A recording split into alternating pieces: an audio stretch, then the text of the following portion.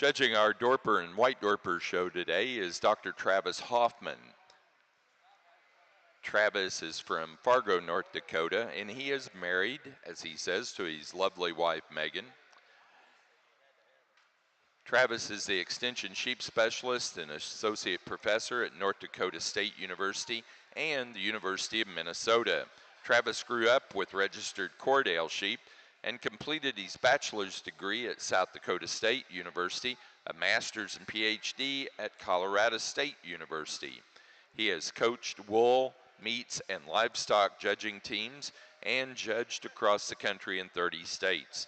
Travis was one of the inaugural Dorper Judge Certification professionals and is excited to sort quality breeding stock and the Dorper and White Dorper future progress. And judging our Suffolk show today, both fitted and slick, is Mark Chapman of South Rockwood, Michigan. Mark is a full-time farmer. He and his wife Deb raise Hampshire and Dorset sheep. Most of their lambs go to the ethnic market in Detroit, Michigan. He was a longtime Suffolk breeder and past member of the board, also a past inductee into the Suffolk Hall of Fame. Let's welcome both Mark and Dr. Hoffman to our shows this morning.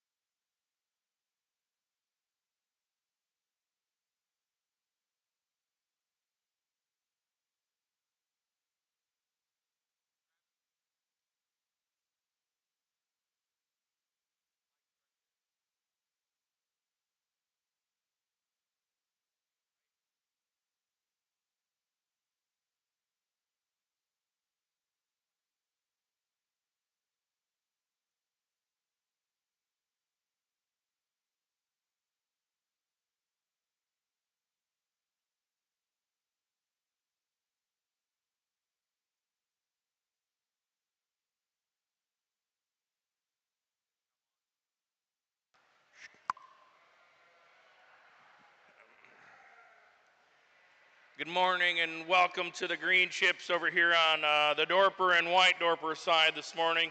Appreciate the chance to get to sort some high quality breeding stock, and as expected, I think we've got 4 high quality individuals to start out your show here. And I think there's differences amongst those, but just true, genuine shape in the buck that we start with, I think it's tough to overlook. To have that amount of boldness of skeleton and just width that you find in the middle part of his body, and I think that matches in terms of some extra depth. An interesting part of him is still how loose he is in his structure, and in order to drape that amount of muscle on that skeleton, he's still athletic and agile as he gets out and moves. I'd like to see just a little bit more pigment from behind on him to make him just ever so closer to perfection, but I think in terms of just quality look and extra performance, he's the one that needs to lead towards the top. Striking image in the ram that comes in second, and I think when we look at him from all angles, you really appreciate it. Is he as stout in terms of his overall bonework as our class winner? The answer is probably not, but I like the freshness that you find in him. Even though we're in the yearling rams, he's still one that I think is as good as any at the top side of his shoulder and in his balance up front. And I think when we get back behind him, he's one that's got probably the most expressive shape as we look behind him there. And so a really high quality kind of an individual that I think has got an adequate amount of performance.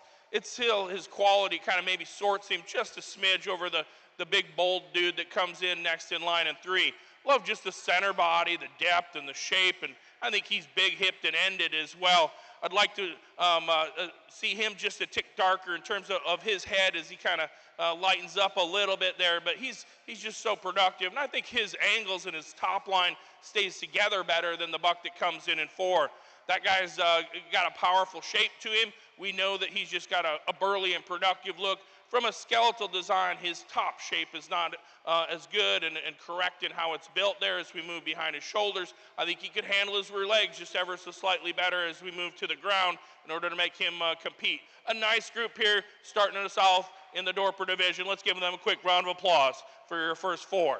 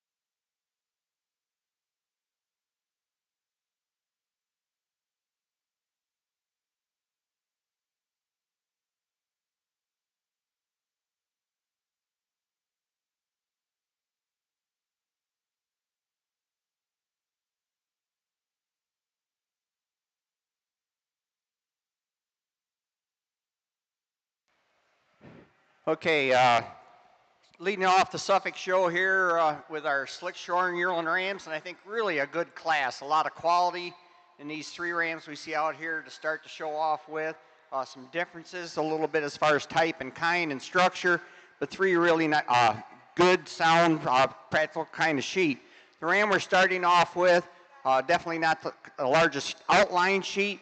A ram that really surprises you when you get your hands on him. Tremendously long out through that hind saddle. He's maybe not as long from flank to flank as the 2 rams behind him, but a tremendous amount of hind saddle in this sheep.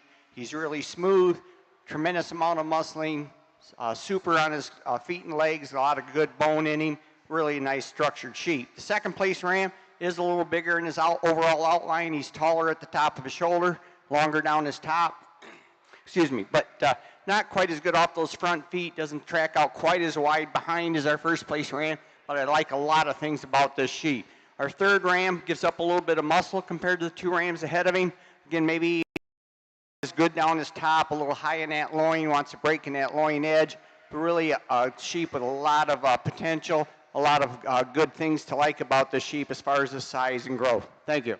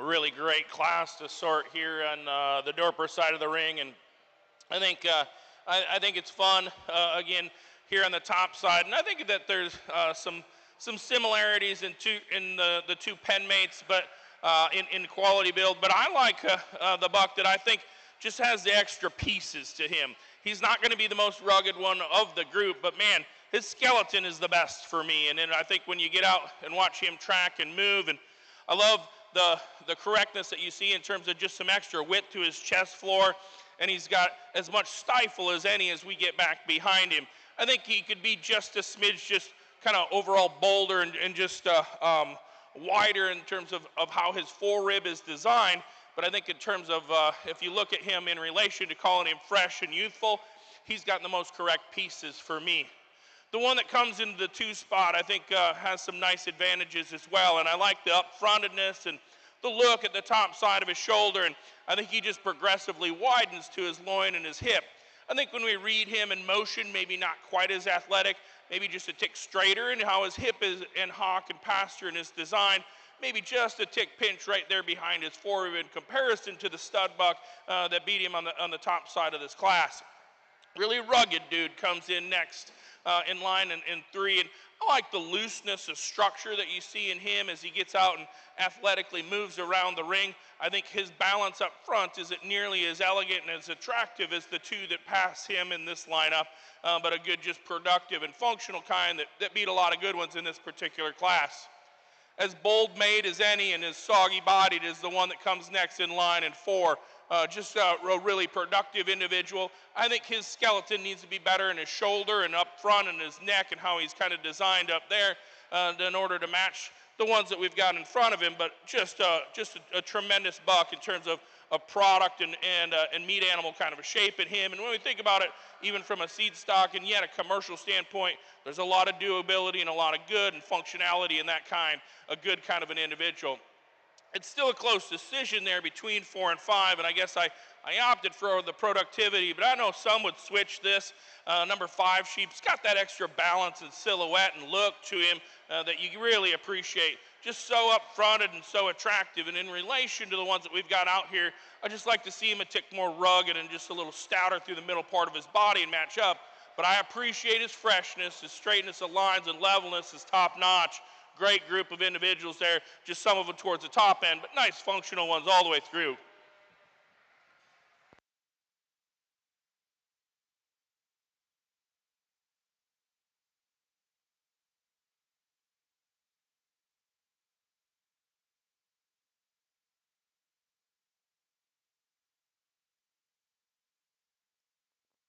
Placing on the Dorper Fall Ram Lamb class, first place to entry 7, Justin Ransom, West Fork, Arkansas, with R.R. Dorpers North, 2350.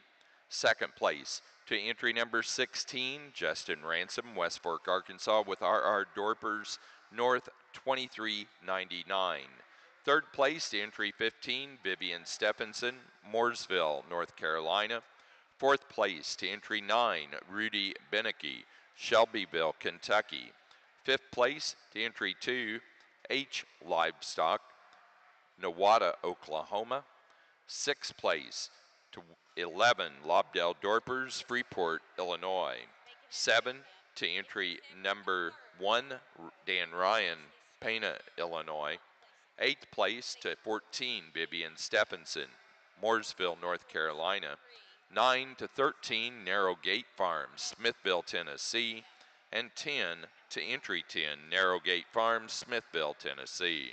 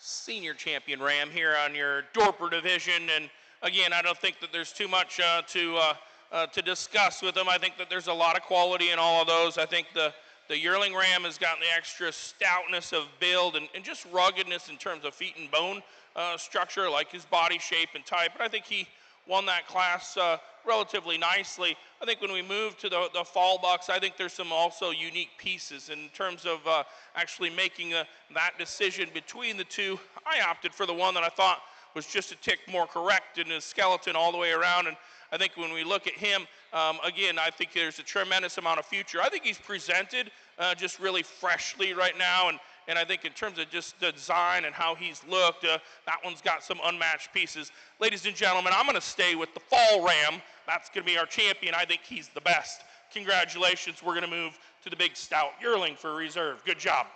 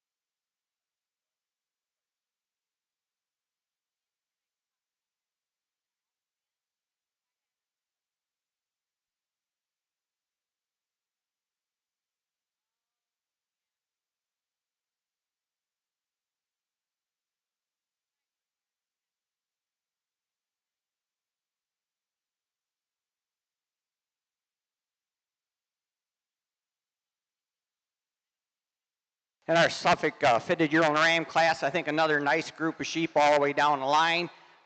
Definitely lots of differences as far as type and kind out here. The ram we're starting off was one more the complete sheep in the class. Maybe doesn't get away from the speaker. Doesn't have quite the lower leg muscle at least showing as far as amount of wool that's left on him down low compared to some of the rams behind him. But a ram that's good on his feet and legs. He's got some bone. Moves fairly nice or pretty nice around the ring. Just a nice sound complete sheep, really long down his top. The next ram, a little deeper back to that rear flank, maybe a little more expression of muscle down through that lower stifle. I really like the thickness from one end to the other in this sheep. I'd like to see a little more bone under him. See him just a little truer off those both front and rear legs today. Maybe a track just a hair wider behind. But really a nice sheep. The third place ram, I'll ram a lot like our second place ram as far as his thickness and width and dimension from one end to the other. Tremendously deep sheep. Ram that just not quite as good off his rear legs. Definitely not near as long in his overall makeup as our ram right ahead of him in second. The outlier ram is a ram here in fourth. A ram that you really appreciate for his growth, his frame, and outline, but a ram is just too narrow right behind those shoulder blades. Comes up pretty sharp up over those withers. Like see more expression muscling down his top. Give him just a little more overall depth back to that rear flank, balance him out a lot nicer. The fifth place ram that is one of the thickest rams in the class, probably one of the pounds heavy rams in the class. A ram that though I just like to change on both his front and rear legs. He comes out at you pretty wide up through that front end. I don't like the way he moves off those front legs. I like the width. I just like to make him a little smoother and correcter up there. And a ram that tends, for as wide as he is, tends to track a little narrow behind when you get him on the move. But I really like the width over his top, the expression of muscling over that loin edge, down into that leg. I just need to see him smoother and more sound. Thank you.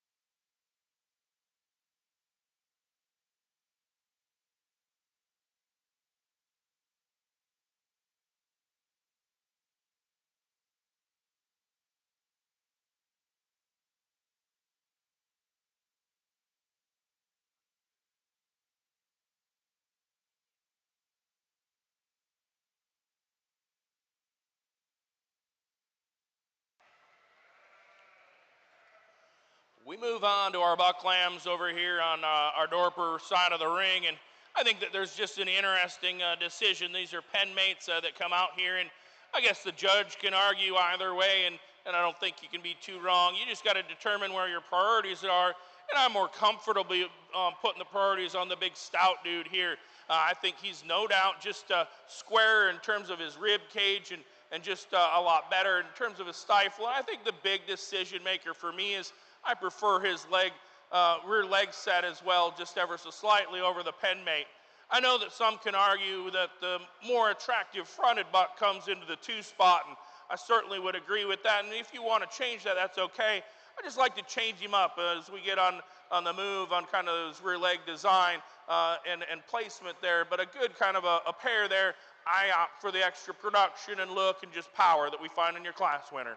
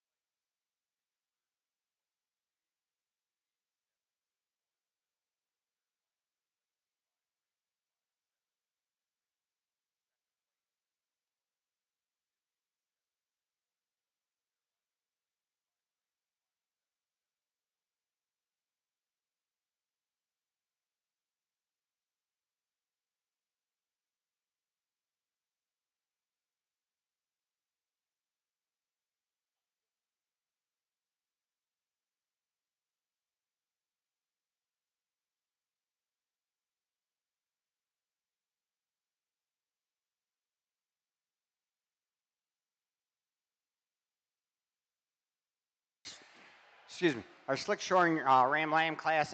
Really a good class of sheep. Again, only three rams out here, but all three very exceptional quality type of sheep. The ram we're starting off, again, I think one of the sounder, more complete sheep. I really like the size of the foot underneath this sheep. He's got a lot of bone structure, tremendously long down his top for his width and dimension that she shows us from one end to the other. Just a really nice, good sheep. The second place ram, a ram very similar in his type and kind, maybe not quite the bone structure we see in the ram ahead of him.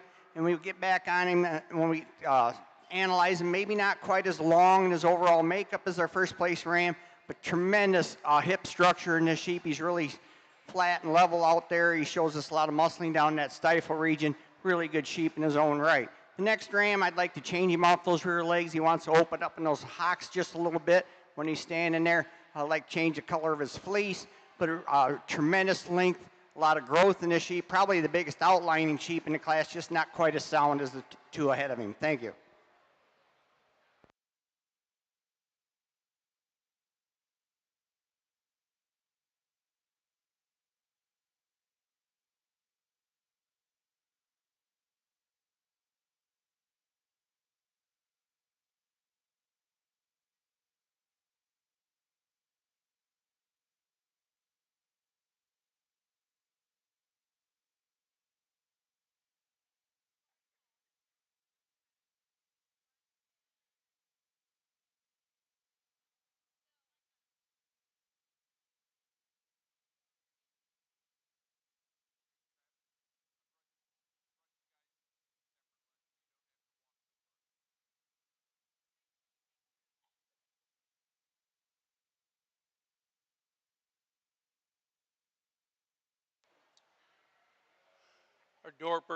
Our Dorper Ram Lambs. I think that there's a decision to be made on our initial two, and I guess I just opt for just the power and mass. I think that you read this guy in terms of just his muzzle shape and the stoutness that you read in him is extremely high end.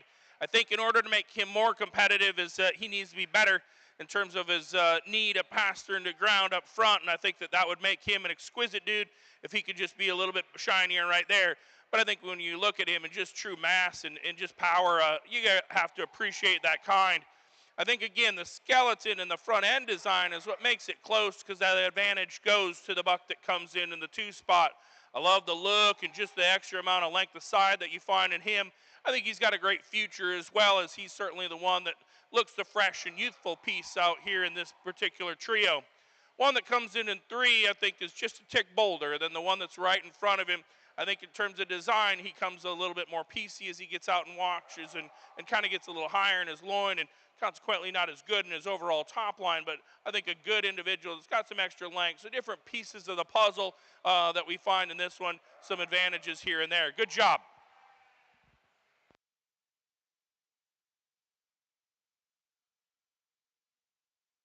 Just one entry over here in the Suffolk fitted fall ram lamb class, but a really good sheep. You could stand some competition. I really admire the width and dimension from one end to the other in this sheep. He's wide up over that top. He shows me a lot of width through the hip and down into that lower leg. Stands nice and wide behind. I'd like to maybe make him just a little stronger in his top line. At times he tends to get a little easy back over that loin, sag a little bit, but really a good sheep. I like the bone in here. Tremendous amount of growth in this ram. Just a good individual. Thank you.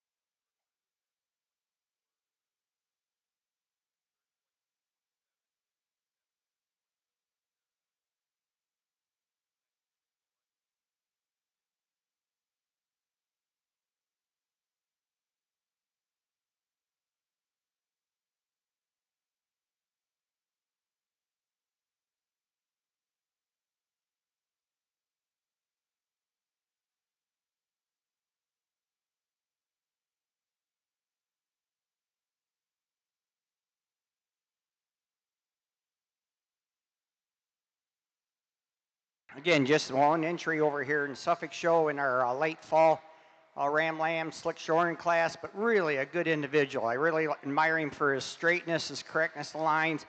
He's got a lot of width and dimension up over that top and back into that leg, but still ties together real nice and neat up through those shoulders. He's got some extension through that front end. Really a good sound sheep that could stand a lot of competition. Thank you.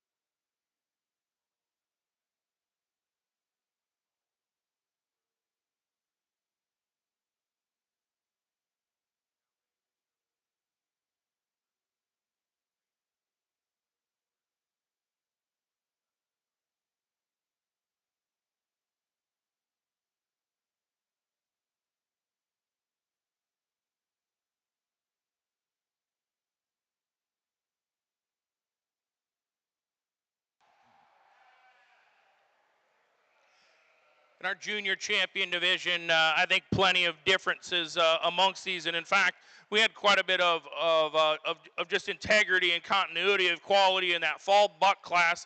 Few less in these particular classes with 2 and then 3, and so consequently, we got to make some decisions. And in fact, it was close on our first class of the Januaries there, and I opted for some of the extra stoutness. I need to loosen him up just in how his loin and hip is designed, and that would help me from there.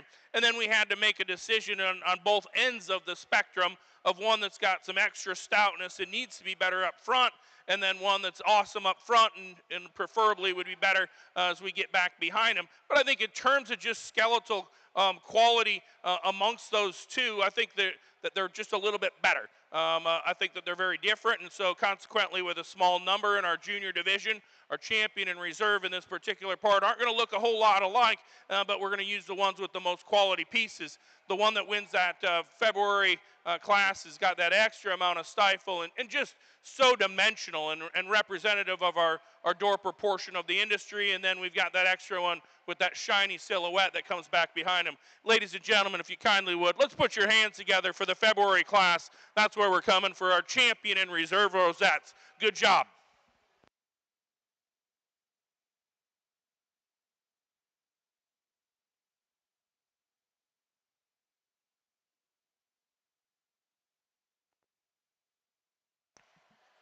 Junior champion for the Dorper Ram Show goes to entry 28 out of the Spring Ram Lamb class, Vivian Stephenson, Mooresville, North Carolina, Lazy 5 Ranch 6103. The reserve junior champion was entry 29 at second in that Spring Ram Lamb class, Lobdell Dorpers, Freeport, Illinois, Lobdell Dorpers F2433. Now ready to show.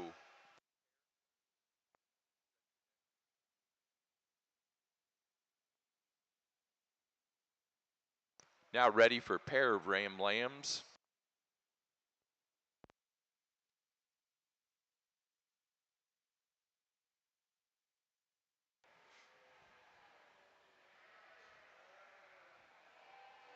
A lot of nice Rams out here. Our 5 representatives in the slick shoring division for senior champion.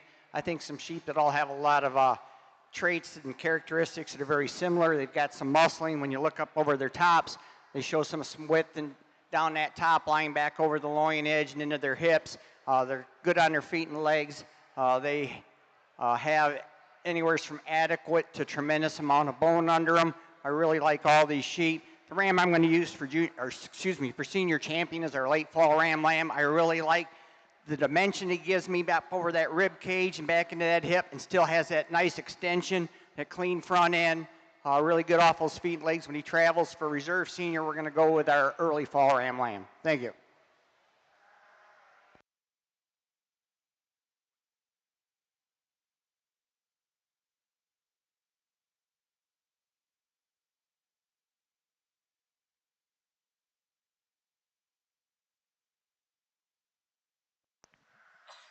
Slick Shorn, senior champion and reserve senior champion Ram.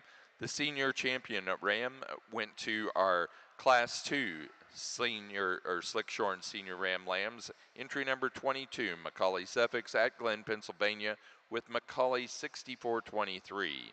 The reserve Slickshorn Senior Champion was our Class 1 Senior Ram Lamb winner, entry 20, Macaulay Suffolk at Glen, Pennsylvania, with Macaulay 6400.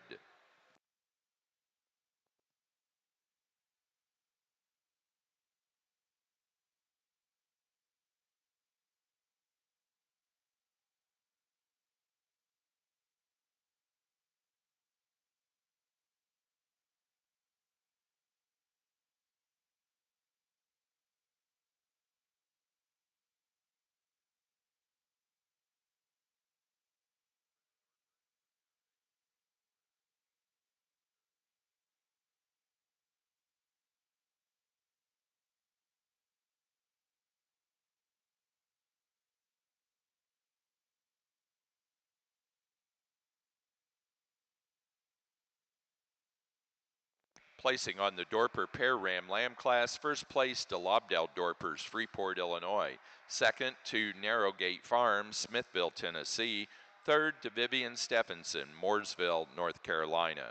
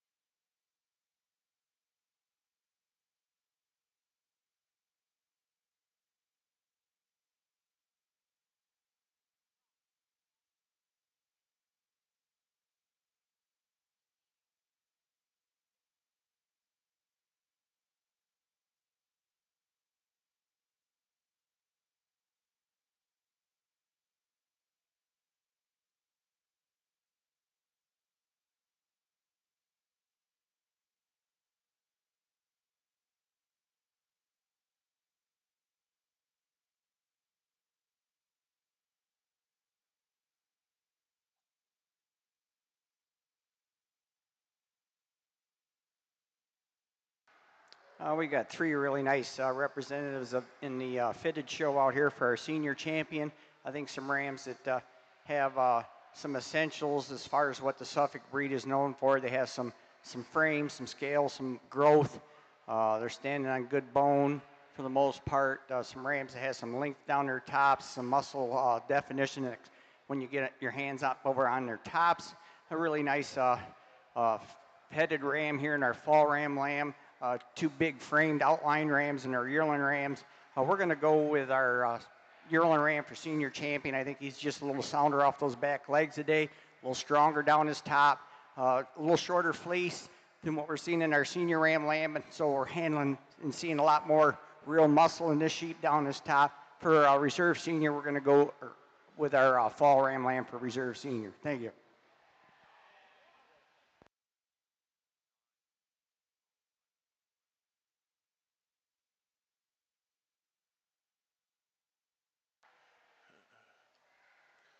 Well, we're here in the Dorper ring for picking our champions in this particular division, and I'm happy with all of them. We've talked through them, and I think the ones that come up have some doability and some structure, correctness, and design. And I think that fall ram that we've got, his balance and look is extra shiny. His upfrontedness is super nice. And then we've gotten back into the junior champions. We had opposite sides of the spectrum. I opted for the one with the extra stoutness and over the one with the extra pretty. And then I think just the production and grow that you find in the first place yearling ram is top notch. I love the look of him and the correctness of how he's made as well. The one, if we're going to describe them, that has the most unique genetic pieces, that's the ones we give the national championships to. We give them the shiny purple banners, right? And even a bronze structure, a bronze image there with the sheep. Ladies and gentlemen, if you kindly will, let's put it together for our senior champions. We're staying with the fall ram for our champion. Congratulations. We're moving back to wrinkles for reserve in America. Good job.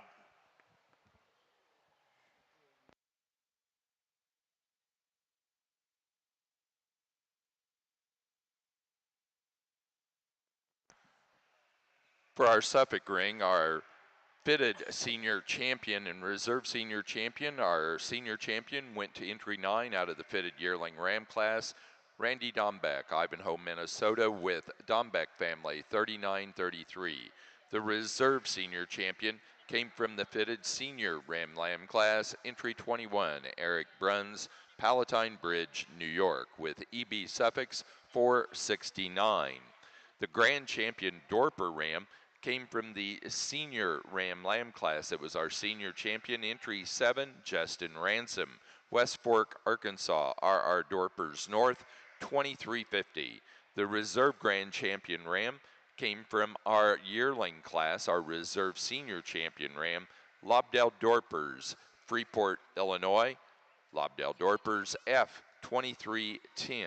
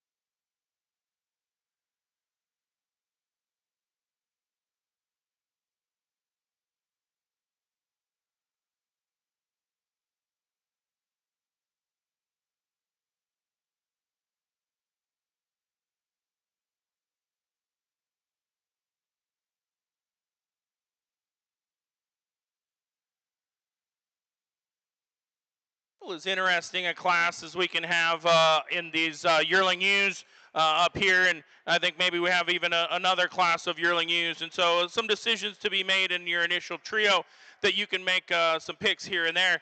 I think the sheep that just does the most correct things for me is, of course, my class winner. This I think that she's really nice. I like her head, and I like her femininity and her design, and I think that she opens up with actually as much top shape and boldness to the upper side of her rib cage and skeleton as any. You know, and you can see from the stands that she's ultra long hipped, she's ultra level hipped, and I think that's an advantage. And I think when she gets out and moves, she does so with some attractiveness, just with some ease. And again, there's ones that are going to be farther along in terms of their pregnancies and where they're at in terms of being bred. And as they transition from the show ring to the lambing jugs, but I think that the way her design is right now, I love the balance and I love the look. I think she gets just a tick straighter in terms of how her hock is designed and her rear leg placement, and I think that we could change that, but she's so good in terms of just openness and having maternal look, a volume, an extra amount of femininity and elegance that I give her the bonuses to pull things together and pick our champion within this particular class.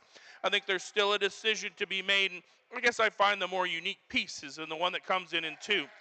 I think that at the top side of her shoulder, she's as good as any of the ones that we've got out here. Just kind of rocks it and just puts that neck on the top side of its shoulder and just shows some elegance and look.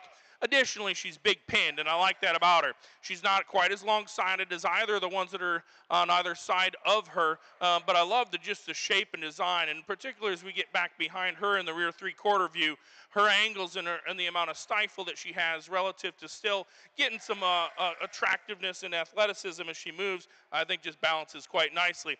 I think when she gets out there and moves, she just kind of reaches and grabs the turf and just brings it up underneath her, and just so with some authority, more so than the ewe that comes into the 3 spot. And I think some could consider changing this, and certainly maybe I did as well. But I think when we look at her of the initial trio, she's the one that's a little bit more jammed up, not quite as feminine in terms of her neck and up front and her design, but I like her boldness of body and her rib cage, and that's what helps to make it close for us. I think when we know that this is a ewe that maybe just gets a little tighter as she gets moving and how her loin is designed, but again, from a pregnancy standpoint and ones that are potentially getting closer to raising the next generation of progeny, I think she's certainly acceptable. A nice high quality kind of individual. Again, similar to some of the other ones, she could be a little bit more angled to her hock as well as we get back behind her, but that's being critical of one that does so many of the good things right and functionality and just maternal traits. Broody, kind of a female that comes in next in line in 4. I love the length and the look that you find in her. The ewe with the extra color pigment down low, I think that she's good in terms of just her rib cage as well. She's not as correct in terms of how her hip is maybe designed and not maybe as level in her look, but I love the performance and the productivity that you find in her. Maybe not as classy and dainty about her head as of some of them that we've got. The one that comes in next in line in 5, again, from a production standpoint, is certainly, I think, enough performance and growth for me. Her quality just kept moving us up. I like her boldness of body. I like her correctness as we get back behind her. We know there's not quite as much sheep there, but in terms of just genuine look and skeletal build, she's one that I would tie into as well and certainly deserves beating a whole bunch of other ones in the yearling ewe division. Congratulations, the most competitive group as expected as we moved into our yearling ewes. Good job.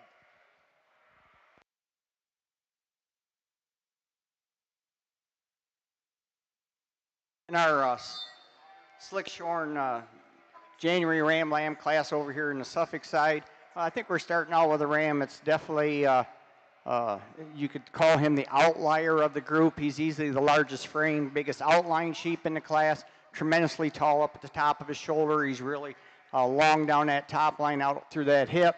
A ram that moves really well off both his front and rear legs. Has enough muscle. I mean, he's not as heavy muscled or as expressively muscled as some of the other sheep out here, but again, he's got enough muscle. He shows me some width over that rack, back down his top, and still carries it all together in a big, smooth package. And we have to remember, too, the Suffolk breed got where it was today and at one time by being a sheep that would go out and grow. this sheep definitely is growing and going to continue to grow. Just a big outline sheep. I really like him. The second place ram, very similar, maybe not quite as white a fleece, maybe is what our first place ram. Not, but very similar as far as his overall length of body. He's good and tall at the top of the shoulder. Again, a lot of frame in this sheep. I'd like to see him just hold himself together a little bit better in his shoulders when he's on the move, but I really like this sheep. Probably shows me a little more definition muscling on the outside and inside portion of his leg than our first place ram, but two very good similar type sheep. The next ram, not the biggest ram in the class, not one of the heavier rams, but easily as sound as any sheep out here when he's on the move. I really like his feet and legs. He's on good bone, nice structure, just not quite as big, not quite as thick down his top, but really a good sound sheep. The next ram, not quite the bone structure as the ram in front of him, not quite as good off both his front and rear legs today as the ram ahead of him, but I really like his length of top and the overall muscle and dimension in him. Next ram, another ram with a lot of bone. I'd like to maybe see just a little tad more set to his rear hocks, make him a little better off that left front leg, but a ram that again has some thickness, some muscle, and still ties it together with some frame and dimension. Really nice set of class sheep. Thank you.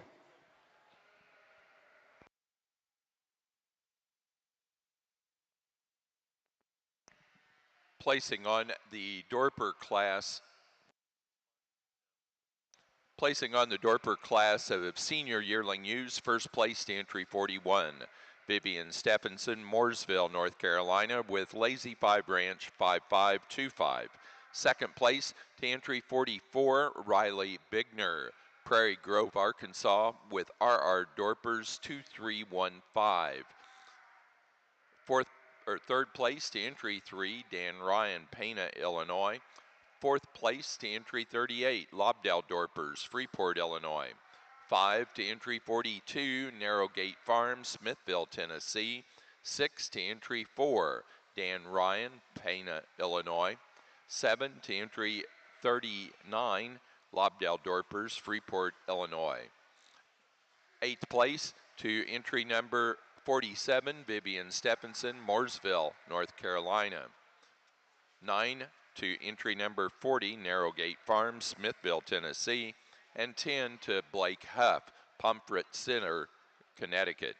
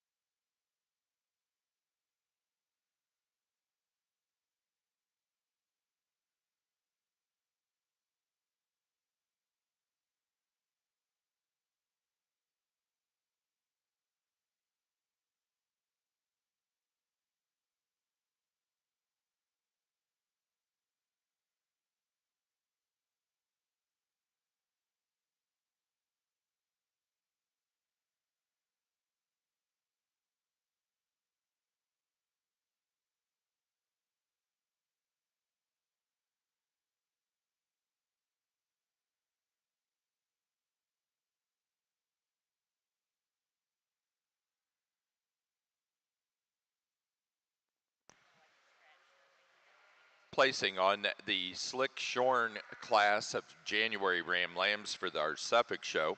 First place goes to entry number 36, McCully Suffolks at Glen, Pennsylvania, with McCully 6532.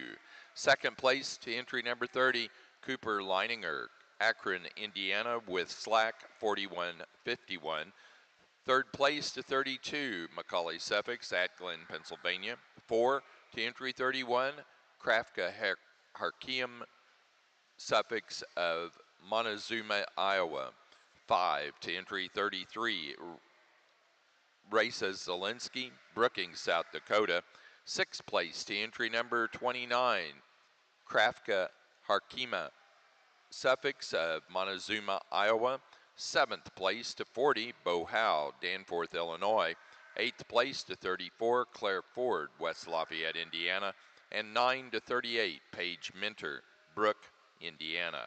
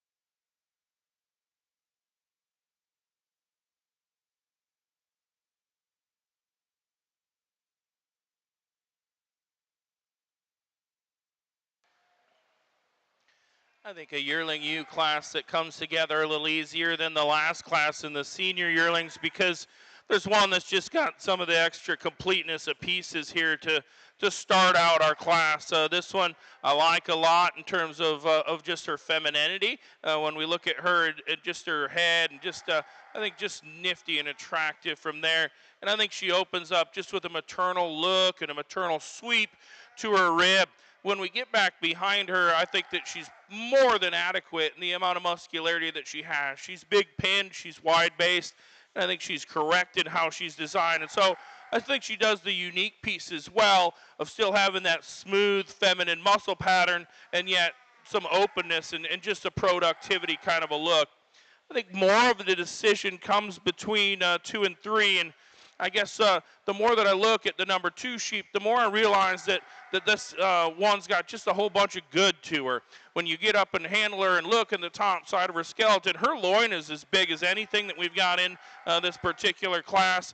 I think she's got a tremendous amount of stifle. I think her femininity is tip-top as well, and in fact, that one's got such a slender and just unique look up front there that I think that her balance helps her as well. Maybe not the extra amount of length of side that you found in the class winner, truthfully, either of the ones that we've got out here, but her just good looks and just silhouette moves her up a couple notches for me. The one that I think strikes certainly an extended kind of a pattern sits in that 3 spot. She's really long and plenty level, and I think when we get out and watch her move, one that I think is plenty attractive, and I like that look about her. We know she's not just as bold and as burly in her rib cage, but man, I like that one quite a bit, and certainly some high quality look. She's got more feminine pieces, no doubt, than the burly sucker that comes in next. That one's wide and productive and built like a truck. I think a good kind of an individual that you have those in pieces. We know that maybe that one doesn't combine that extra look up front, but we give her the appreciation for just being so three-dimensional and maternal and just got that power to her. The one that comes in next in line in 5, I think balance and look and correctness is nice. I don't know that we have some of the extras in terms of the extra stifle shape as maybe it's pen mate, maybe a female that I still think has some balance and look and just some attractiveness. Nice group of yearling ewes. Congratulations. Good job.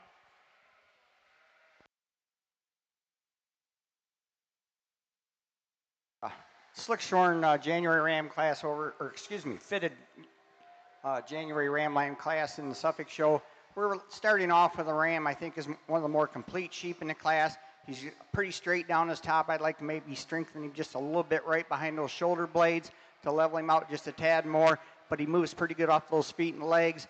He's got some depth to his side compared to some of the rams out in the class. Maybe like to ideally see him a little deeper through that rear flank. fill him out just a little bit from end to end as far as his width and mass. Put a little more bone under him, but I like the outline, the growth, and the straightness of this ram. The next ram, a little longer topped sheep, a ram shown in shorter fleece. I really admire him for his width up over that rack, back into that loin. I just like to make him wider from his hooks to his pins, see him track out a little wider and chew off those rear legs. The next ram, a ram that's easily very pretty fronted sheep, very tall fronted, high up at the top of that shoulder, but a ram that really doesn't have much muscling up over that rack region. There's a lot of wool piled in there. I'd like to see him stronger, fuller over his rack to get him any higher today. Next ram, another ram that has a nice pretty outline when you get him stopped. Just a sheep that tends to be pretty tight in his forerib up through that shoulder blade. I'd like to just make this sheep wider from one end to the other, put a little more bone under him. Thank you.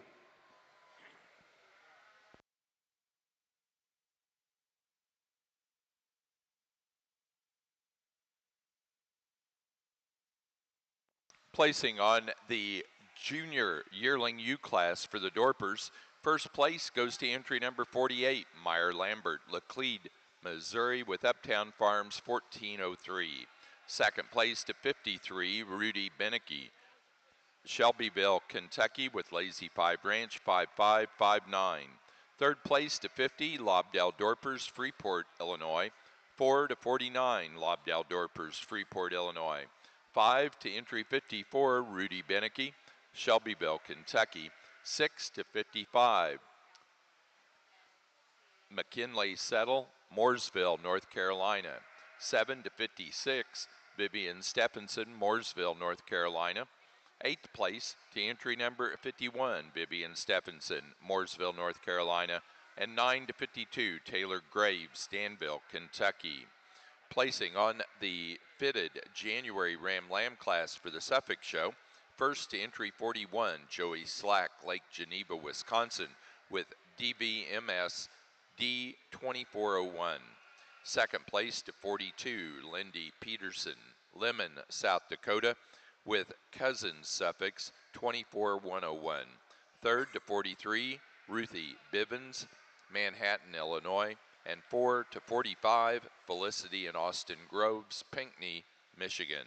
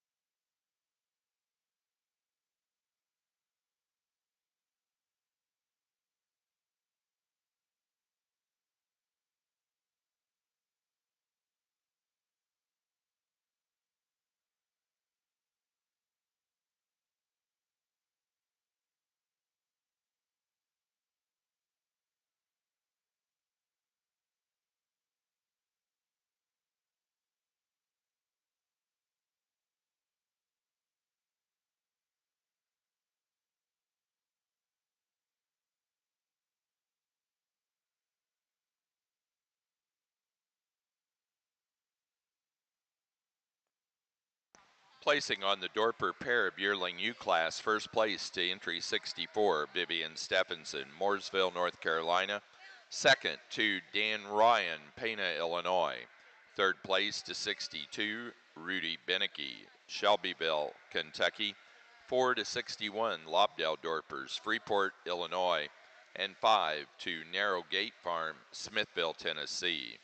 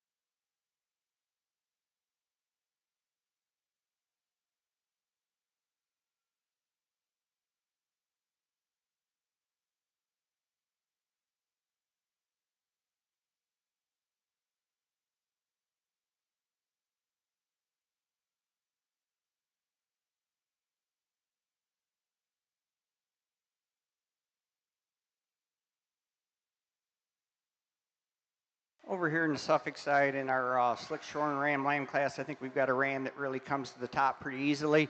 Super straight in his lines. He's correct on his feet and legs. I like the bone under this sheep, the depth from one end to the other in his side view. Ram has some muscling and the width up over his top, but yet it's still very smooth and elegant up through that front end. Neck comes out of the top of the shoulders. He's just a really good, sound, complete sheep. The next two rams are very close. We're going to go with a ram that's just a little pounds heavier today. A ram that I really like for his overall thickness and muscle. Tremendous width, dimension of width in his base and also back up over his top. That's where he beats our ram in third. The ram in third is a little nicer profiling sheep. I like the straightness of his lines. He just gives up some mass today. Really nice fronted sheep. Two rams that are very close and very similar as far as their overall length and scale. The next ram, the smallest ram in the class, the ram that's really good on his feet and legs. I like the bone under him. He's straight in his line. Just a nice sheep to look at, just not big enough. The next ram, definitely a bigger outline sheep than our fourth place lamb. The lamb, I would like to change him up over his rack, make him stronger and fuller and a little more width and dimension right over that rack, coming off his shoulder blades. Change him on his front feet at times, but a ram that has a lot of length, a lot of muscle, a lot of mass. We just need to make him better in his top. Thank you.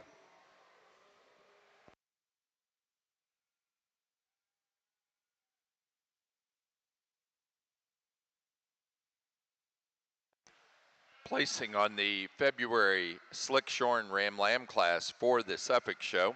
First place goes to entry 46, McCully Suffolks at Glen, Pennsylvania, with McCully 6607.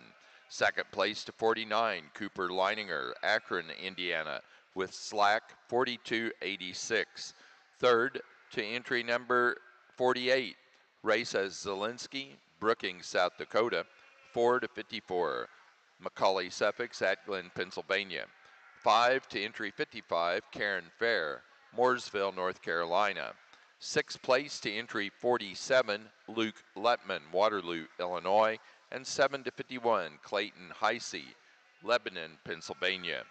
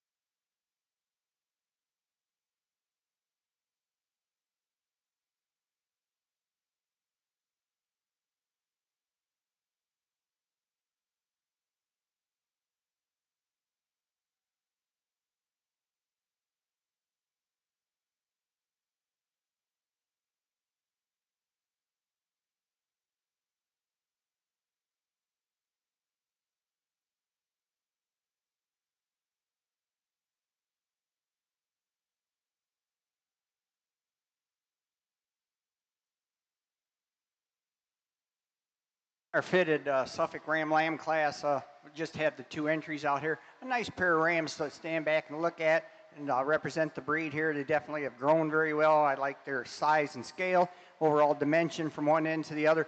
The ram we're starting with just a little better up over his top line, comes back a little fuller back through that leg, just shows more depth and width to his lower forerib. A ram that definitely is better where his neck comes out of his shoulders. The ram in second, when you get him on to move, his neck wants to drop down into the middle of those shoulder blades. I'd like to see it come up out of the top of his shoulders better. Just make him a little wider base from one end to the other. Thank you.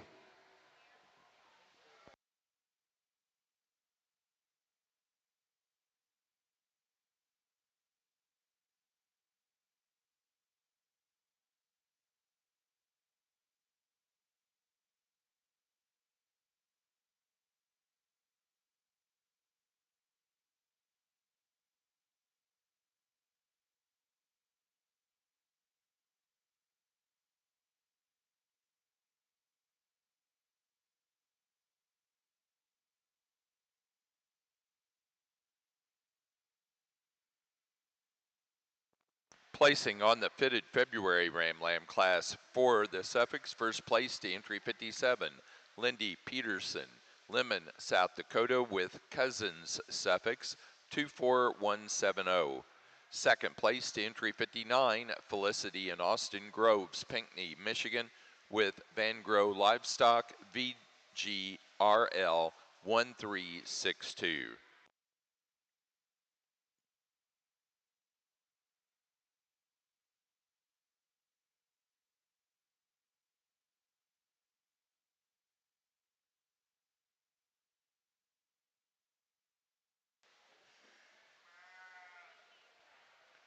Well, this is where it's fun to sort on the green chips, and if we judge enough classes here in our Dorper division, we can certainly be confident that I got the class winner right on this one. I have no question which one wins this class. This sheep is impeccable in her build and so good in so many ways. I think if we read them from just nose to tail, I mean, just look at her head, just so dainty and so attractive. And I know the Dorper breed just loves when you can put a super attractive kind of a head and that extra amount of femininity in front of her. She does what she's supposed to do in terms of behind her shoulder blade.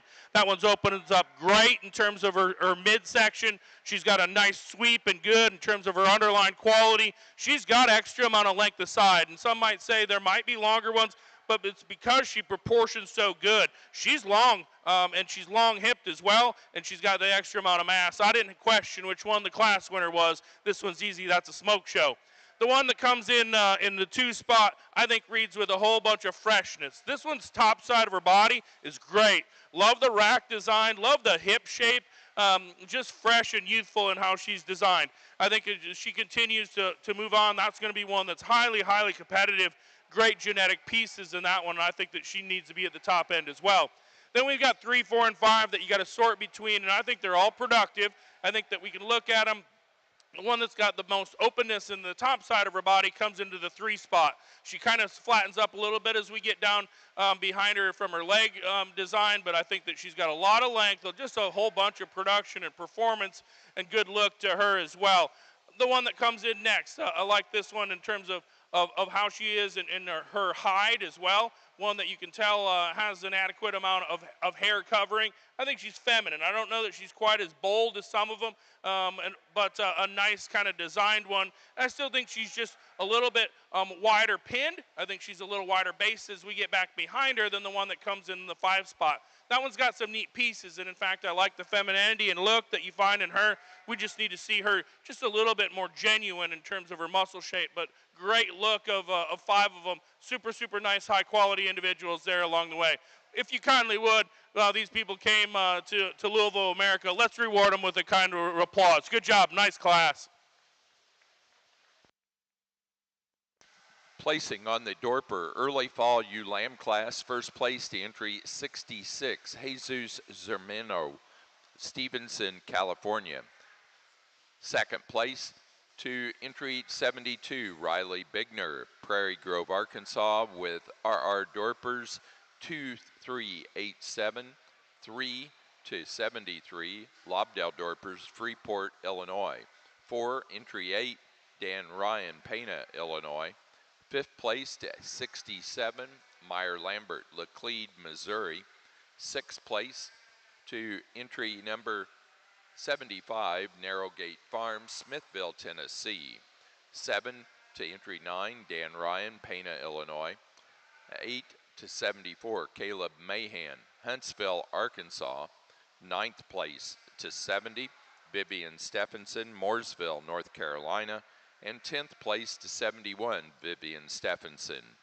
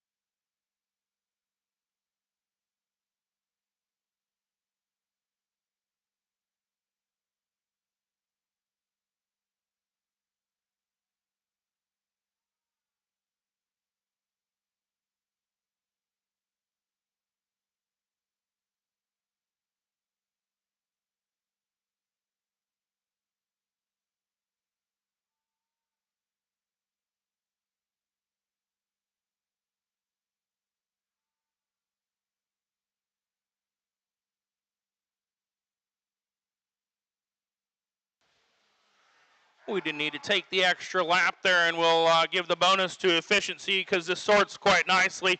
I have no questions, again, which one wins. And again, I like this one. And in fact, some of the breeders that have brought these are just great hair coats. I love the look, and you can tell that those are ones that are going to shed really nice. Very typey about the Dorper head and look to it. And I think that's just a classy ewe that's got an adequate amount of rib shape. We love her just extra length of side or length of hip and her correctness of design. That one's feet and leg structure is top notch. Good one. The one that comes in next, I think logically does so, of matches some openness in her body shape. Not quite as good in her overall hip design, but a nice high quality sheep that I think is real feminine. I think we switch then the break up the pen mates a little bit with the young man sheep. That's one that's got some extra length and look to her. And I like the immaturity at this stage. Again, that could be a plus or a minus, but I give her appreciation because that's one with an ample amount of grow. And as she matures, I'm expecting that she'll have plenty of center body and plenty of volume. I like the look and just the angles and correctness of design a little bit more than the pair that we kind of round out the class with. They're more similar than different, and I opt for the one that I still think has just a little bit more femininity of the pair, but those two are ones that are just a little bit more moderate in their overall build, just a little stouter and quicker in their overall design. Nice group of individuals here as we sort through your Dorper sheep at the 2024 North American International Livestock Exposition.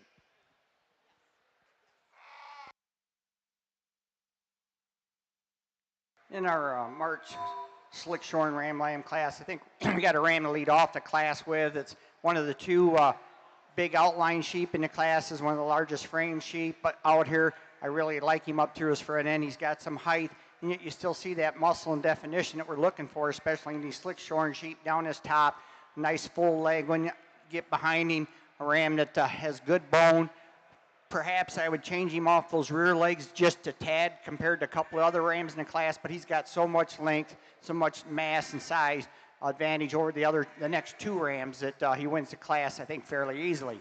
The next ram, again, not near as big. Ram, and we really like him for, again, the way he's made through his front end. He's very nice and tight up through those shoulders, and yet still shows us some spring to that forerib, some depth of flank, some muscle definition in this sheep. Maybe not quite as much bone as the ram right ahead of him. The next ram, a ram that is a little more muscular in his overall dimension and shape and definition compared to our second place ram, but a ram that doesn't tie together near as nicely up through that front end, especially when we get him on the move, is the ram right ahead of him, but a ram that really moves free and easy off those feet and legs, both front and rear. I mean, this ram just kind of trots around the ring. I just don't think he's got quite the grow punch maybe is what we see in the two rams ahead of him, but I really like the muscle and the mass. And ideally, again, we'd maybe like to clean up that fleece just a little bit, even though wool's worth, 2 cents a pound? But that's a breed standard, so 1 cent, Don says. So, again, we have to look at that, but I really like this sheep. The next ram, I like his length. I like the shape of his front end. I just need to see more definition of muscle from one end to the other. The ram is pretty good on his feet and legs. The next ram, a more muscular kind of sheep, really muscular up over his loin edge, back into that stifle, but a ram that just doesn't have quite the mass, the bone under him as the ram right ahead of him. Doesn't stand quite as nice on those feet and legs at times, and again, we'd maybe like clean this fleece up, but I like the muscle shape in this sheep. Thank you.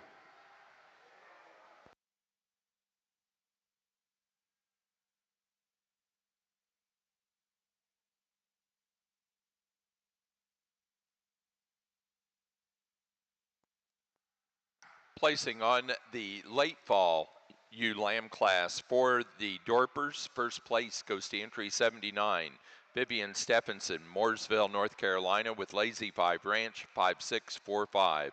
Second place to entry 77, Vivian Stephenson, Mooresville, North Carolina, with Lazy 5 Ranch, 5651. Third place to entry 80, Blake Huff, Pomfret Center, Connecticut. Fourth to entry 76, McKinley Settle, Mooresville, North Carolina.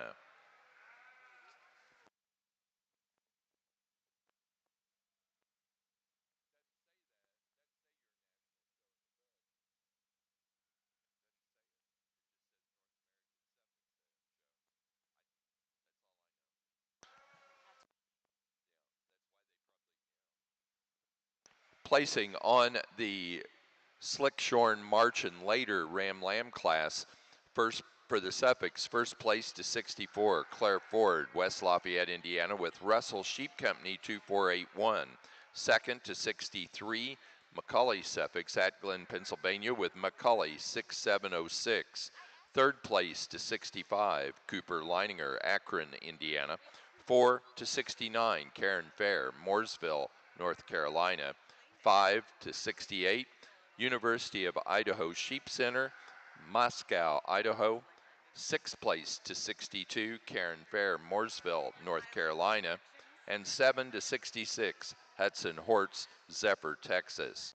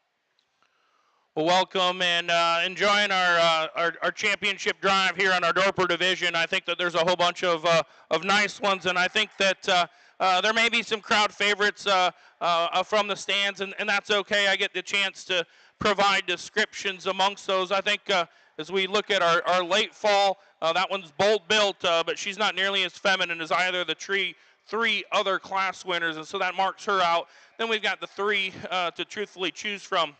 The one that comes out of the early fall division, that one's exquisite in how she's built, extra nifty in terms of her front end design and how she opens up. Her skeleton is extremely high quality in how she's made, and just really, really, really good kind. And I think that she makes it tougher on the pair of yearling ewes to kind of sort between. I think there's decisions amongst those of our initial top two.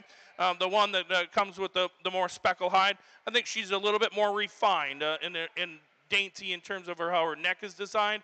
I think that she's big pinned. I don't know that she's just bold or muscled. I just think that she's certainly one that's big volumed right now, and in fact, that can be an advantage for her or disadvantage depending on how you like it, but I think that she's probably closer in terms of parturition and moving into the lambing pen, maybe in comparison to the other one, but that I appreciate about her, and that one's a high quality one nonetheless. The one that came out of that early division, and I thought that was a tough class. And I think when we get her out here, you really appreciate so many things. between those two yearling ewes, she's the one that's better in her forerib design.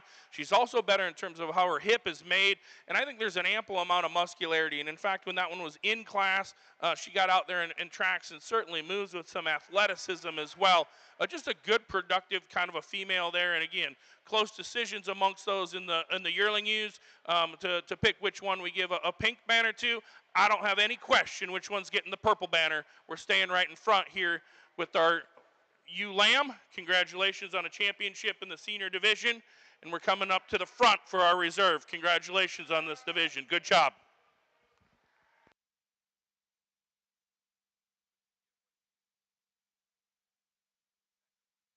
In our March fitted ram lamb class here, I think we've got four nice individuals. They've all grown very well for their age to this point.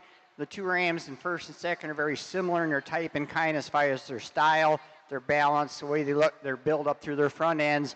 Attractive heads on both these rams. Rams that has some length down their top, pretty straight down their top. We're going to go with a ram in first, just that he's a little better off those front feet today. But two very similar sheep, again, the kind of rams that we need to look for as far as the size and growth. The next ram, the biggest sheep in the class, the pounds heavy ram in the class, but a ram that isn't quite as good off those rear legs today when you get him on the move as the two rams ahead of him, and we'd like to strengthen him up down that top line, especially right behind those shoulder blades. He gets a little easy in his rack, but a ram that has a lot of size and growth and length to him today that we have to admire. The next ram just gives up a lot of pounds compared to the rams ahead of him, not quite as straight and correct in his makeup, not near the muscle we see in the rams ahead of him, but a nice sheep in his own right. Thank you.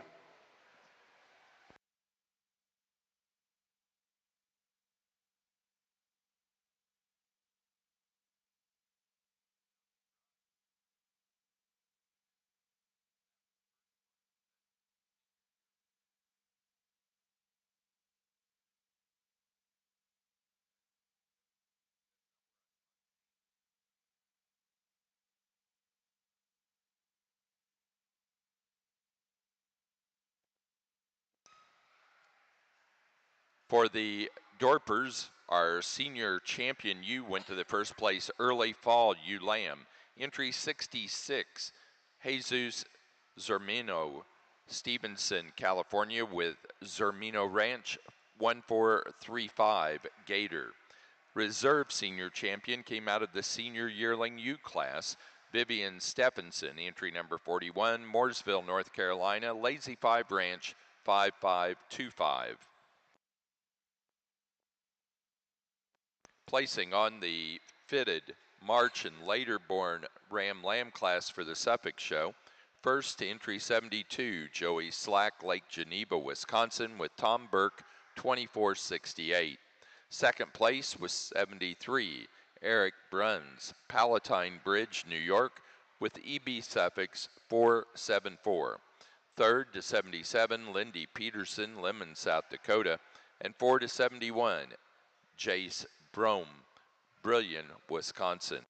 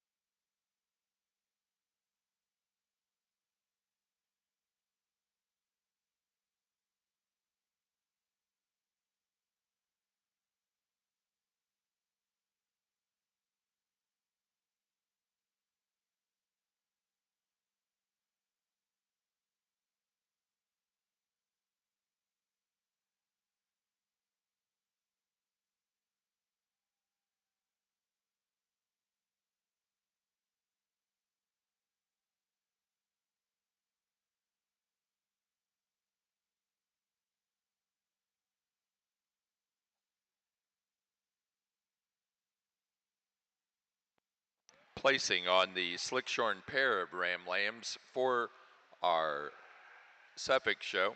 First place goes to McCully Suffolks at Glen, Pennsylvania. Second, Cooper Leininger, Akron, Indiana.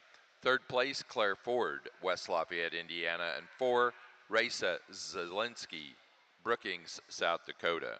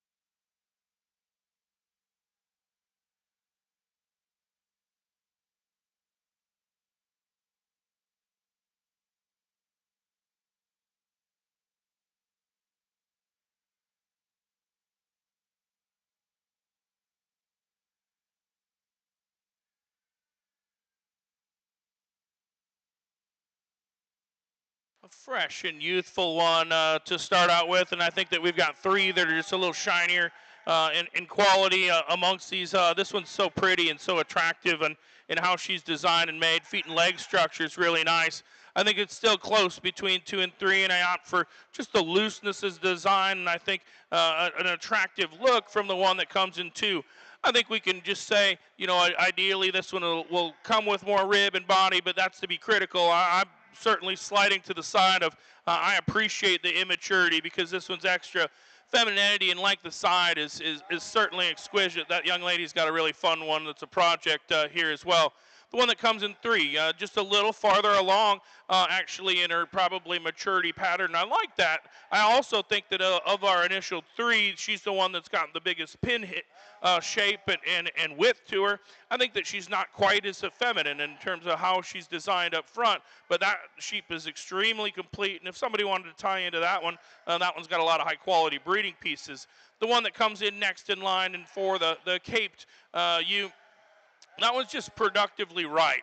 Big loin and good ended, and I think good in her volume. Good enough in terms of just feet and leg structure, not nearly as classy. Comes with a little bit more masculinity up front than maybe you'd prefer, a little bit more roundness at the bottom side of her shoulder. And the one that's just fresh and kind of immature, it follows us up in the 5 spot. That sheep's got an ample amount of grow and dimension. I think she continues to mature. That's a high quality Dorper kind as well. Good job.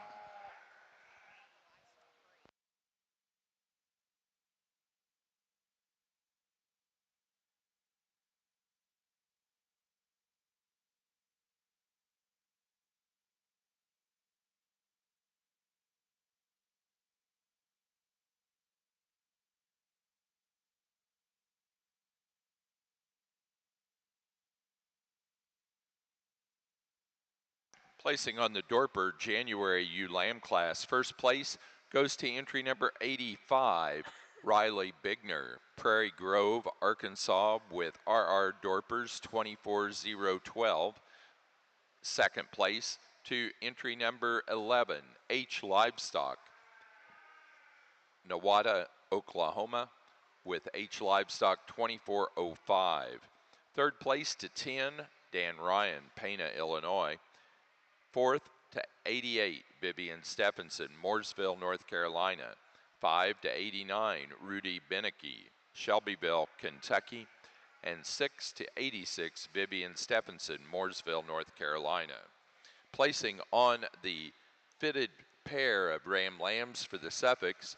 First to Joey Slack, Lake Geneva, Wisconsin. Second, Eric Bruns, Palatine Bridge, New York. Third, Lindy Peterson, Lemon, South Dakota. And 4, Felicity and Austin Groves, Pinckney, Michigan.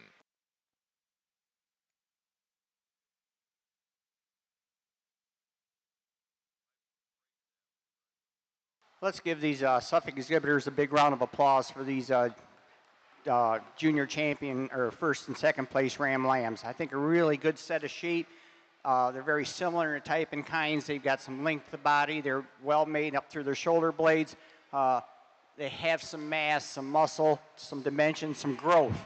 And I know watching sometimes some of these slick shorn shows, we tend to start looking at sheep and we don't worry too much about that, how much muscle they have and maybe how jacked or how straight their tops and stuff are, but we forget about growth, and growth is still a very important part of the sheep industry, and especially with the Suffolk breed. And I think we got some rams out here that really show us some growth and still have the other things that we're wanting to look for. So really good set of sheep. I think there's one ram out here that really comes to this junior championship drive pretty easy. I told the handlers, I said this was the sheep I've been looking for all day, and that's our February ram lamb. Just a super impressive sound sheep. I really like his eye appeal and everything about him. For Reserve Junior, it gets a lot closer. We've got two first place rams that I really like, both of them as far as their size, their mass, their skeletal extension, their growth. The January ram, I'd like to change him, touch off those rear legs when he's moving. He wants to hock in some. The March ram lamb, I'd like to change him off his rear legs. He wants to open up a little bit and his hocks roll just out just a little bit. And I think maybe as he gets older, he's going to tend to maybe get just a little too straight off those rear legs. I was always taught hock in is better than hock out. We're going to go with our reserve champion with the January ram lamb. Thank you.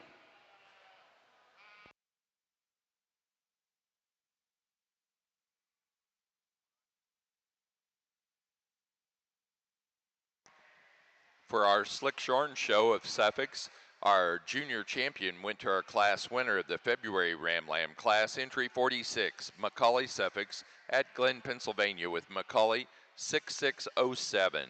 The reserve junior champion goes to our Slick Shorn January Ram Lamb class winner, entry 36, Macaulay Suffolk's at Glen, Pennsylvania with Macaulay 6532.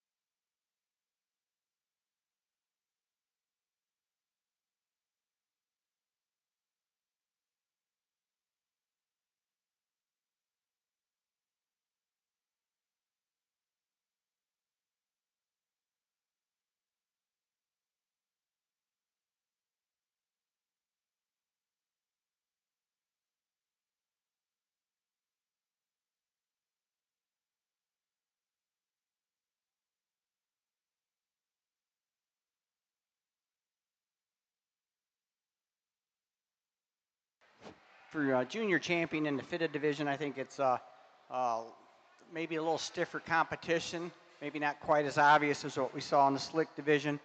We've got 3 really nice rams out here in the first place lineup. Some rams that has some size, some scale. They're tall up through their front ends, a lot of length down their tops. They balance out very nicely. For junior champion, we're going to go with our March ram. I think I really like the way he's made right behind his shoulders. For as green as he is, he's straight, he's smooth, he's pretty good off those feet and legs. For reserve, we're going to go up to our first place February ram for reserve. Thank you.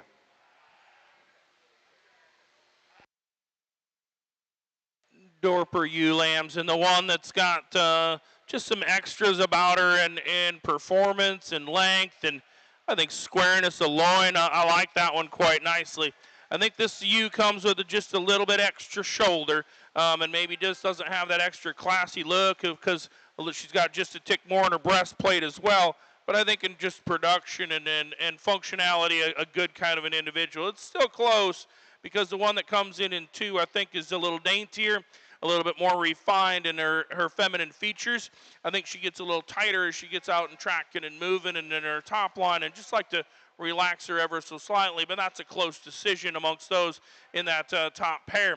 The one that I think runs nicely just in terms of immaturity and yet look and design comes into the 3 spot. And that sheep is just right for right now in terms of just maturity, and we kind of dig in and let that one grow and be productive.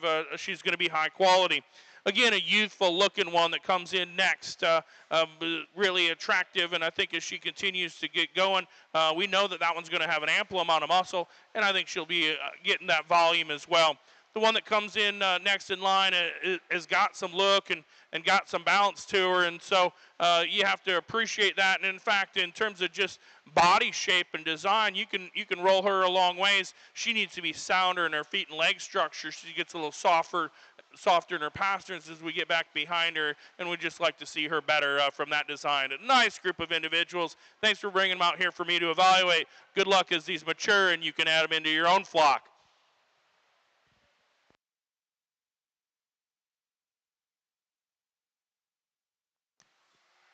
Placing on the February ewe lamb class of the Dorpers, first place to 98, Lobdell Dorpers, Freeport, Illinois, with Lobdell Dorpers F 2429. Second place to 93, Vivian Stephenson, Mooresville, North Carolina, with Lazy 5 Ranch 5761. Third place to 97, Narrow Gate Farm, Smithville, Tennessee. Fourth place to 12, H Livestock, Nowata, Oklahoma. Fifth to 96, Vivian Stephenson, Mooresville, North Carolina. 6 to 94, Charlie Settle, Mooresville, North Carolina. 7th place to 13, H Livestock, Nowata, Oklahoma. 8th place to 92, Peter DiStefano, North Kingstown, Rhode Island. And 9 to 91, also Peter DiStefano, North Kingstown, Rhode Island.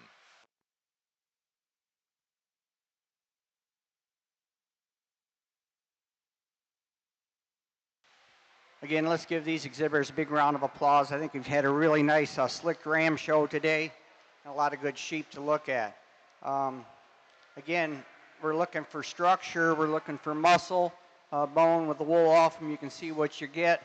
I think 4 very good rams represent their classes and their breed very well. They still look like Suffolks. We don't have a bunch of sheep out here that look like they're Hamp crosses. Just a really nice set of sheep all the way through. There's 2 rams in particular that I think go together very well. And 1 ram that, again, I think we mentioned earlier, is just one super cool sheep. Well, I'll go out and pick your champion ram.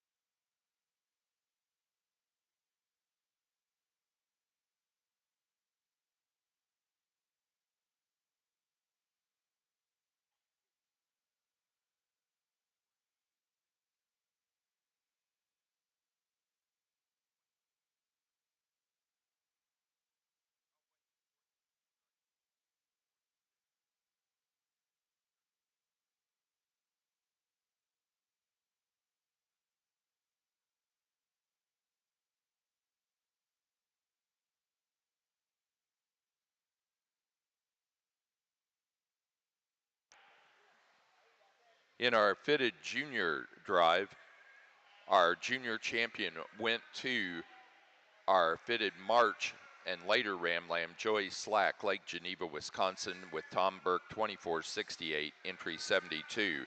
The reserve was 57 out of the February class. Lindy Peterson, Lemon, South Dakota, Cousins, Suffolk, 24-170. Our overall grand champion, Slick Shorn Ram, was our junior champion. The junior champion was entry 46 from the February class, McCully, Suffolk, at Glen, Pennsylvania, with McCully 6607. The reserve came out of the January class, entry 36, McCully, Suffolk, at Glen, Pennsylvania, with McCully 6532. Placing on the February class of Dorper ewe lambs, first place to 98, Lobdell Dorpers, Freeport, Illinois, with Lobdell Dorpers F 2429.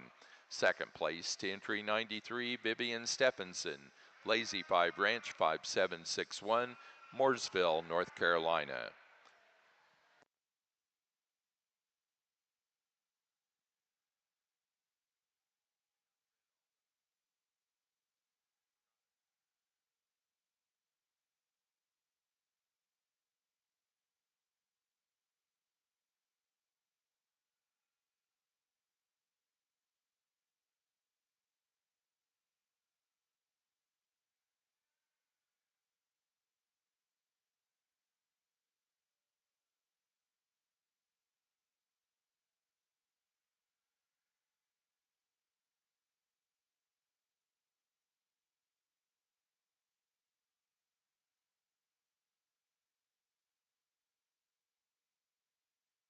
Pretty logical sort for me to find the class winner here. I think this is a ewe that again, when you look at her, she's just beautiful headed. I love the look and just the attractiveness that you find in her. Feminine, good bodied, good correct enough. I think she could be a little longer hipped if I was to get critical of her. She gets a little shorter hipped. Consequently, doesn't handle her leg design quite as nice as maybe we would prefer, but good bodied and plenty feminine. Love the look. The one that comes in and challenger is super typey and is as well of having a really nice silhouette, one that's got some shape to her. I think she's leveler in her hip design than the one that we're calling the class winner. I think that she's youthful. I think that we could stretch her out. She just gets ever so slightly a little shorter sided. I'd like to darken her up in some of that pigment as well for us, but a nice kind of a female here that falls into the 2 spot. Her quality still beats the high performing ewe that comes in next in line. That one we know is got the huge weight advantage in performance and growth.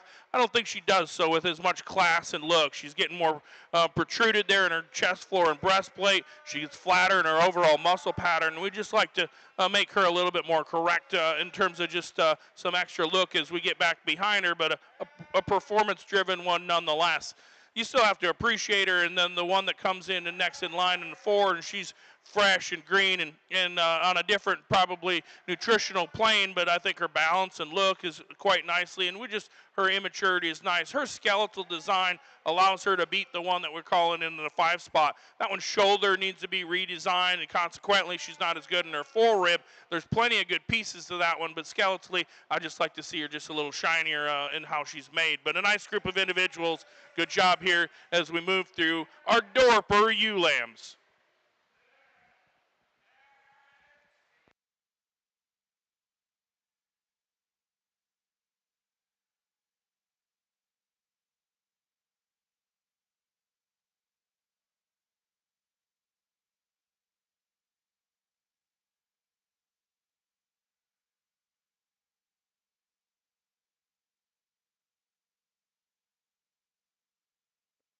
Placing on the March and later born ewe lambs for the Dorpers, first place goes to entry 102, Rudy Benecki, Shelbyville, Kentucky, Lazy 5 Ranch 5828.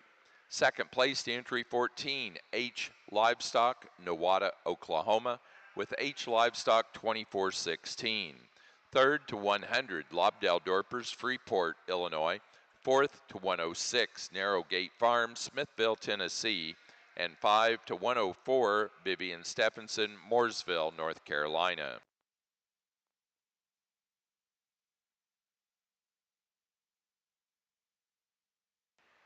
Let's give these exhibitors a big round of applause. We haven't had a big fitted ram show, but I think we've seen some good sheep and some quality, some nice sheep out here. And again, what I've been trying to look for and sort through and find today, some sheep that has some size and growth, but to go along with that, they got to be sound. They have to be good on their feet and legs. Again, they have to look like Suffolks. They have to have some structure to them, and some muscle. We got to remember we got to have some width and dimension. It's great to try to get big sheep, but we also have to remember that size is a three-dimension thing, so we got to have some width when we handle them up over their tops and up over that hip region. See them track out wide, both front and rear, and show us some actual dimension internally and externally. And I think we got 4 rams to do this very nicely. Again, it comes down to some rams that I think just some fine points as far as skeletal structure, feet and legs. With that, I'll go out and pick your champion, reserve champion ram.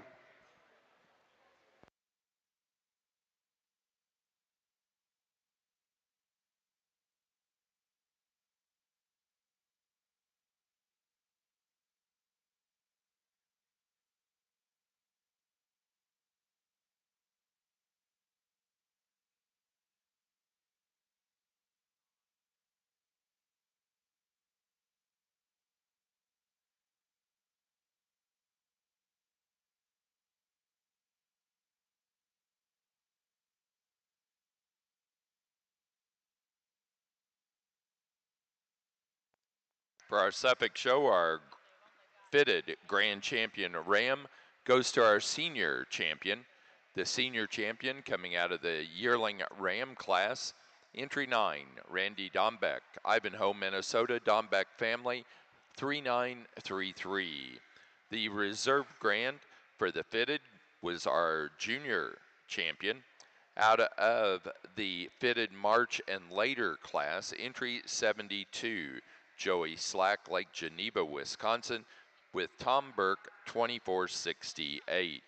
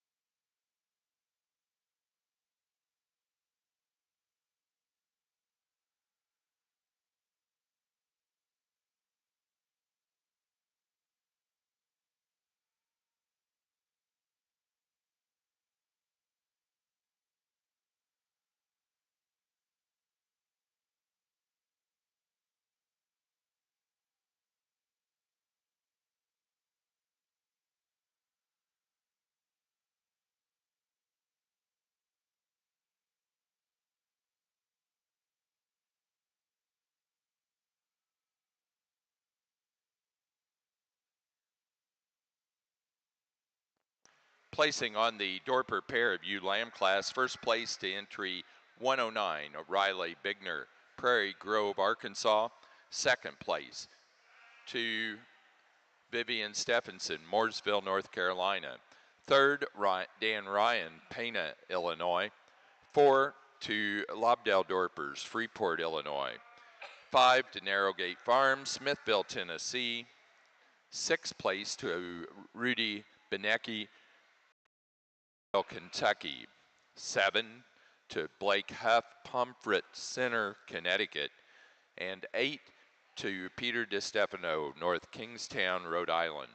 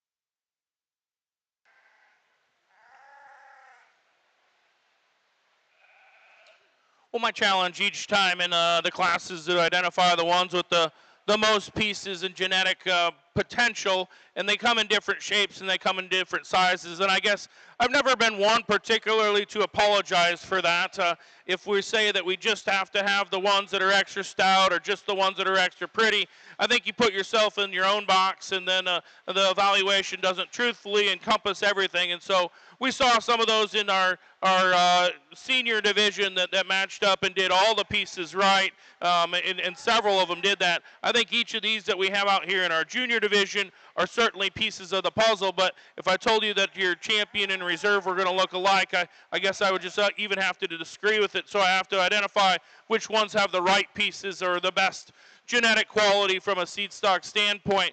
The January ewe lamb here, just so elegant. When you look at her, that front third of her body, she's unequaled of any of them that we have out here. Just super, super attractive, and yet she maintains certainly a levelness of her hip that's probably unmatched as well. When we think about it from a production standpoint and just the overall boldness, I think that she could be better. And again, we're just going to call her immature and say that that's one that's going to continue to grow, because the angles are good. When you look at her from her chest floor and dropping back to her mid-rib and her rear flank, I think that's plenty good. She's going to be one that's going to continue to be better, and that's what we're looking for in our junior division as well. One that was second in that class has got a lot of nice balance, but just needs to be a little bit more of her. The one that comes in next in line in our February division, man, she's just so dimensional. When we find ones that are so good and open in her rib cage and just so big at the top side of her hip, that's good. That's not easy to do, to make ones that are ultra long and still have a great top to them. Does she come with just a smidge extra shoulder? She probably does, but I think it just matches her body type, and that's what makes those exquisite, is when they can do both. We know that the ultra pretty one's at the front. We know that the ultra massive one is in the middle. I love the look to her. I think her head is still plenty feminine. We could, of course, make her just a little bit more dainty and a little bit more feminine of how that neck and shoulder is designed, but I think you really, really have to appreciate it. And again, if we were going to make ones or have ones that are going to be production making the herd sires, that's the one that you'd probably like and pick where it could have the best hope. The one that comes into that 2 spot was good. She was balanced as well. I think she could be just a tick looser in terms of how she gets out in motors, but that one's really good. I think a high quality one that's still in contention as well. And then the class of our marches here, our later ones, that one won its class quite nicely. Good ribbed, good bodied for us here today. I think she gets a little shorter hipped in comparison, but a nice kind of a female that I think has some look to it. Congratulations. Again, my job is to identify the ones that I think are the best, and appreciate the chance to get to do that. They're different, I'm aware, but we're going to stay with the 2 best ones. Congratulations. We're staying right here with our middle U. Congratulations. And the unique pieces that we find in this one for reserve junior champion in all of America.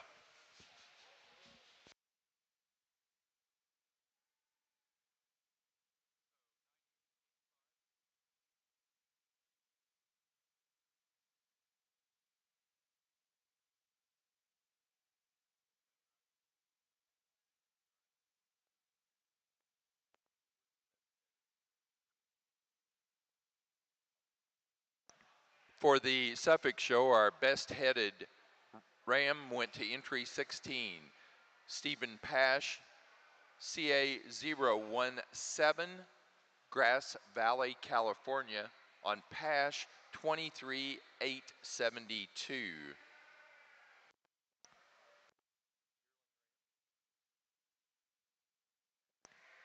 Which was a yearling ram.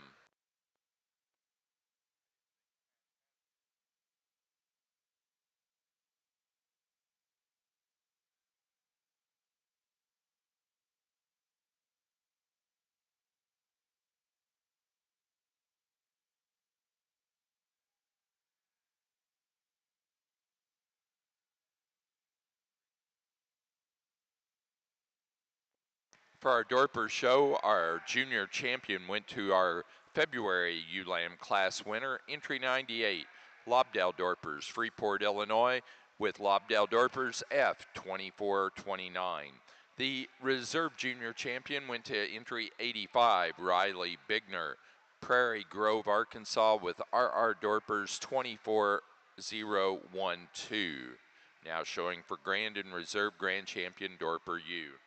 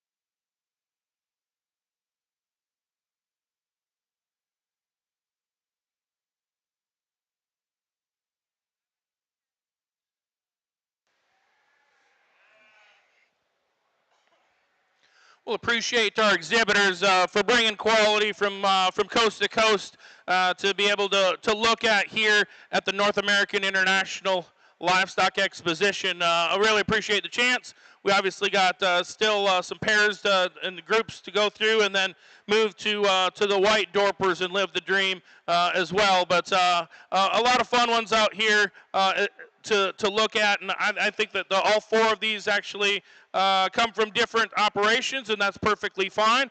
My job is to try to find the best ones to pick and to give away the beautiful purple banners sponsored by the NAILE here. They're very good. We've already talked those ewe-lambs. Again, I thought they just had the nicest pieces for us as well. And then we have a fall ewe that's exquisite, okay? And then when we look at her, just so good of being double wedge shaped, right? Of just feminine up front, stout from behind. Skeleton is really good. That one's really, really high quality. That yearling ewe is also very, very good. And in fact, I love how athletic that one gets out. But again, appreciate the chance. We obviously will finish up some here in the Dorper breed, move on to the white Dorpers here in Louisville, America on the green chips. But ladies and gentlemen, we just get to give away a grand champion ewe banner, right? Okay. All right, and a beautiful a display that we can be able to give them. So my job is to identify the good ones, and we came to Louisville, and the crowd went wild because I found her. It's Gator. She's your champion, your national champion here at Louisville. Congratulations. Good job.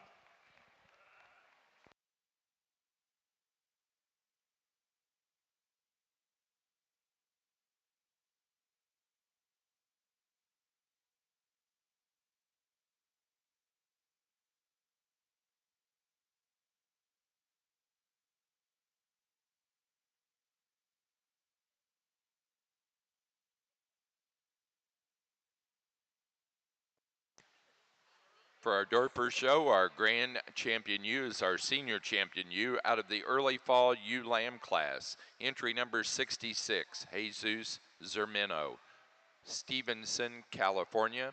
Zermino Ranch, 1435 Gator. The reserve grand champion was our reserve senior champion out of the senior yearling U class.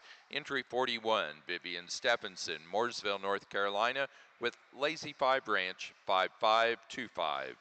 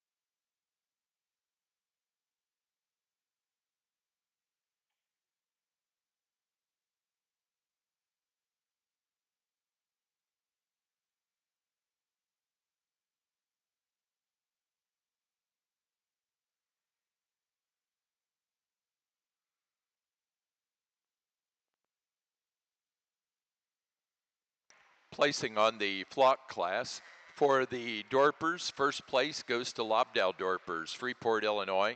Second and winner of the Premier Exhibitor Award for the Dorpers is Vivian Stephenson, Morrisville, North Carolina.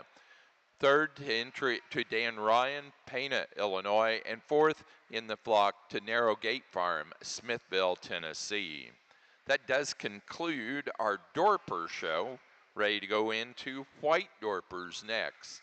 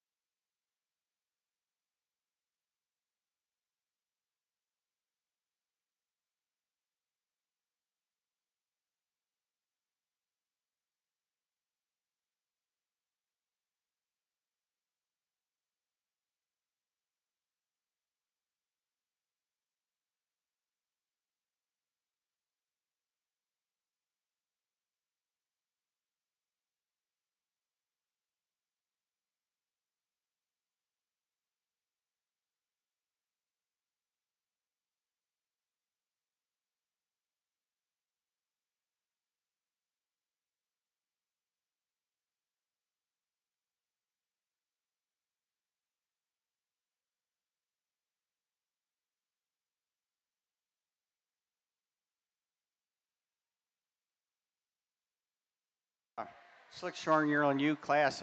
Again, I think a really nice set of sheep all the way through the line. Some good sheep, again, some differences as far as types and kind.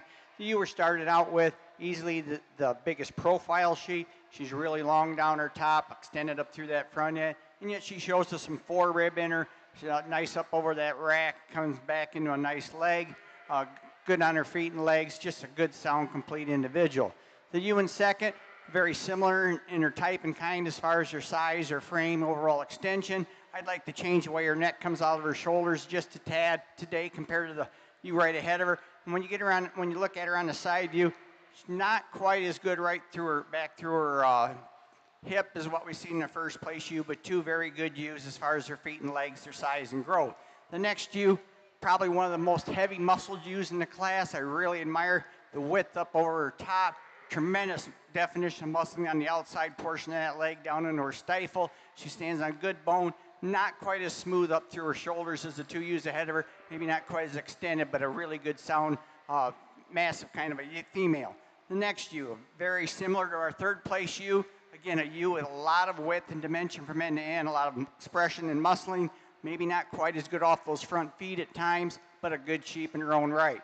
Down here in the end, a really sound sheep as far as her feet and legs, but she's given up a lot of size and skeletal development compared to the four ewes ahead of her. Not quite as long in her overall makeup, but a nice, good, sound kind of a female. Thank you.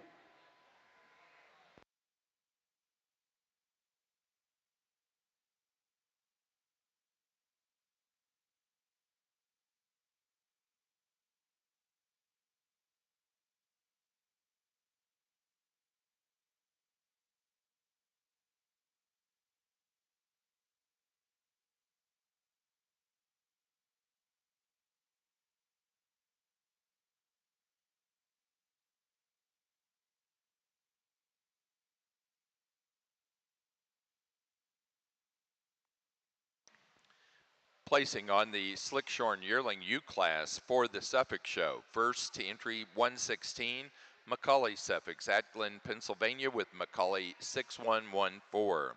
Second place to entry 103, Raisa Zielinski, Brookings, South Dakota with Barzell 22115. Third place to entry 120, Krafka Harkema, suffix of Montezuma, Iowa.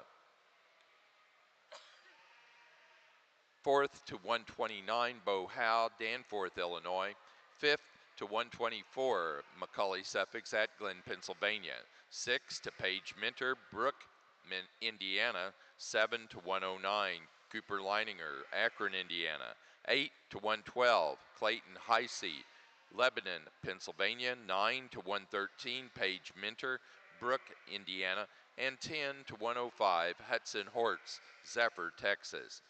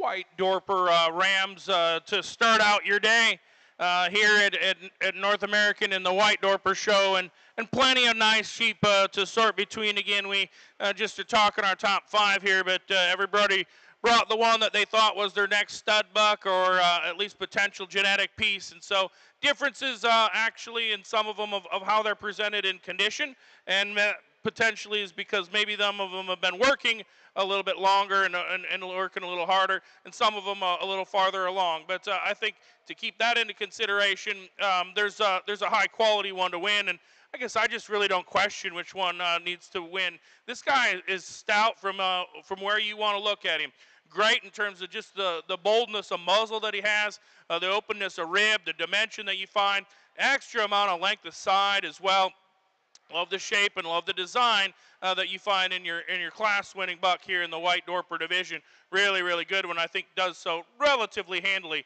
I think the closer decision comes between 2 and 3, and I think that if you use the 2 sheep, you say that he's long enough, and I think he is.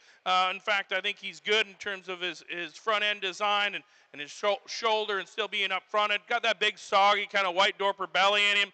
Feet and leg structure, I give him the advantage over the one that comes in the 3 spot. The one that comes in 3, he weighs more. He's just a tick longer. I think we know that we can balance him up just a tick behind his shoulder there. But he's one that at least is presented in a little fresher and a little greener package. And again, potentially, certainly a herd sire that took the weekend off and is coming to show on the green chips. I can see a lot of genetic progress that can be made from him and mating those to a high quality group of ewes. Just a really, really good one there, and a trio that I think fit quite nicely. Those 3 in terms of production have the advantage over the one that comes in the 4 spot. The sheep is big-ended. I like his hip design, and I like how his loin is made. I think he needs to be just a tick bolder in his chest floor and kind of open up and a little bit more in his forerib and center part of his body, but a good kind of an individual that's still fresh-looking and potentially even one of the younger ones within the group. One that comes next, he handles with a true rack shape and a big center dimension to the top side of his body. He's got a plenty amount of stifle. He gets a little straighter in terms of how his hock and rear leg is maybe set in him, but a good kind of an individual that I think has an ample amount of length and a lot of look. Thanks for bringing out the White Dorper Yearling Rams here to Louisville, America.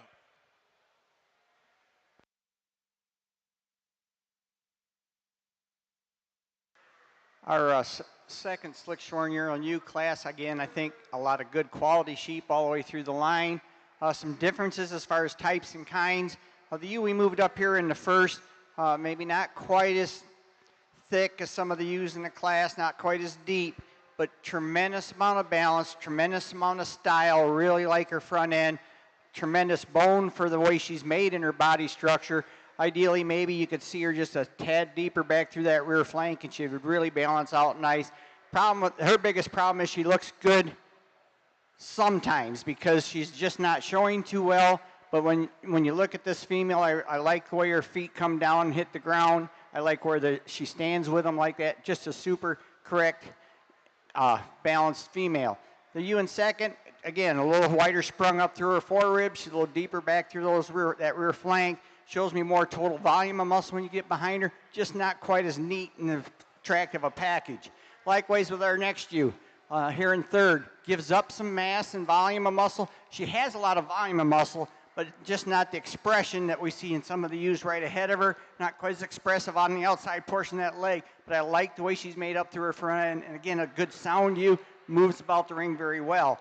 The next ewe, probably one of the more heavy muscled ewes, females in the class, tremendous amount of muscle volume right down her top, up over that loin and rack region, really expressive back behind, gives up a tad bit of frame compared to the ewes ahead of her, but a ewe I really like for overall muscle design. The next ewe, again, one of the bigger framed ewes in the class, we just need to change the way she moves around the ring. She wants to get kind of broken in that top and get a little funky up off those rear legs and that hip region when she's moving, but a big solid ewe as far as depth and width of rib, a lot of mass in this sheep, just need to put it together in a little neater package. Thank you.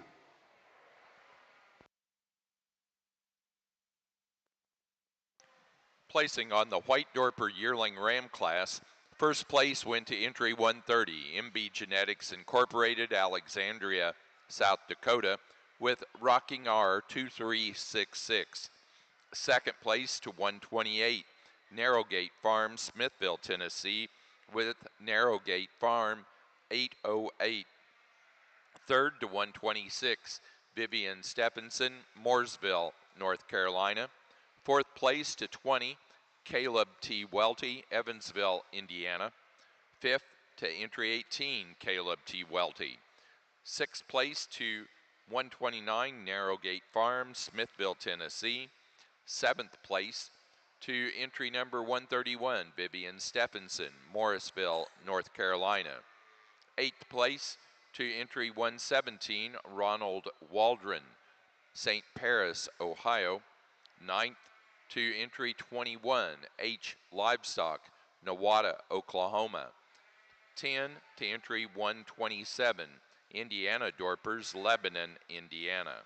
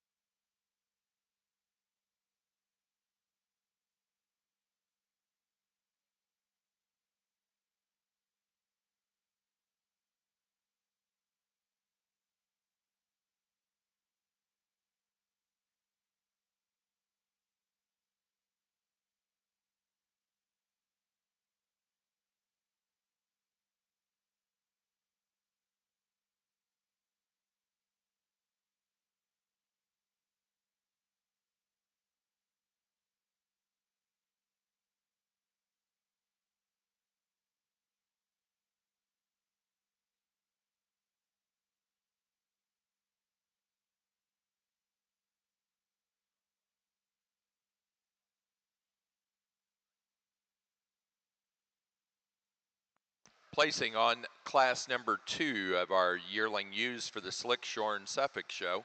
First place went to entry 126, Macaulay Suffolk at Glen, Pennsylvania, with Macaulay 6232. Second place to entry 133, also Macaulay Suffolk, with Macaulay 6010. Third place goes to entry 114, Raisa Zielinski, Brookings, South Dakota. Fourth place to 131, Cooper Leininger, Akron, Indiana. Fifth to 128, Paige Minter, Brook, Indiana. Sixth place to 107, Karen Fair, Mooresville in North Carolina. Seventh to entry 123, Clayton Heisey, Lebanon, Pennsylvania. 8 to entry 121, Luke Lutman, Waterloo, Illinois. And 9 to entry 111, Claire Ford, West Lafayette, Indiana.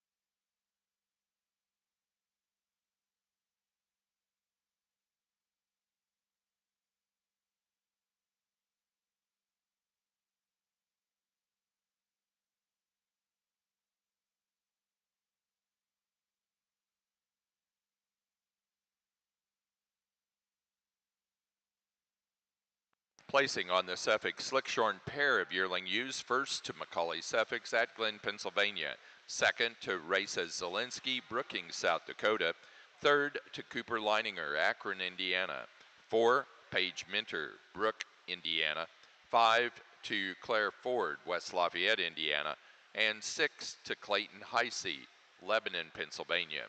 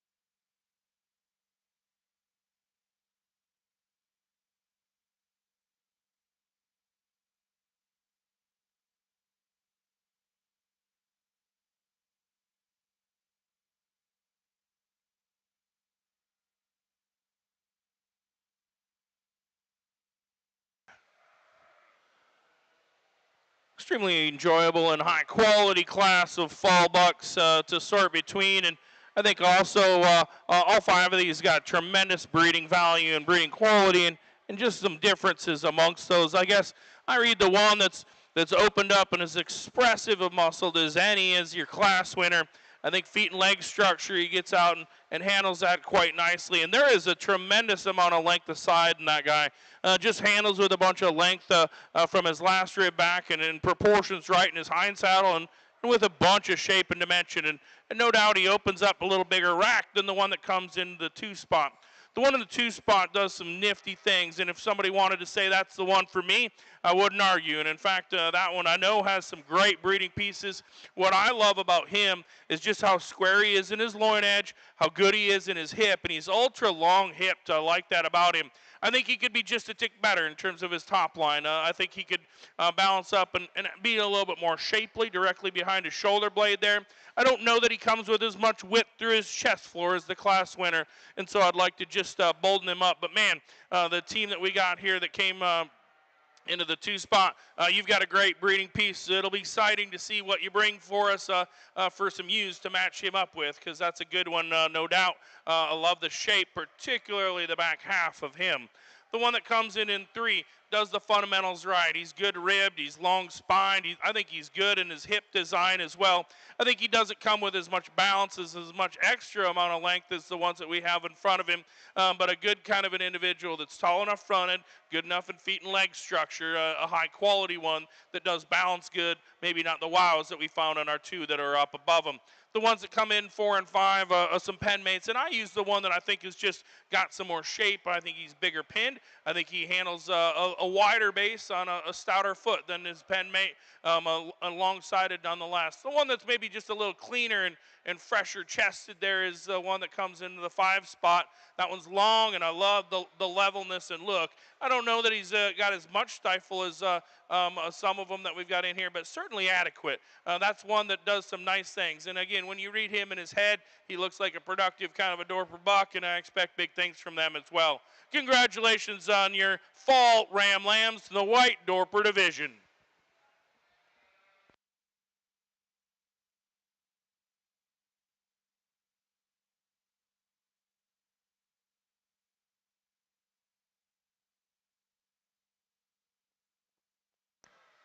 Placing on the class of fall Ram Lambs for the White Dorpers, first place to entry number 24, Caleb T. Welty, Evansville, Indiana, with S-Bar T Livestock, 2055 BK. Second place to entry number 132, Avery Lindsay, Coshocton, Ohio, with E-Star Livestock, 2404. Third place to entry 134, Billy Wade, Scio, Oregon. Fourth place to entry number 22, East Star Livestock, St. Paris, Ohio, East Star Livestock 2421. Fifth place to entry 23, East Star Livestock, St. Paris, Ohio. Sixth place to 133, Vivian Stephenson, Mooresville, North Carolina. 7 to entry 135, Vivian Stephenson, Mooresville, North Carolina.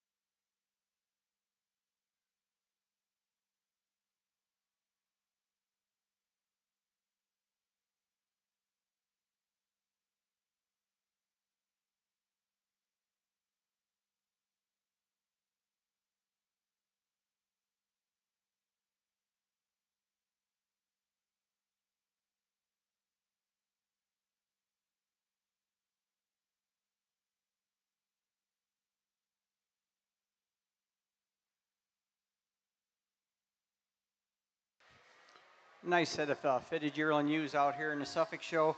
We're leading off with the most complete female in the class. She's the straightest down her top as far as the bigger framed ewes. Really like her right behind her shoulders, back over her hip.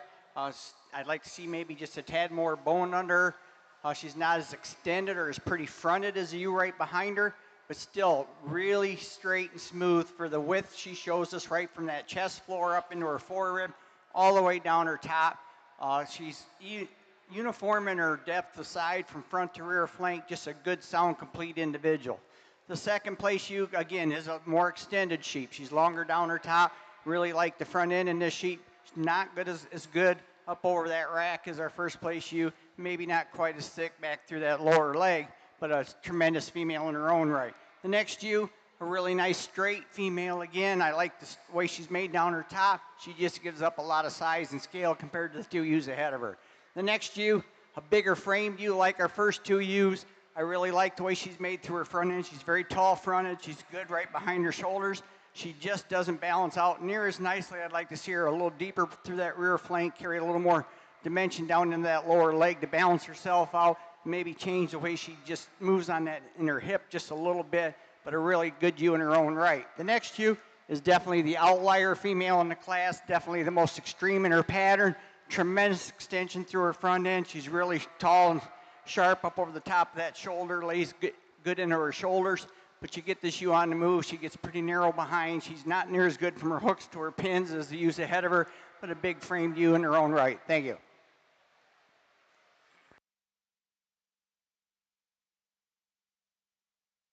Placing on the Class 1 fitted yearling ewes for the Suffolk's first place goes to entry 147, 5-star J Farms, Patoka, Indiana, with 5-star J 2351-23. Second place to 153, 5-star J Farms, Patoka, Indiana, with Ruby Mountain Sheep 2332. Third place to entry 151, Joey Slack, Lake Geneva, Wisconsin. 4 to 144, Randy Dombeck, Ivanhoe, Minnesota. 5 to 148, Barry Bruce, Linden, Indiana. 6 to 142, Phoebe Miner, Libster, New Hampshire. And 7 to 143, Lindy Peterson, Lemon, South Dakota.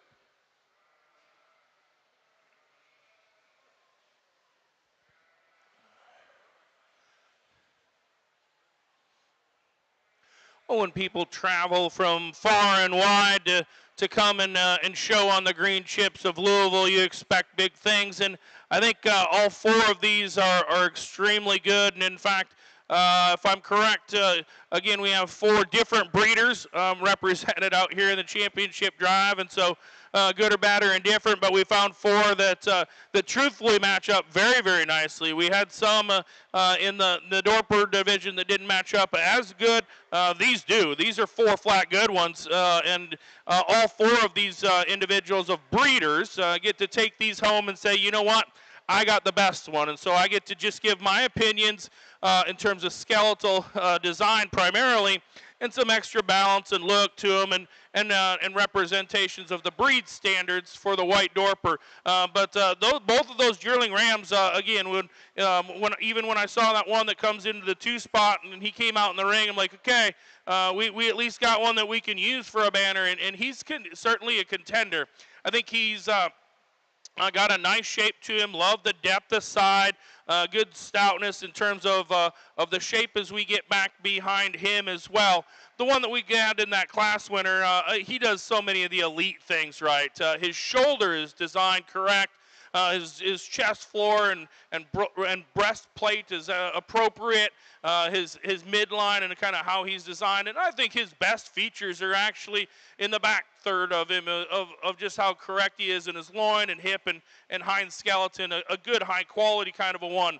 Those two that come out of the fall-born division, again, if I wanted, we could certainly use those two as well and put banners behind them. And I think it was close in class. The one that we used is bigger in his rack shape. I think he's got as much stifle shape as any of them we got out here. Does he have the soggy, big-bellied look that maybe some of the other ones do? Probably not, just like to bolden him up. But what he does have is unequaled length, and he's the longest-sided sheep that we've got out here in this particular drive. And so to be the most expressive, the longest-sided, and still good in feet and leg structure, I think that keeps him in contention. And then the team that brought one sheep to the fair here, and I think that they brought a good one. They're just building their program. That sheep is impeccable in how his loin and hip and rear leg is designed. I think if he had more at the top side of his shoulder there and in rack shape, he'd be not only in contention and could have passed the class winner, but he could be in the hunt for the big kid purple banner too. So really, really good four individuals out here. Appreciate the chance to get to sort them. We'll keep moving to the buck lambs. Let's give a round of applause to our champion. It's coming out of the yearling division. Congratulations on our champion coming out of that division. I think the next best one was the class winner in the fall division. Good job. Congratulations.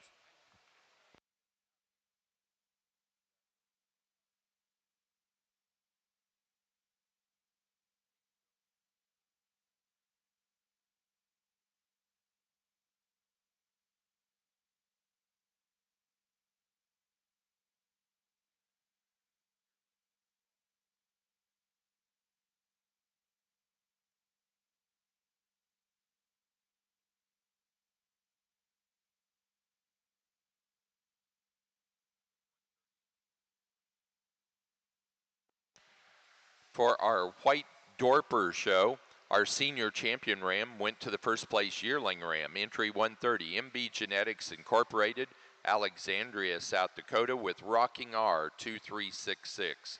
The reserve senior champion was first place in the fall ram lamb class, entry 24, Caleb T. Welty, Evansville, Indiana, S. Barty Livestock 2055 BK.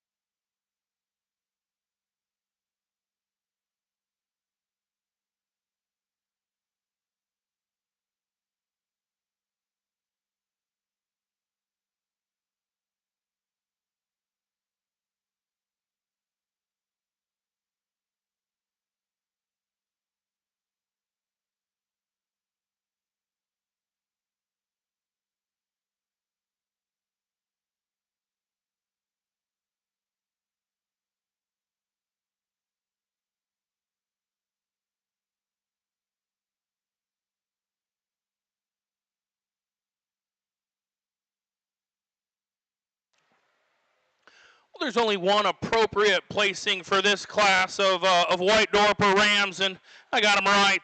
It's pretty easy to sort between all of the ones in this particular class. The one that wins the class does so in a long, long shot. I love this guy. I love his shape and just the dimension. Love the depth of rib that you find. Rear leg skeleton and structure is top notch. I think that's a high quality one here that wins this class pretty easily. We only made half of a round around the ring, and we needed to pull him up so he can win this division. The one that comes into the 2 spot does so equally as easy. I love the hair coat that you find in him. One that looks like he's going to shed really nicely. Great hip shape and design as well. He's not quite as just burly in his overall build as maybe the one that we're calling the class winner, but just a nice design in him nonetheless, and I think he's one that's tip-top quality.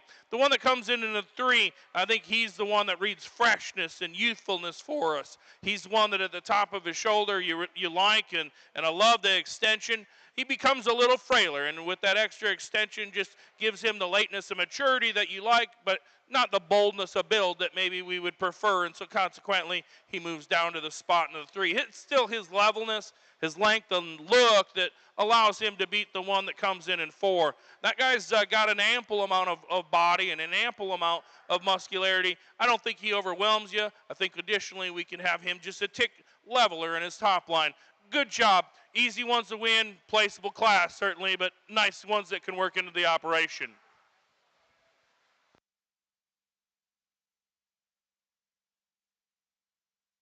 Our second fitted year on U class here, really a nice set of sheep all the way through. Again, not too many out here, but good quality all the way down to the end of the line. Some sheep that definitely had the size and the mass that we're looking for in the Suffolk breed today.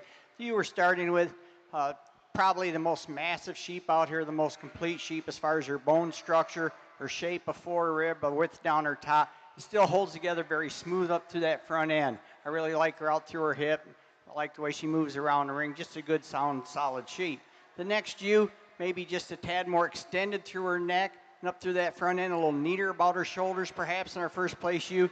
Just doesn't have quite the bone, not quite as good off her rear legs when she's tracking away from you. She doesn't come out quite as wide as the ewe ahead of her, but still a good ewe in her own right. The next ewe, really I like this ewe as far as when she's standing still. She's super straight down her top, very smooth made from one end to the other. When you get her on the move, though, her neck wants to drop down into her shoulder blades just a tad. Her hip wants to rotate just a little bit. And she's a little stiff and hard off those hind feet today. But I like smooth. Again, a lot of internal dimension in this ewe. The next ewe, a ewe that probably has as much real muscle as any sheep out here in the class. When you get your hands on her, she's really thick and muscular up over that rack, back over her loin edge. But the ewe that comes up just a little bit shorter in her kind compared to the ewes ahead of her. I like the bone under this ewe. I just like maybe neaten her front end up just a touch. The next ewe, another kind of an outlier ewe. She's one of the more extreme pattern females in the class. Tremendous extension through her front end. Very high-headed ewe, a little finer in her bone structure compared to some of the ewes ahead of her. We just need to really change this ewe in her hip, make her leveler from the hooks to the pins, and see her track better off those rear legs today. Likewise with the next ewe, another ewe that's got some frame and scale, just not quite as straight in that top line. She's not quite as good right behind those shoulder blades. Tends to roll off a little bit in her pins, and we definitely would like to see her track straighter and her off her rear legs. Thank you.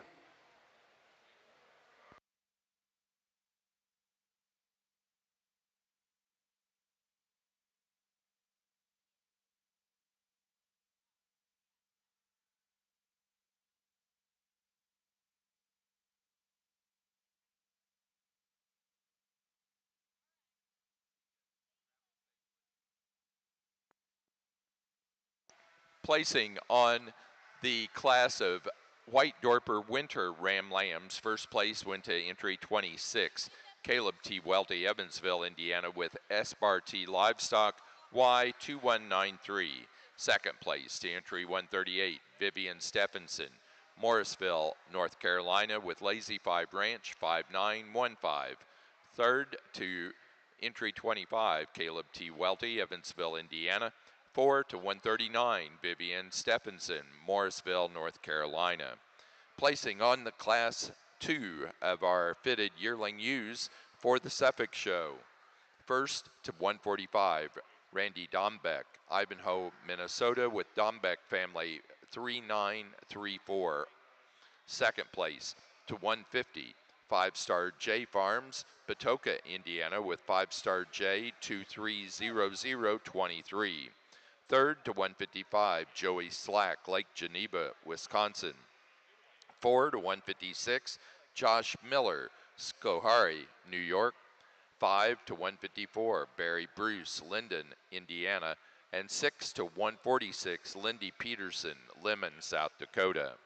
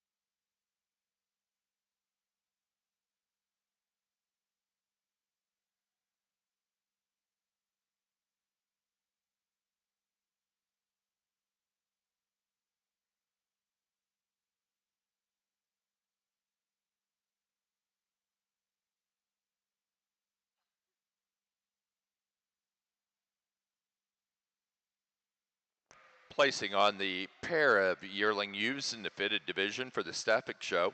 First to 5-star J Farms, Patoka, Indiana.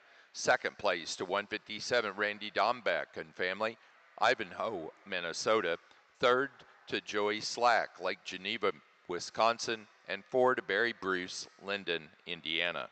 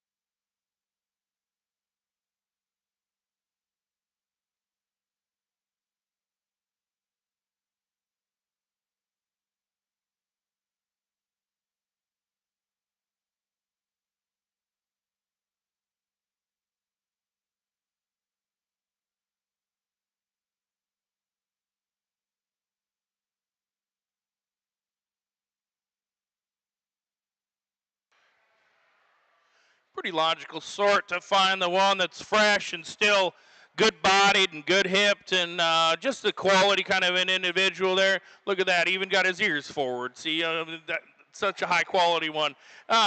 Good tall-shouldered, long-bodied kind of a sheep. I think he's going to be intriguing. What I like about him, I think that sets him apart is I like his shoulder angle. I think that he's one that's still got an adequate amount of flatness there, and I think from a build standpoint, he's going to keep that in and not get too outside the lines from that standpoint and still have a big old top in him. The ones that come in 2 and 3, I think are close as well, and I just opt for some balance and look in the one that comes in 2. He reads more immature than some of them, and I'm fine with that. I think his levelness and his loin and his correctness of his hip allows him to be competitive of just as you project him on a good kind of an individual. Still a bunch of mass comes in 3 and in 4, and the one that comes in 3, great stifle shape in the old buck that comes in here next.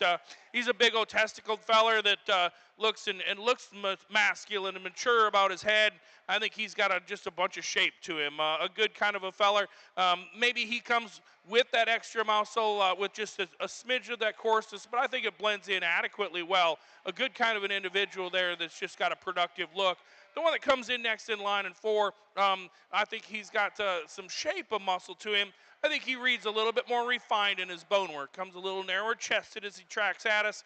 Comes maybe just a little bit more, not quite as stout as we get back behind him, but one that's got some quality attributes nonetheless. One that comes in 5, that one's long-sided and correctly built. I like that pieces about him. I know that he's maybe not as big racked and maybe as big loined as some of them, but I like just the ease of movement and the agility that you find in him. That one's athletic and got some nice pieces of length. Just as he gets older and matures into it, going to be another high-quality individual. Thanks for bringing him out here. Fun one to sort. Placing on the White Dorper Spring Ram Lamb class, first place goes to entry number 141, Chris Bailey, Palatine Bridge, New York, with Bailey Ridge Farm 0012. Second to 142, Mace Lambert, Laclede, Missouri, with Uptown Farms 1040. Third to entry 28, Whiteside Farms LLC, Columbus, Indiana. 4 to entry 27, Caleb T. Welty, Evansville, Indiana. Fifth place to 145, Indiana Dorpers, Lebanon, Indiana. 6 to 29, Whiteside Farms, Columbus, Indiana. And seventh place to entry number 144, Vivian Stephenson, Morrisville, North Carolina.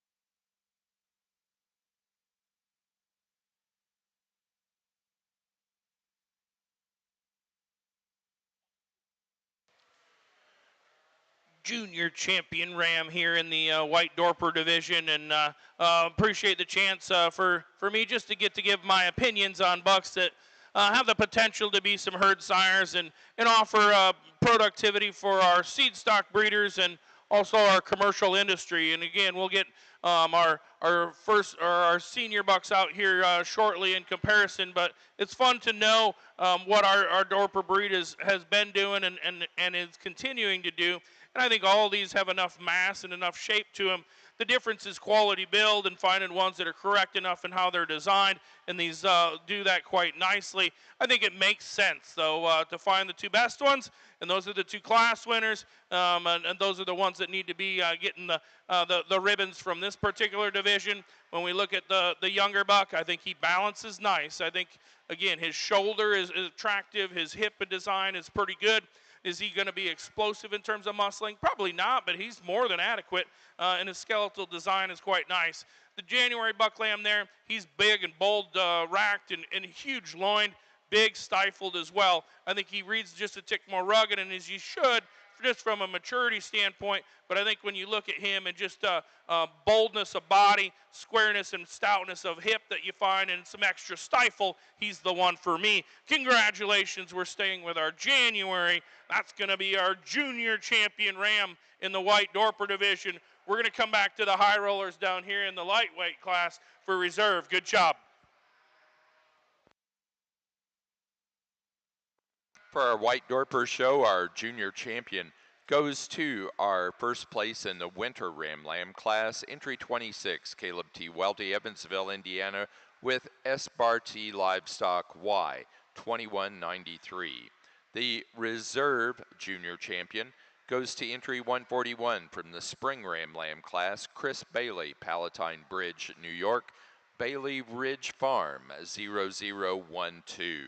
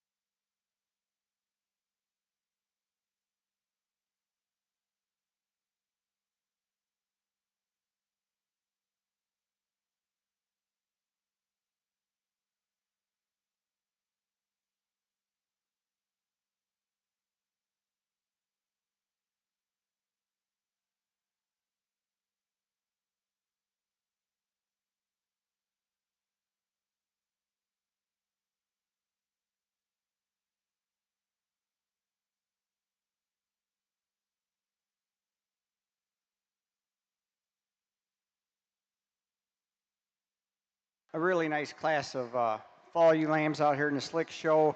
We're leading off with the ewe that it's one of the larger frame ewes in the class. Definitely one of the thicker made kind of ewes. Just kind of a nice, sound, complete sheep. I like her on her feet and legs. I like the length of body. She shows me the overall width through that chest floor and up into her forerib. Just a really nice, complete ewe. The ewe that's a problem for me is the second place ewe.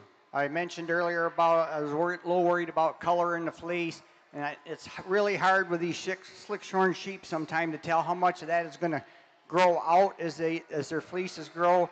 I mentioned that as a in one of the earlier classes, so I guess probably I need to stay true today. Otherwise, if it wasn't for the color in the sheep, she is a flat out good sheep.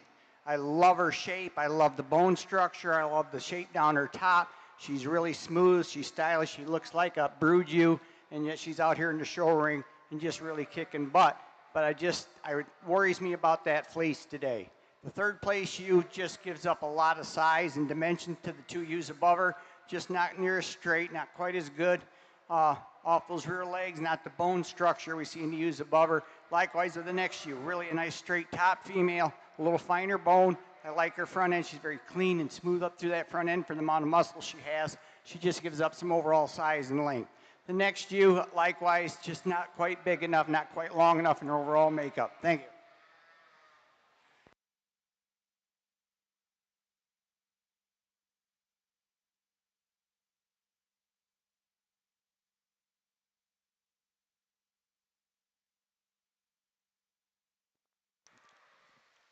Placing on the Slick Shorn Senior Ewe Lamb class for the Suffolk Show, first place goes to entry 165.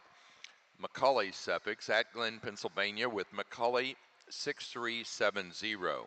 Second place to 168, Macaulay Suffolks at Glen, Pennsylvania with Ahart 450. Third place to 164, Hudson Hortz, Zephyr, Texas, 4 to 166, Vivian Stephenson, Morrisville, North Carolina. 5 to 167, Vivian Stephenson. 6 to 162, Noah McAllister, Delaware, Ohio. 7 to 161, Bo Howe, Danforth, Illinois. 8th place to 163, Paige Minter, Brooke, Indiana. And 9 to entry 170, Clayton Heisey, Lebanon, Pennsylvania. Placing on the White Dorper Pair Ram Lamb class, first to entry 31, Caleb T. Welty, Evansville, Indiana. Second to East Star Livestock, Ron Waldron, St. Paris, Ohio.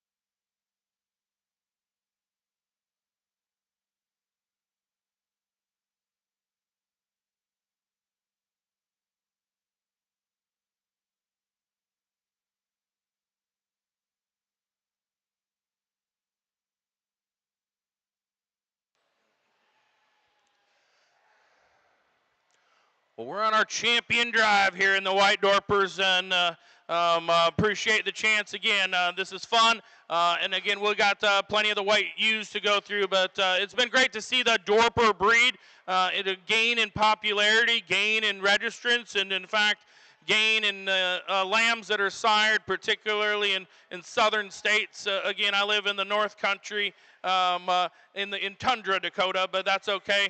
These can work anywhere that they need to, and I think you read that just in functionality and look. When you get sheep like this, and again, we've got plenty of them that make it through the show ring, but when we think about it, or at least when I do, from a seed stock standpoint, ones that are productive and good in their look, all four of these do that quite nicely. The ones that do it with extra amount of skeletal integrity and structural correctness are the ones that got the purple banners in each of their divisions. Those two are just made extremely, extremely well.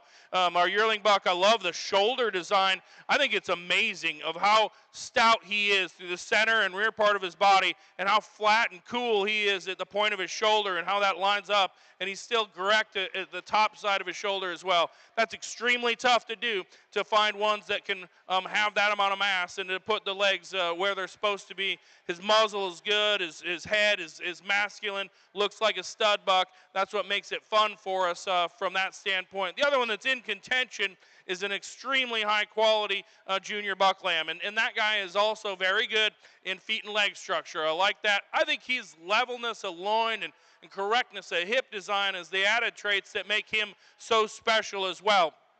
When he projects out and kind of continues growing, he's going to have an adequate amount of length, no doubt. And so from a performance standpoint, he's going to have a tremendous amount of balance, a tremendous amount of look for him. But really, really good ones. Again, we'll move on to our ewes here in the near future, but appreciate the chance just to give my opinions. And ladies and gentlemen, if you kindly would, let's reward our exhibitors with a round of applause. Congratulations, ladies and gentlemen. We get to give away a banner and a statue as well for our champion. It's going to go to the best one. That's Troubadour. Congratulations on your champion here at Louisville, America, and our 2024 North American Reserve Championship coming out of the junior division. Congratulations. Good job. Our first fitted fall ewe lamb class here in the Suffolk Show. I think a really good, sound, complete sheep to lead the class off with. She might not be the biggest outline sheep in the class, but she is definitely the straightest, the soundest on her feet and legs, most correct. I really like her front end. She's got tremendous amount of width up over that top and yet very smooth through her shoulders, carries back on a really good hip. The next ewe just a tad bigger in her overall makeup and outline, but ewe is not quite as good off her rear legs, not quite as good up over her rack today as the ewe ahead of her, but I like the extension through that front end, and I like her overall size and mass. The next ewe, a ewe that handles really nice. She's good and straight down her top. I just like to change her off those rear legs and her hip when she's on the move. She tends to want to hunch up a little bit when she's moving, drop her head down, pull those hind legs up underneath her, but a really good handling female, and again, a lot of balance and style. The next ewe, easily the biggest frame sheep in the class. I really like the front end. She's got a lot of extension, a lot of eye appeal up through that front end. When we get her on the move, she just needs, I'd like to change her off those rear feet today. She's just not sound enough to get ahead of the other ewes. Thank you.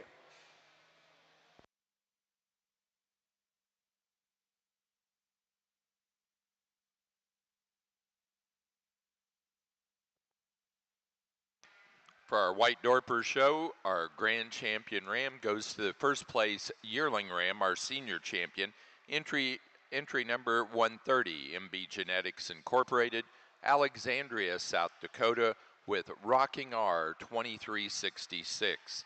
Our junior champion out of the winter ram lamb class was our reserve grand champion, entry number 26, Caleb T. Welty of Emmetsville, Indiana, with Esbar T. Livestock Y 2193. Now ready for senior yearling ewes. White Dorper senior yearling ewes.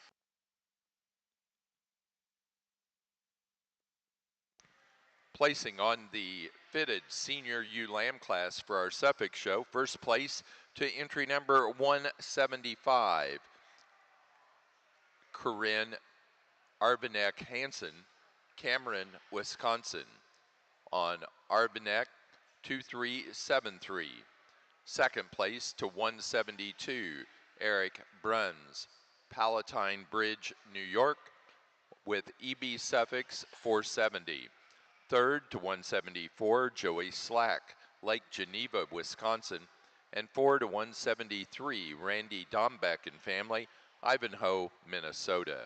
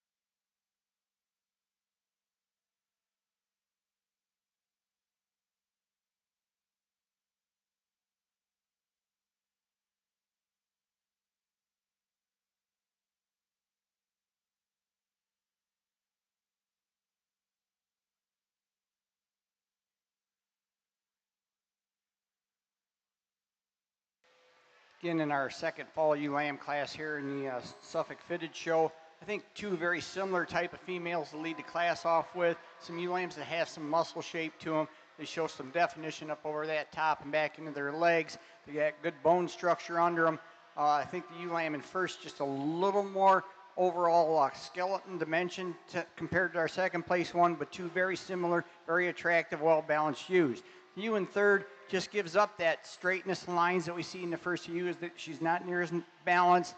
a really nice long bodied ewe, long up through her neck. We just like to make her a little thicker and balance her out a little better. Thank you.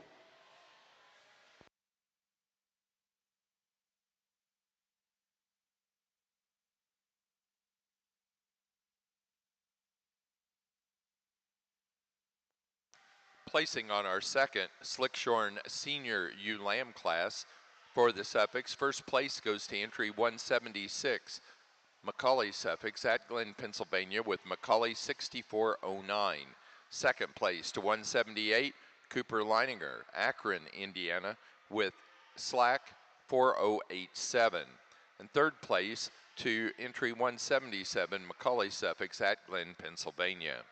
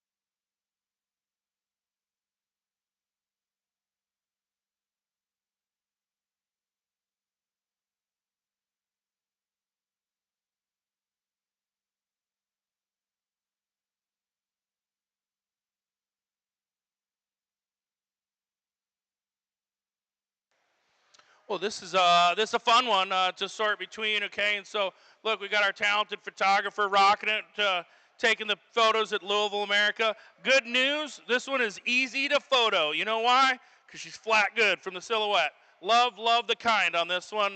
If you're going to look at that one and find so many cool pieces, and again, I've got the chance to see ample amount of elite white dorpers, but I think this one's right up there. I think that she's super feminine, just great ribbed and bodied, tremendous amount of muscularity as we get back behind her. And I think that even when you look at that depth and sweep to its rib, no doubt just got a maternal look for me. And so what she does to put that amount of shape and that amount of dimension and that attractive of a package is impeccable. Congratulations on putting together a really, really good one. The one that comes in two is super complete as well. And in fact, again, one that I certainly can contend in lots of places, and tough one to fault because she also is feminine. She's not quite as stout pinned as the one that we're winner, but man, she's got an ample amount of shape. Love the maternal look. And again, as these are ones that most likely are bred and on their way to making their transition from the green chips to the lambing jug, they're just going to be ones that are going to look pretty doing it and make high quality seed stock along the way. Those two are real good. The one that comes in three, I think, matches in terms of body type and body design. And in fact, where she has her advantage is that she's extra long. Love the length and love the look that you find in her. Maybe not quite as dainty in terms of just her head as you look at her and just the femininity, but I think her length and her balance helps her a bunch. Gets a smidge narrower pinned in comparison to the others, but that's being critical of one that by herself has an ample amount of muscle, and yet she's still sound and correct. She's no doubt more feminine than the one that comes in line in four. That one's massively built no matter what angle that you want to look at her. Certainly wide-chested and powerful and as expressive as any. It just becomes a little bit more because with that, she comes a little bit more masculine in how her shoulders designed. She's not as good in terms of just her extra extension and femininity up front of balancing with super complete ones that come to the top end. One that comes in next, she's got the freshness advantage over, no doubt, the one that's right in front of her. That one's look and just her levelness of hip I like. A one that I think from a production standpoint is good enough in terms of just grow and shape right now. And I really like the balance and look that you find in those. Great quality. That's where it becomes fun when we get to sort the real good ones. Thanks for bringing them here. Really good, and good luck on putting them in your breeding program. Placing on the White Dorper Senior Yearling U Class, first place to entry 159, Narrowgate Farm, Smithville, Tennessee, with Narrowgate Farm 779. Second place to entry 153, Mace Lambert, Laclede, Missouri, with Uptown Farms 1002. Third place to 151, Billy Wade, Scio, Oregon. Fourth place to entry number 158, Emily Vincent, Bern, New York, 5 to 33, Caleb T. Welty, Evansville, Indiana. Sixth place to entry 157, Vivian Stephenson, Mooresville, North Carolina. 7 to 155, Narrowgate Farm, Smithville, Tennessee. 8 to 156, Vivian Stephenson, Morrisville, North Carolina. And 9 to 34, Caleb T. Welty, Evansville, Indiana.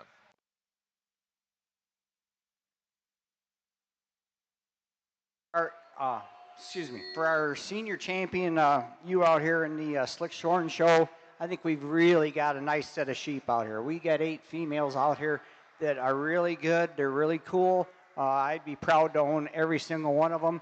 A nice bunch of sheep all the way through the line. And again, you kind of can see what, we're carrying on for where we were with the Rams. We want to see that muscle definition, that rib, that muscle back through their leg, but they still got to be feminine. They got to be extended. They got to have some frame size and indication that they can grow and also produce lambs are going to grow. And I think this is a really nice group. It's really a lot closer than you might imagine when you stand back here and look at all these sheep. A lot of good sheep in both lines. For senior champion, I'm going to go with the yearling ewe. And for reserve senior, I'm going to come back here to the late fall ewe lamb.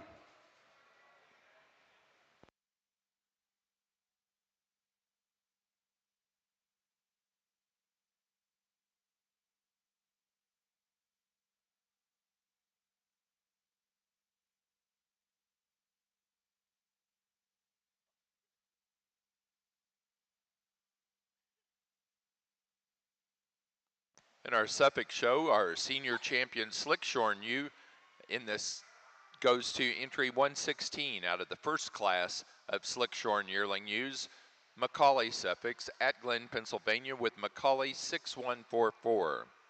Pardon me, 6114.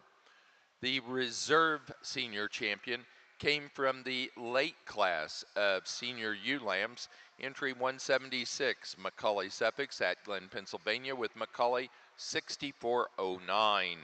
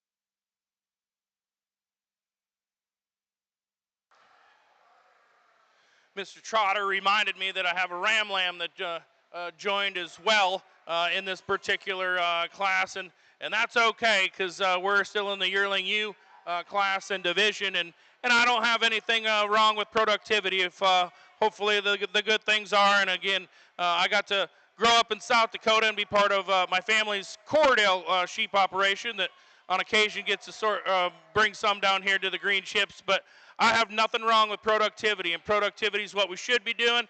We obviously do have ones that come through the show ring, but this one comes as a pair, and in fact, I just think that she's the best one. That ewe is really good. I love the length. I love the femininity. She's plenty level in how she's designed, and just a really, really attractive one. And I think it's a bonus, of course, that the buck lamb is flat good.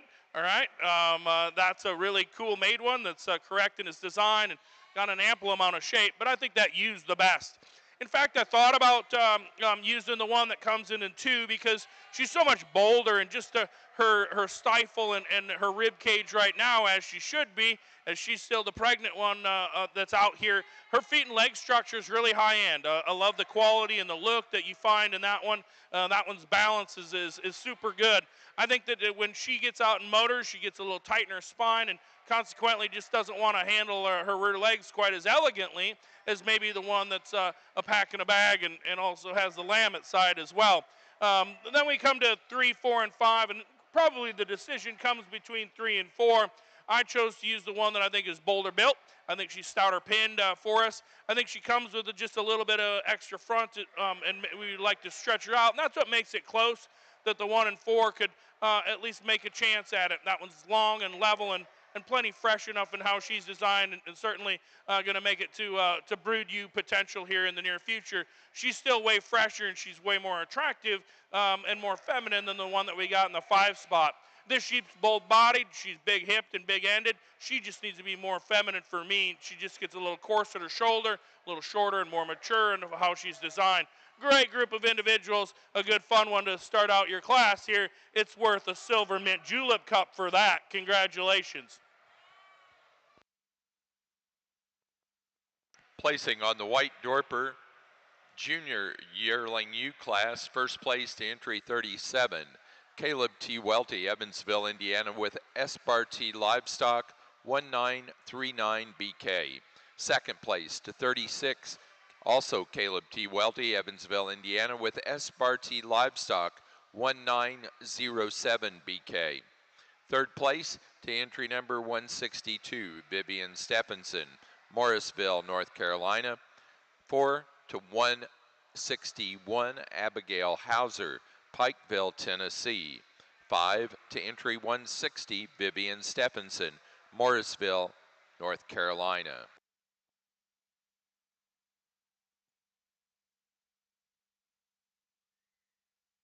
Our senior champion out here in our fitted division of the Suffolk Show. Again, I think we got 6 very good individuals out here. Some use it, you know, as we talked about in the slick class, they're sound, they're straight, they're correct. They show us some femininity about their front ends and heads. They're good on their feet and legs. Really, I think it's very, very close. There's about probably 3 or 4 ewes out here that we could really seriously contend for the champion and reserve. For champion, we're going to go with our yearling ewe out of the first class. For reserve, the yearling ewe out of the second class. Thank you.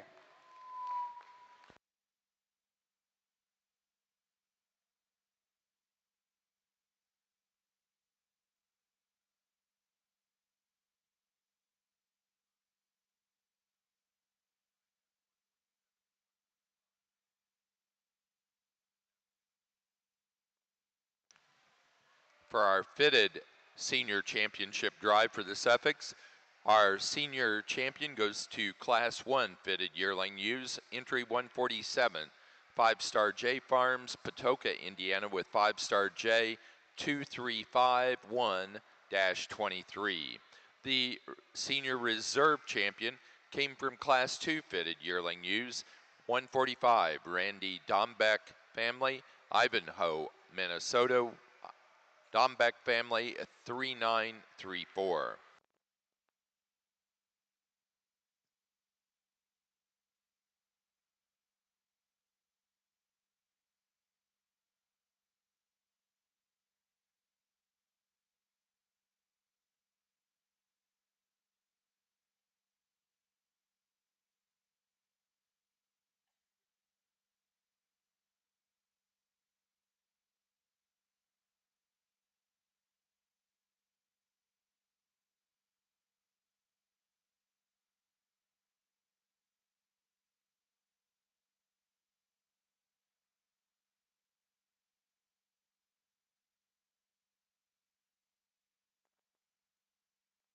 Placing on the white Dorper pair of yearling U class, first to 164, Narrow Gate Farm, Smithville, Tennessee. Second, Caleb T. Welty, Evansville, Indiana. And third to Vivian Stephenson, Mooresville, North Carolina.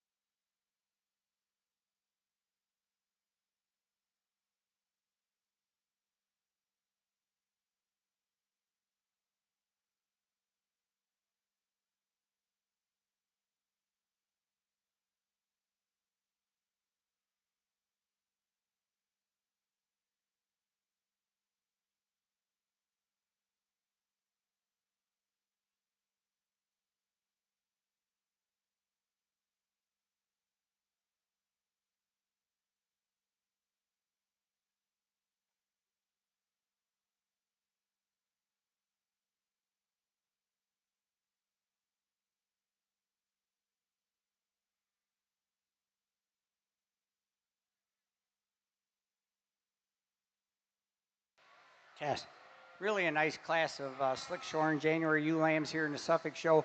The ewe lamb we're leading off with, again, I think one of the more complete females in the class. I really like her bone structure. I like the way her feet and legs come down to the ground. I like how straight she is in her top. She shows us enough muscle down her top and still extremely good up through that front. She's really extended through her neck, sharp up over the top of those shoulder blades, really holds herself together very nicely. The second place ewe, very similar in her type and kind of the first one as far as her frame, her scale, and dimension. Again, good bone, good feet and legs. Not quite as good right at her loin hip junction today, maybe not quite as sharp over her shoulders and smooth up through that front end, but a ewe lamb with a lot of length at top, a lot of good internal dimension. The next ewe, a ewe that I really like for her feet and legs. She's got good bone. She stands great on her feet and legs. I like to bring her neck out of the top of her shoulder blades just a touch compared to the two ewes above her. And she's not quite as long down her top line when you get her on the side views, the two ewes above her, but really a good muscular sheep, maybe not quite as square through her hip, probably actually has more real muscle, especially down in her stifle region than the two lambs right above her. The next ewe, another ewe, is very muscular, a little rounder again in her type. I'd like to maybe make her a little more angular through her shoulders, make her a little square out through that hip, and lengthen her out just a touch. But I really, again, like her feet and legs, like the muscle. The next ewe just gives up a lot of muscle to the ewes ahead of them. She's extremely long, really handles well down through that hind saddle, just doesn't have near the thickness when you get behind her as the others. Thank you.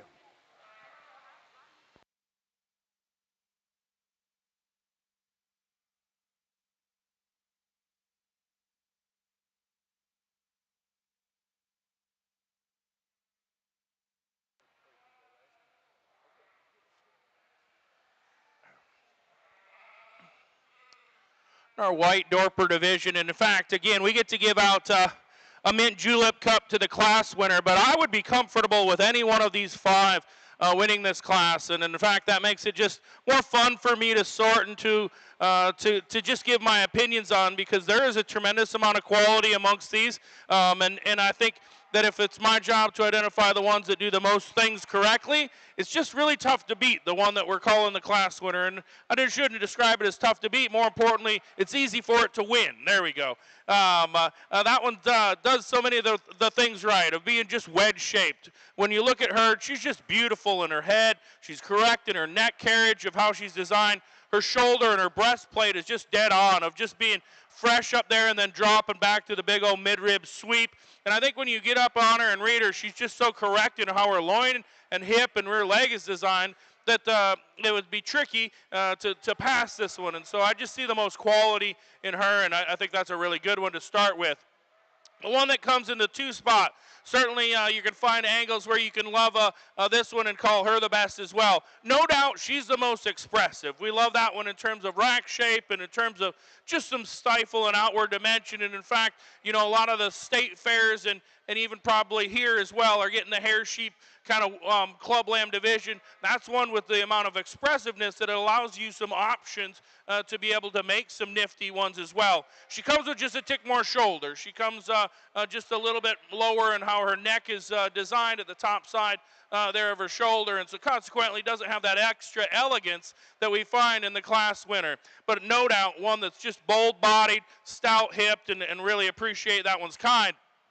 The one that comes in three, it's not even fair, see? So now when we look at her as an individual, she certainly can win the class. It just becomes some extras up in front of her. She's correctly made. I love the femininity, and I love the look that you find in her.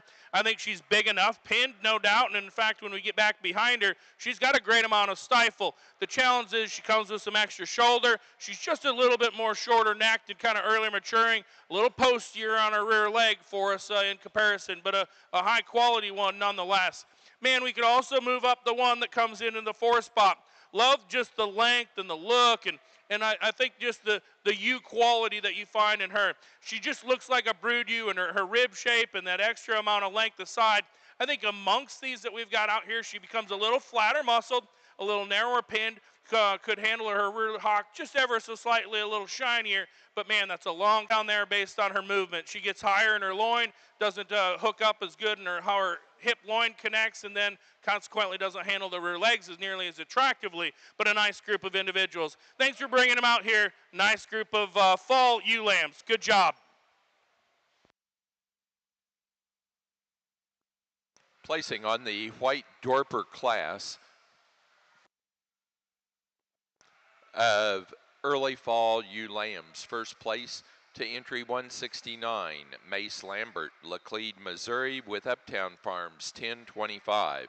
Second place to entry number 174, Claire Perogowitz of Lisbon, Ohio, with WD White Dorpers, 1325. Third place to 167, Chris Bailey, Palatine Bridge, New York. 4 to 168, Billy Wade, Scio, Oregon. 5 to 41, East Star Livestock, Ron and Holly Waldron, St. Paris, Ohio. Sixth place to entry number 176, Chris Bailey, Palatine Bridge, New York. 7 to 173, Austin Inbody, Bluffton, Ohio. Eighth place to 40, East Star Livestock, Ron and Holly Waldron, St. Paris, Ohio. 9 to 170, Vivian Stephenson, Morrisville, North Carolina. 10 to 43, Virginia Gordon, Gravel Switch, Kentucky. 11 to 42, Virginia Gordon. 12 to entry number 172, Gray Hampton, Mount Ulla, North Carolina. Placing on the class of January Slickshorn ewe lambs, first place to 198, Macaulay Suffolk at Glen, Pennsylvania, with Macaulay 6533. Second place to entry 190, Macaulay Suffolk at Glen, Pennsylvania, with Macaulay 6431.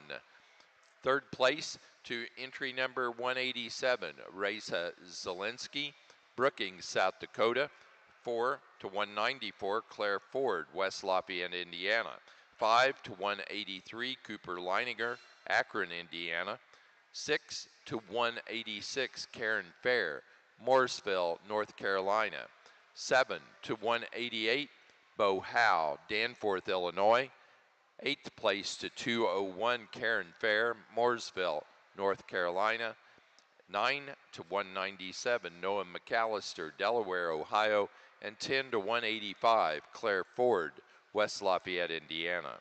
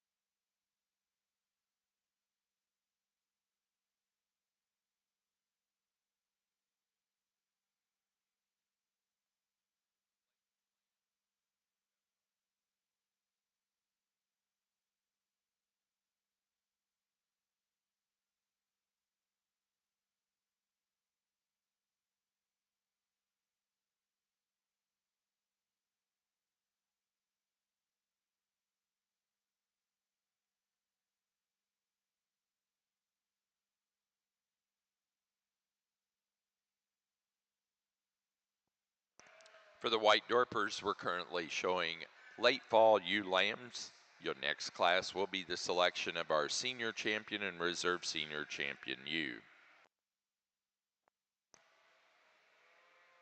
On the south ring, we have fitted January ewe lambs at the suffix in the ring. Your next class is slick shorn February ewe lambs.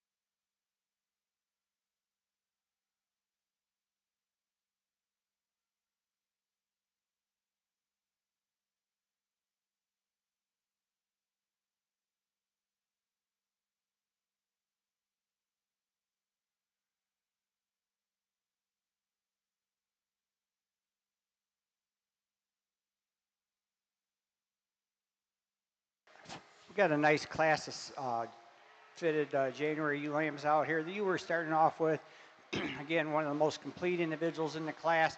She's really straight down that top line. I like her right behind those shoulder blades. The way she comes out of those shoulders, her spine comes out of those blades and down her top, nice and level and square out through that hip. Good on her feet and legs. Super extended through her front end and yet still stylish and has some rib to her to add to that volume. The next ewe, maybe just a little deeper through her rear flank, appears to be just a tad deeper from flank to flank than our first place ewe. Not quite as good right behind her shoulders when you get your hands on her, but another ewe that's got some width and dimension over that hip, some natural muscling down into that lower leg. The next ewe, a ewe that handles really nice. She just doesn't hold herself together quite as well when she's out here on the side view. She wants to get a little easy in that top. Maybe not quite as square through her hip today as some of the ewes ahead of her, but I like her length. I like the front end and the bone. The next ewe, a really long tops, long hind saddled female. We need to change her about the way that neck comes out of those shoulder blades. She's pretty ewe necked out here today. I like to see her pull herself together better up through that front end, but I like the length. I like the bone. Thank you.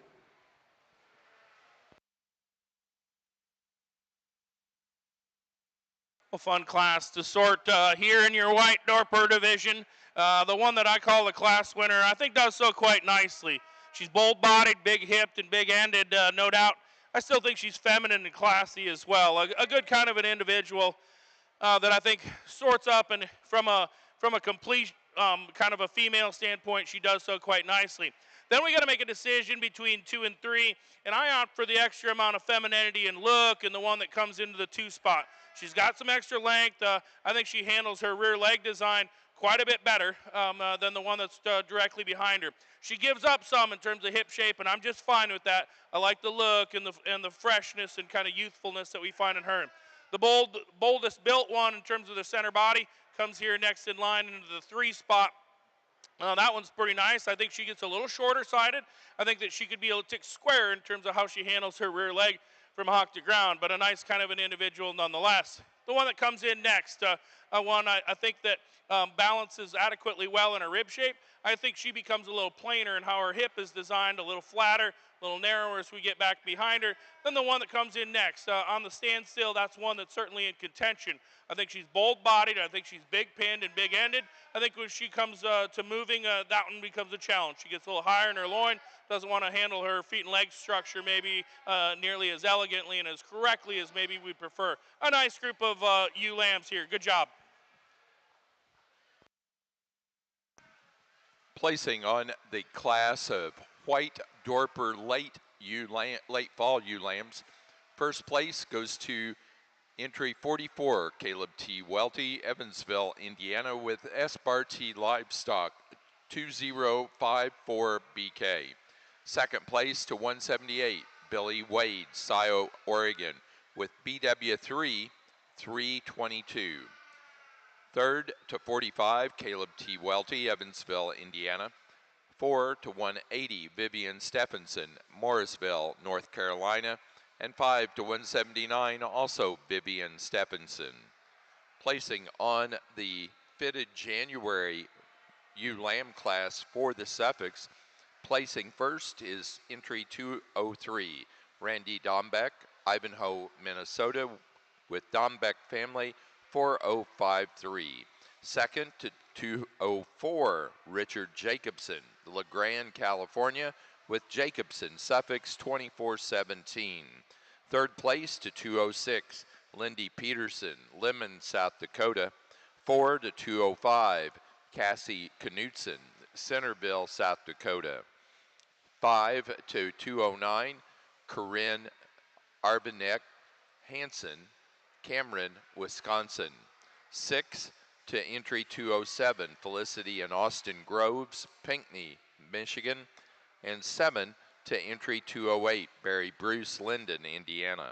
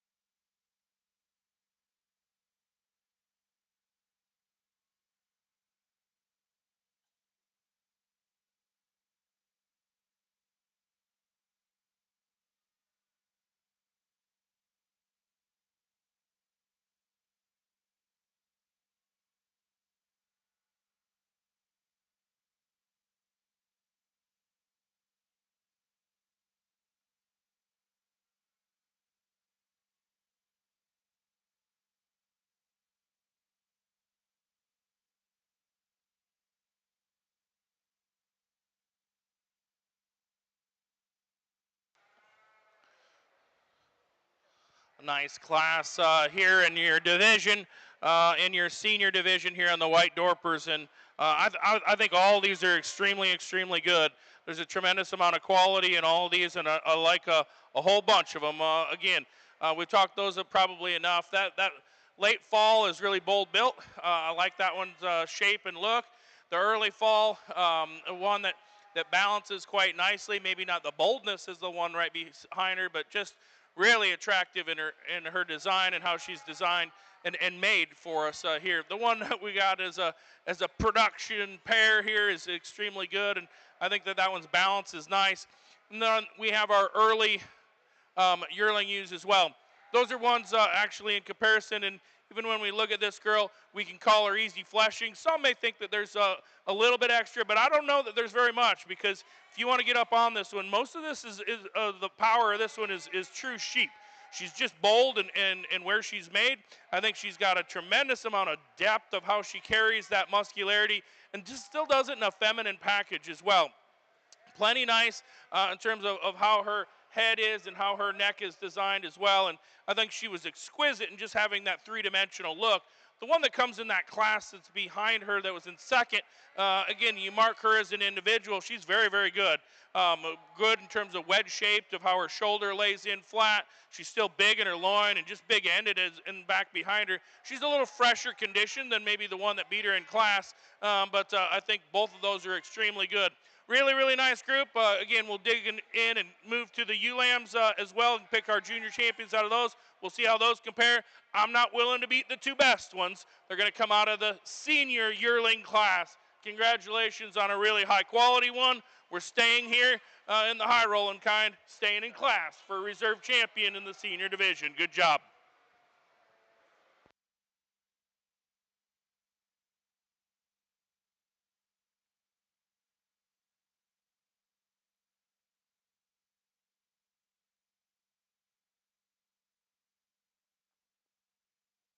For the White Dorper, our senior champion ewe goes to first place senior yearling ewe. Entry 159, Narrowgate Farm, Smithville, Tennessee. Narrowgate Farm 779. Reserve went to the second place animal out of that senior yearling ewe class. Entry 153, Mace Lambert, Laclede, Missouri, with Uptown Farms 1002.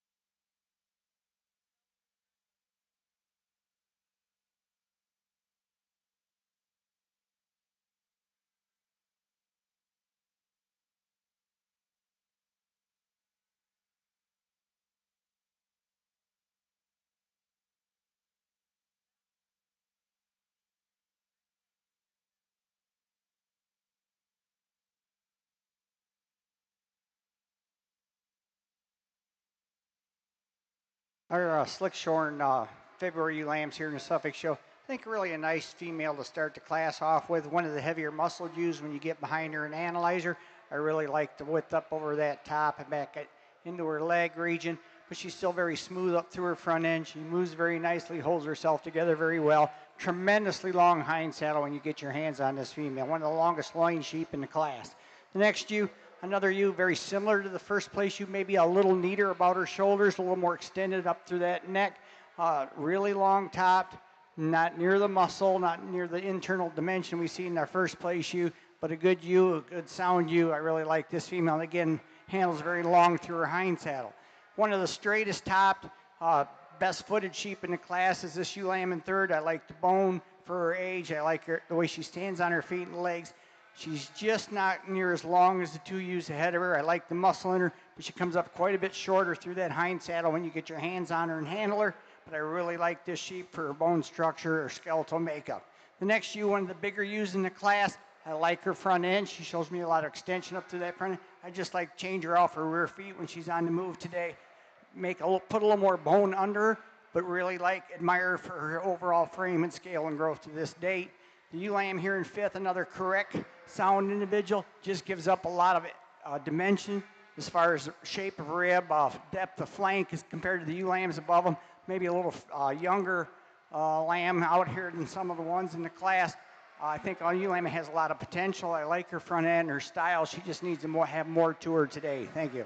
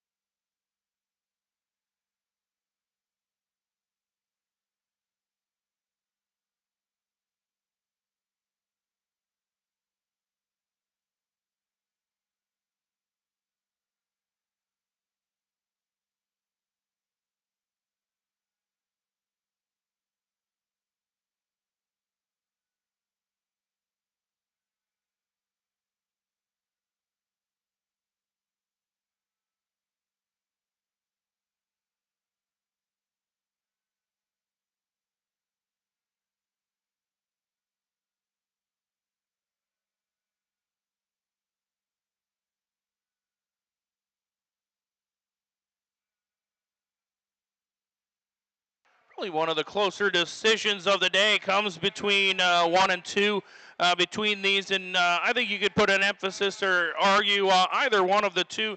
The one that I use is bolder bodied, and she's bigger pinned, and certainly I think just a tick stouter in her overall build for us.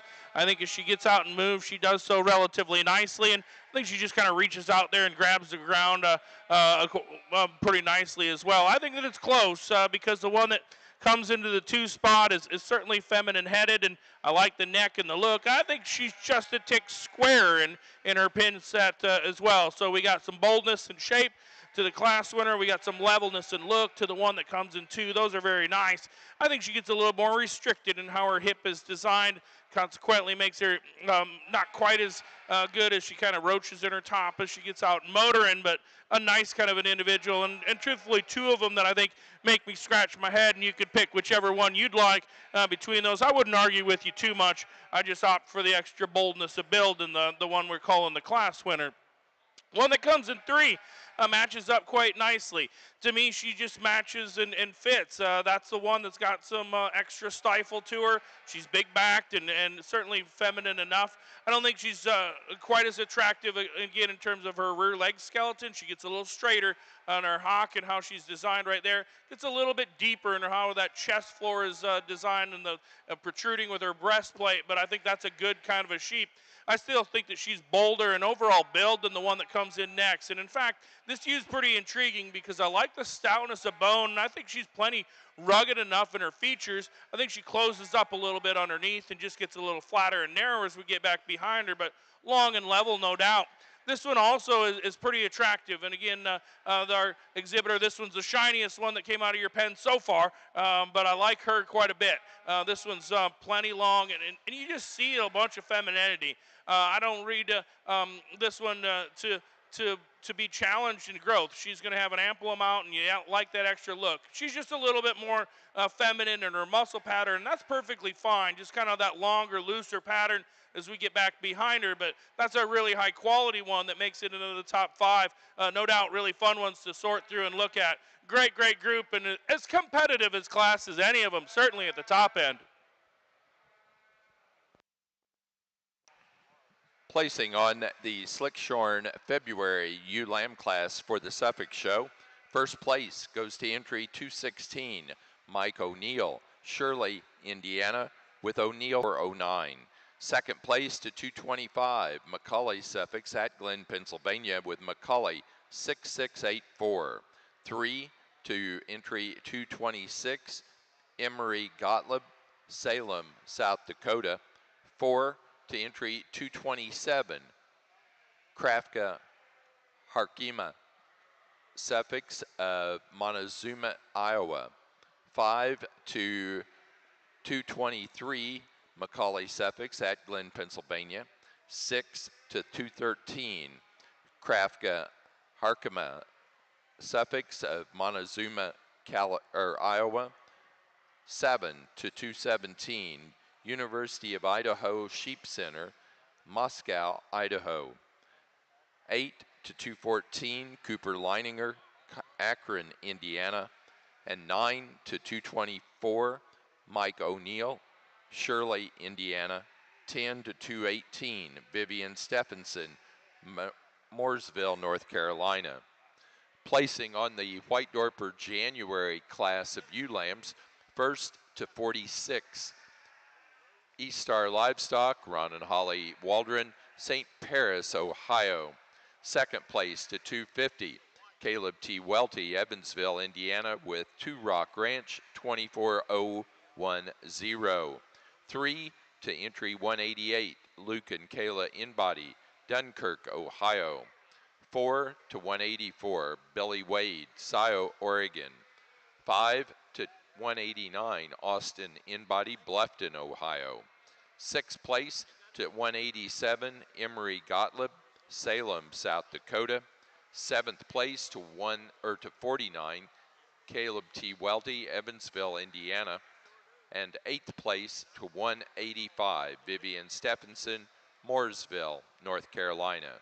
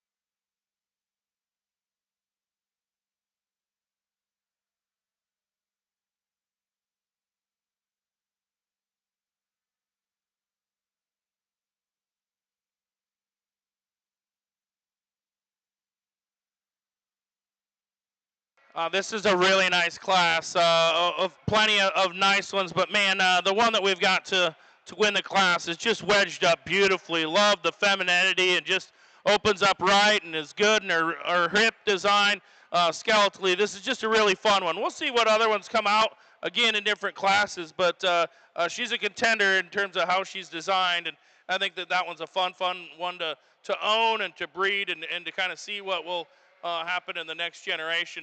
I think that it's interesting there between 2 and 3 of the potential pen mates, and I opt for the one that I think is leveler in her hip design. I think she's better in probably how her rear leg carriage is. They're both big centered and big ended. I think they're both plenty feminine enough. I think she's just a little better designed than the one that's got just an extra amount of stifle, but it comes with some extra amount of shoulder probably as well. And so from a balance standpoint, she just loses that corn flip. The one that comes in next, I like her actually just a smidge better at the point of her shoulder in comparison to the one that's right in front of her. To me, she's one that gets a little shorter hip. She gets maybe not quite as level in how she's designed, but man, from the front third of her body, I love how that shoulder's designed and how that feminine look is just spotted up with a shiny head up on the top side of it as well. I think there's credit to be given as well to our 5th place sheep. Again, really feminine, really long-sided, and in fact, in relation to her body size, she's super stout featured. I just think as she continues to grow, and I like that from an immaturity standpoint, is that when she gets to get growing, she'll drop that rib. There'll be plenty of production look to her. I like the femininity and the length. That's a bonus. Tough high water here at Louisville, America, but that one's real good as well. Congratulations. Thanks for bringing out some shiny ones to look at. Appreciate your time. Good luck on them as you move from Louisville to put them into your production operation.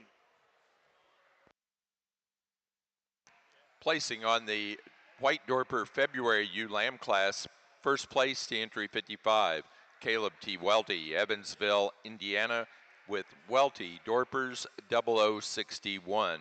Second place to 52, East Star Livestock, Ron and Holly Waldron, St. Paris, Ohio, with East Star Livestock 2443. Third to entry 53, East Star Livestock, Ron and Holly Waldron, St. Paris, Ohio. 4 to 54, Caleb T. Welty, Evansville, Indiana. And 5 to entry 51, Logan Deering, Frazeysburg, Ohio.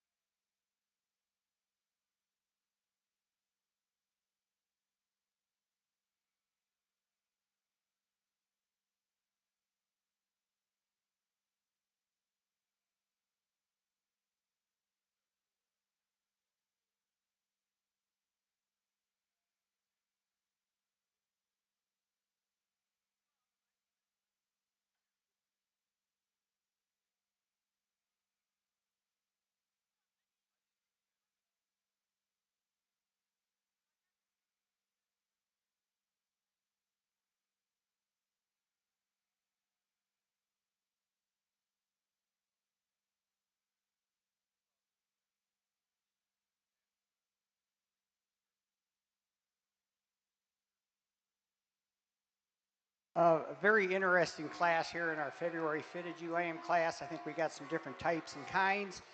Definitely some differences as far as structure, skeletal makeup. You were leading off with, is she perfect? No. But she does move the best off both her front and rear legs of any sheep in the top 5 left out here. She really tracks straight and true. I really like the way she handles right behind those shoulder blades. There's a lot of real sheep here. She's got some natural width. It's not all wool. She's very smooth. I like the front end, the way she ties together through her neck shoulder junction for the amount of thickness she has right up over her rack. The one place I'd like to change her is I'd like to raise that tail head. Other than that, really good sheep. Really good sheep. The next 4 ewes are all better at their docks than this ewe lamb. But this ewe lamb so far excels everybody else as far as the way she moves off those feet and legs, even with that low tail head. She's got to come up to the top of the class. The next ewe, again, really straight, really profiles nice. I like her up through her front end. Don't like her off her rear legs quite as well as you ahead of her. Doesn't have quite the dimension of rack when you get your hands on her right behind those shoulder blades that we see in the first place ewe lamb. The next ewe, one of the 2 biggest frame ewes out here, extremely tall up through that front end, a lot of extension here. Again, her biggest fault is she doesn't track off near as nice off her rear legs as what we see in the 2 ewes above her. The problem ewe is this next ewe. She's easily the extreme sheep of the class. She's the tallest fronted, one of the most or longest handling sheep in the class. I just like to see a little more depth of rear flank, even her out to balance her out. Like to give her just a little more width up through that chest floor and through her forerib to balance her out a little bit. But this sheep's going to get really big as far as her frame and scale when she gets through growing. The next ewe just gives up that size and scale we see in the ewes above her. Again, not quite as good right behind her shoulder blades, not quite as good off her rear feet today, but a really nice female in her own right. Thank you. Placing on the February fitted ewe lamb class for the Suffolk show. First place to 248, Elroy Miller, Wassoon, Ohio, with 4 J's and a T, 2402. Second place to entry 234, Richard Jacobson, LeGrand, California, with Jacobson suffix 24-27. Third place to 247, 5-star J Farms, Patoka, Indiana, with 5-star J, 2431. Fourth place to 241, 5-star J Farms, Patoka, Indiana. Fifth place to 233, Savannah Bailey, Casco, Wisconsin. Sixth place to 244, Lindy Peterson, Lemon, South Dakota. 7 to entry 240, Felicity and Austin Groves, Pinckney, Michigan. 8th place to 236, Joey Slack, Lake Geneva, Wisconsin. 9 to 245, Joey Slack. And 10th place to 239, Ricky Alvarez, Marysville, Ohio.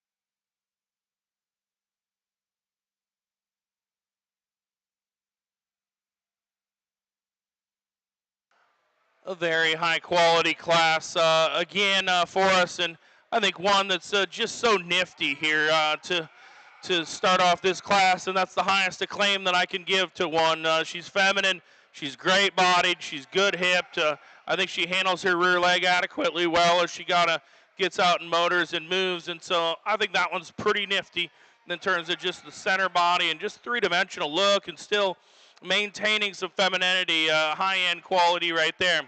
It's still close because there's still some contenders, and the one that comes in 2 has more stifle, at least an outward shape to her rear leg there. I think she's also extremely feminine. I think when we read her just a little bit, she maybe just gets a tick frailer in her bone work ever so slightly, but a really high quality kind of a one there, and certainly some niftiness amongst both of those. The one that comes with some extra stoutness of just feature comes into the next in line in 3, and I like this quite nicely. I think she comes a little bit more commodity in how her neck is designed and how she kind of funnels to the ground, just with a not quite as much base width as the ones that are right in front of her. But man, that one's one that's long and level and correct enough in her design. Real extreme made one comes in next in line in 4, and again, if you're trying to make some weathers for the game, this would probably be one that you'd want to tie into. She's more tubular in her body shape.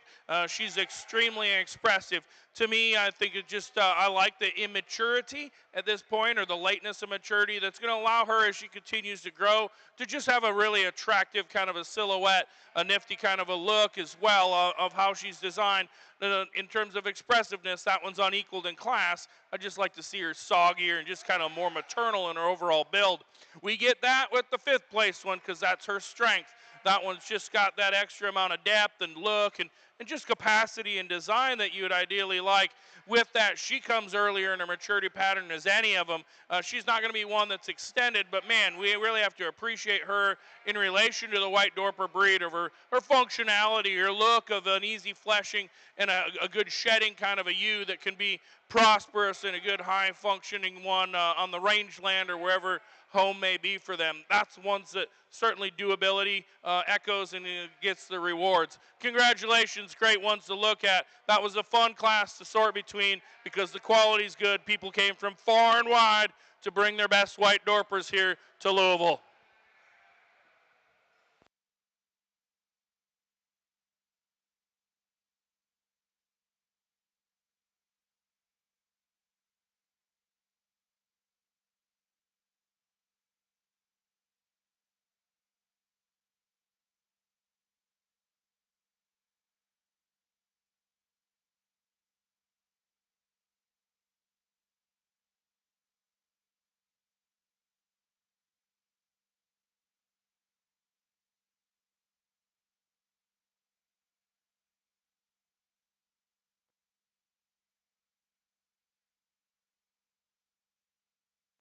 Placing on the White Dorper March at later born ewe lamb class, first place to entry 56, Caleb T.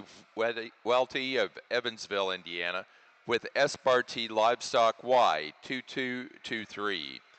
Second place to 192, Harvest Plantation Lee Snyder, Franklin, Pennsylvania, with Hohart's Livestock 4005. Third place to 194, Vivian Stephenson, Morrisville, North Carolina.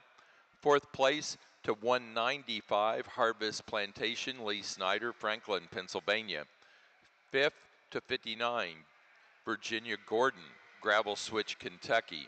Sixth place to 57, East Star Livestock, Ron and Holly Waldron, St. Paris, Ohio. 7 to 191, Narrowgate Farm, Smithville, Tennessee. 8th place to entry 197, Indiana Dorpers, Lebanon, Indiana. 9 to entry 193, Vivian Stephenson, Morrisville, North Carolina. And 10 to 196, Narrowgate Farm, Smithville, Tennessee.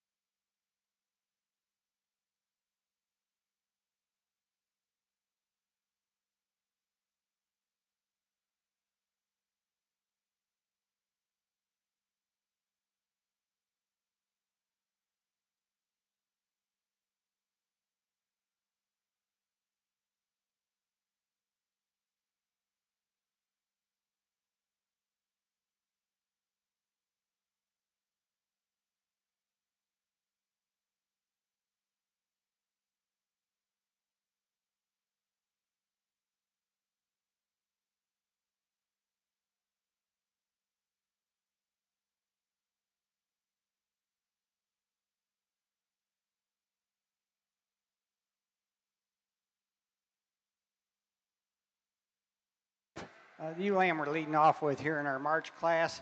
Really nice, a good, sound, complete individual. I like the way she moves off her feet and legs. She's straight down her top when you get her stopped and set up. Shows me enough muscling for her age and development. Still nice up through that front end. Very attractive, stylish female. It's just good from one end to the other. The next ewe, maybe just a tad stronger and longer right over that loin than what our first place ewe lamb is. Tremendous amount of volume, muscle volume in this sheep. Doesn't move quite as nicely, as smooth as what our first place ewe lamb does, but two very good ewe lambs with a lot of potential. The next ewe lamb comes up just a little bit short in her overall makeup compared to the first two. Not as quite as extended through her front end, not near as long down that top line. We just like to stretch her out, make her smoother up a little bit in her overall design. But really a lot of mass and volume in this sheep. The next ewe, one of the bigger framed ewes in the class. I like the extension. I like the height of her shoulder and the way she's built up through her front end. I'd like to change the way she moves off her hind legs. She wants to get those legs up underneath her and get a little close behind when she's moving, but I really like a lot of pieces in this sheep. Next sheep, very similar to her. Tremendous amount of muscle in this sheep over from one end to the other. She just likes to really flail that left front leg out there when she's on the move. I'd like to straighten that up, make her move sounder, but a good sound sheep all the way through. Thank you.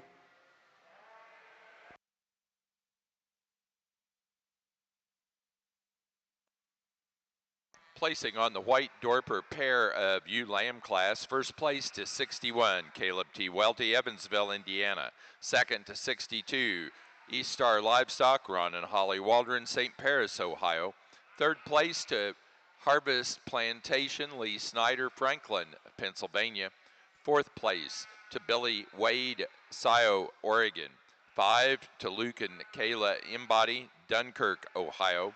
6 to Vivian Stephenson, Morrisville, North Carolina. 7th place to Narrowgate Farm, Smithville, Tennessee. And 8th place to Virginia Gordon, Gravel Switch, Kentucky. Placing on the Slick Shorn class of March and later born ewe lambs for the Suffolk show. First place goes to entry 250. McCully Suffolk at Glen, Pennsylvania with McCully 6707. Second to 253, Cooper Leininger, Akron, Indiana with Slack 4447. Third to 256, the University of Idaho Sheep Center, Moscow, Idaho. 4 to 260, Krafka Harkema, Suffix of Montezuma, Iowa. 5 to 258, Krafka Harkema Suffix of Montezuma, Iowa. 6 to 259, Karen Fair, Mooresville, North Carolina. 7 to 257, Clayton Heisey, Lebanon, Pennsylvania. 8 to 254, Vivian Stephenson, Morrisville, North Carolina. 9 to 255, University of Idaho Sheep Center, Moscow, Idaho. And 10 to 251, Jace Brome, Brillion, Wisconsin.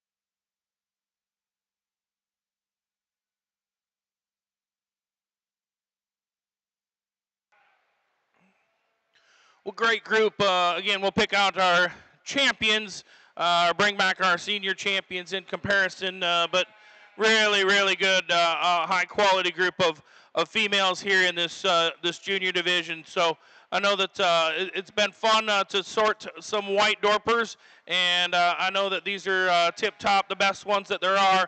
And I think that there's some small things, okay? And so those of you that are ringside or watching from afar, I know we've got Show Barn Flicks that's providing this online as well. You can sign to some with quality here, particularly amongst our initial trio that actually come from 3 different breeders as well, or placed, but quality amongst them. I think it's close, but if you kindly would, let's give these guys, individuals a quick round of applause, and I'll dig through them for you. So if I told you that there was one that had to win, I truthfully would be lying. And in my personal opinion, the one that comes out of our January division does some really good things. I think this one's as bold-bodied as that we have out here. The top side of her rib cage is absolutely impeccable. She's super feminine up front. I wish she could transition just ever so slightly better in her hip loin. And I wish she could be just a tick square in how she set her rear leg. But to be as feminine as she is, and yet she's really round-bodied, really square-pinned in how she's built from there. And so when you get a three-quarter view, you see that she wedges right and makes a fun portion for her. The one that comes in next in line in the Februaries, and again, even in this lineup, she's the one that's a little bit more moderate in terms of her frame size. But let's evaluate what she is that she's as extremely good and feminine and attractive up front as you can be. That one's neck is certainly dainty and fresh and elegant up top. That one's rib cage is big. In terms of rack shape and dimension, that one's rack shape might be as big as any of them of our initial trio that we've got out here. That one's giant pinned and big square from behind. Could we say that she could be bigger? Sure, I guess if you wanted, but proportionally, her rear leg skeleton is absolutely the best out here. Her definition of just being wedged up front and flat at her shoulder and big pinned, that's impeccable and very, very tough to do. I think that that's a really, really high quality one because you have to draw that all together. The one that comes in next in line comes out of our March division. In fact, in terms of grow, you really have to appreciate her. And I think in terms of just stoutness of bone as well, just really rugged in terms of her bone work. And that allows that big old soggy middle and big pin in her as well. I think when she gets out and motors and moves in comparison, I think she could kind of come together a little bit better. Her top line gets just ever so slightly kind of not as kept together when she gets out and moves and just doesn't balance up quite as nice. I think when we read her in terms of femininity, I think she's feminine at the point of her shoulder. I think she could be better, just a little bit younger in terms of her face of how she's designed, but that one's massively built. If that's the one you like, I certainly wouldn't argue with you as well. So congratulations, ladies and gentlemen. We'll go pick your champions. You can pick whichever one you like. The one that I find to be the most fault-free, the best just indication here and shows, of course, some youthfulness. We're coming in the middle. Congratulations to our champion here. I believe, bred by you guys, this is our champion. I like that one a whole bunch. And we're going to come to this ewe. I think she's the next best in terms of balance and pattern. Good job. Congratulations.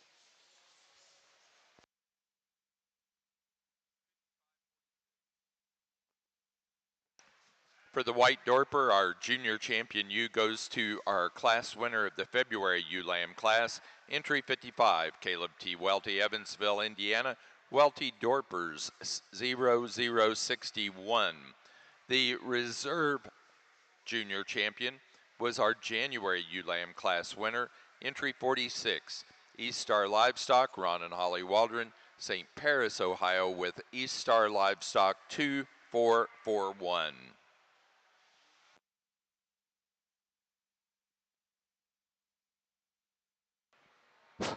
In our March or later fitted Suffolk ewe lamb class. I think really some good quality all the way through, a lot of nice ewe lambs. Some ewe lambs, again, that exhibit quite a bit of growth. The where you were starting out with is easily, in my mind, the most complete female in the class. She really tracks off true and straight and good off of both her front and rear legs. I like the way she's made down her top. She's just a little better when you handle her right behind her shoulder blades in the second place ewe lamb. She definitely tracks just a little better off her rear legs compared to our second ewe lamb. The second ewe lamb is maybe just a little fancier about her front end, the way her neck comes out of her shoulders, maybe just a tad bit more extended. Again, a ewe lamb that shows us a lot of width and dimension, some depth of body and side, but just doesn't have quite, like I said, the soundness off those rear legs today. Maybe not quite as full right up over her rack. The next ewe lamb, really a nice, straight, attractive female. Again, good off both her front and rear legs. Again, we'd like to see her a little fuller right behind those shoulder blades, even her all her top line a little bit, but really a nice sheep. If we could take the rear end, the hip or the dock setting on this ewe lamb and put it on the ewe lamb this young man had earlier today, we'd really have a hell of a sheep. The next ewe lamb, easily the biggest ewe lamb in the class in her outline and dimension. I just like to change her off both her front and rear feet when she's on the move, but I really admire her for her front end. She's very attractive, very feminine, and still has some rib to her. She's really a nice sheep. The next ewe lamb has just given up a lot of pounds to the ewes ahead of her. She's not near as wide or thick as the ewe lambs in the front end, but again, good off her feet and leg. We just need to explode her up through that front end, give her some more width from one end to the other. Thank you. Placing on the March and later born fitted ewe lambs for the Suffolks, first place goes to 266. Lindy Peterson, Lemon, South Dakota, with Cousins, Suffolks, 24249. Second place to 272, Cassie Knudsen, Centerville, South Dakota, with Knudsen, 24-81. Third place to 274, Elroy Miller, Washoe, Ohio. 4 to 270, Savannah Bailey, Casco, Wisconsin. 5 to 268, Joey Slack, Lake Geneva, Wisconsin. Sixth place to 271, Ruthie Bivens, Manhattan, Illinois. 7 to 273, Felicity and Austin Groves, Pinckney, Michigan.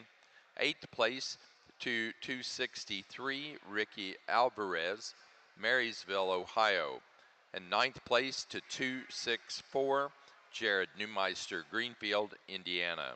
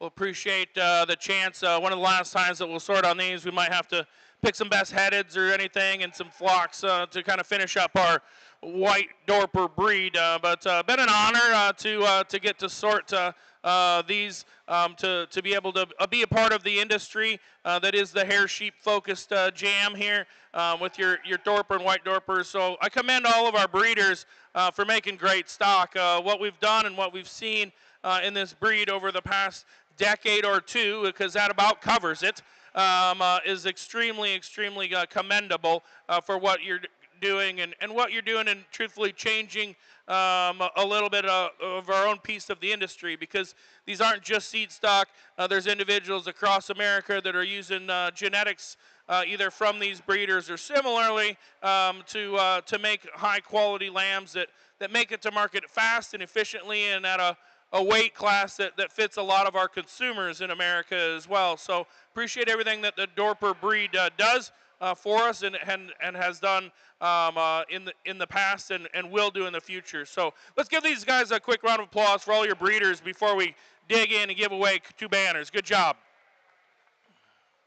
So I think it makes sense, and again, I don't come out here certainly with any agenda of which one I'm going to pick, of a big one, a small one, a thick one, a pretty one. I just hope that throughout the day that we found the most complete and best ones to come towards the top, and if we look at it, at least from the vantage point that I got right here, I think we did that. These 4 are absolutely phenomenal in how their skeleton is designed. They all got an ample amount of muscularity. They're feminine as they certainly can be, and so I'm really proud to get the chance to do this, and appreciate my loving and caring wife for allowing me the chance to sort some livestock here on the Green Chips in Louisville, America. But we all I wish you the best within your operations and putting these into your flock. To me, it makes sense. We'll go pick out your champions amongst these, but congratulations again to the exhibitors. Ladies and gentlemen, if you kindly would, you came to Louisville, America.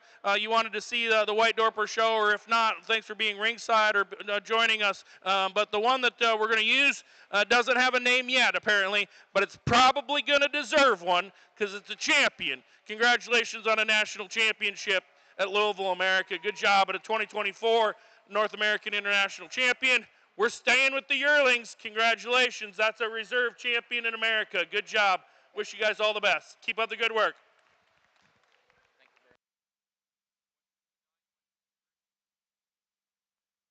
For the White Dorper Show, our grand champion ewe goes to the first place senior yearling ewe. Our senior champion ewe, entry 159, Narrowgate Farm, Smithville, Tennessee. Narrowgate Farm 779.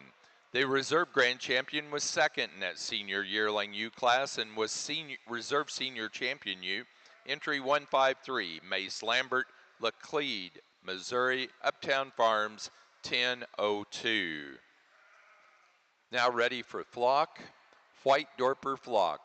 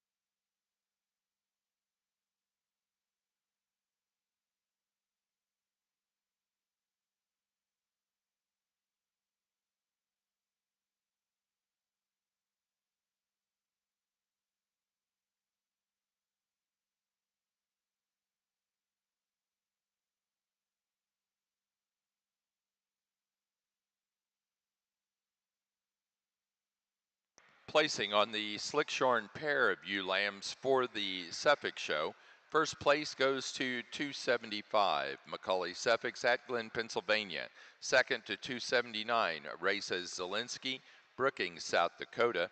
Third place to 286, Krafka Harkema Suffolk's, Montezuma, Iowa.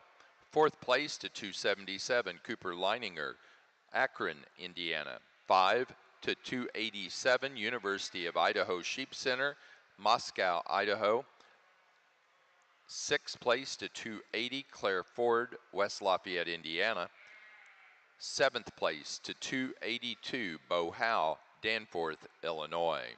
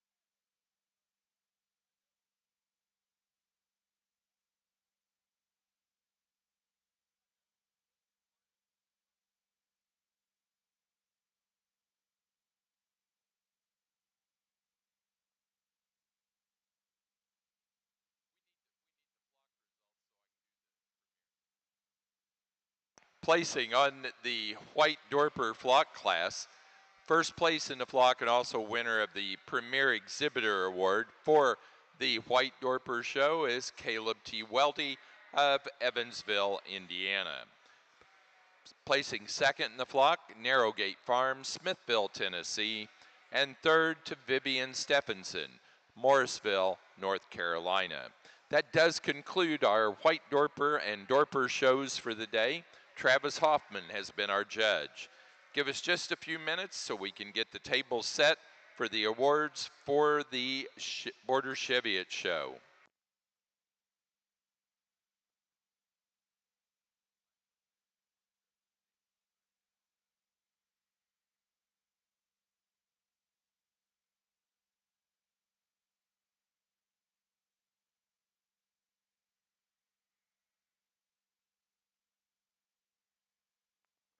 Again, we want to remind you that Junior Suffolk Sheep Association silent auction will end 30 minutes after the conclusion of the Suffolk show today. Auction items are located in the lobby next to the Suffolk booth if you haven't already found them.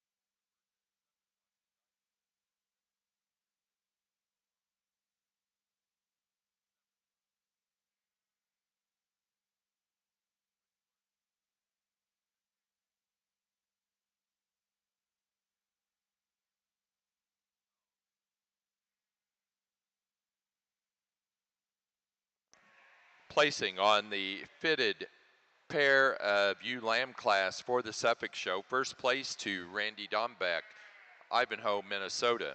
Second to Richard Jacobson, LeGrand, California. Third to 5-Star J Farms, Patoka, Indiana. Fourth place to Ellery Miller. 5 to Lindy Peterson, Lemon, South Dakota. And 6 to Corinne Arbanek Hansen of Cameron, Wisconsin.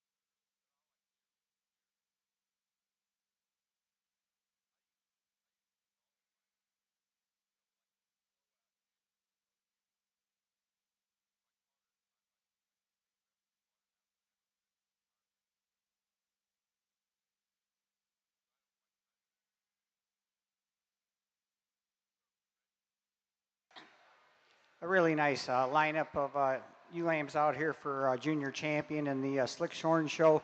And again, I think a lot of quality and depth. It's just indicative of what we saw in the classes earlier today. Just a lot of good sheep all the way through and a lot of good ones out here. A lot of sheep I really like.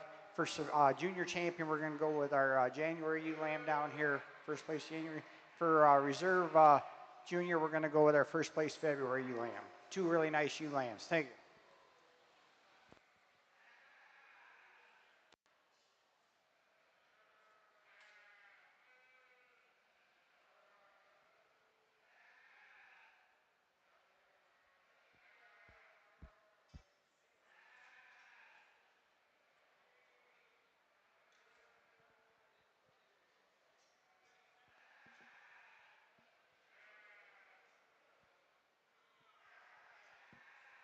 For our Suffolk show in the fitted division, our junior champion went to entry 203 out of the January ewe lamb class, Randy Dombeck, Ivanhoe, Minnesota, with Dombeck family 4053. The reserve junior champion came from the February ewe lamb class, entry 248, Ellery Miller, Wassoon, Ohio, with 4 J's and a T, 2402.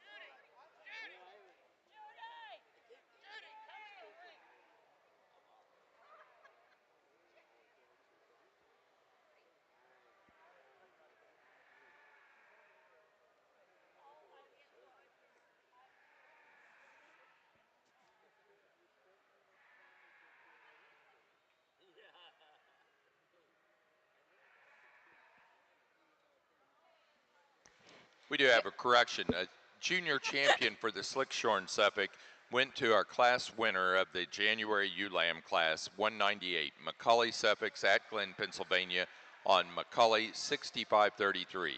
The reserve junior champion to the Slickshorn out of the February ewe lamb class, 216, Mike O'Neill, Shirley, Indiana, with O'Neill 409. Good afternoon. My name is Arabella Clifton. I'm from Greenfield, Indiana. I met Judy 3 years ago at Ohio Showcase Sale. I'm here to recognize Judy Moore today for a major accomplishment. She has been showing at the North American Livestock Show for 50 years. Judy has been involved in helping out junior members throughout this time. I know she has made many memories of all those years, so I've started a memory book for her. There's a few letters from the junior members that I collected and started the book with, and if anyone else would like to add to it, I'm sure she would definitely enjoy adding them. Please help me in showing appreciation to Judy for her 50th year of dedication here at NAILE. Thank you.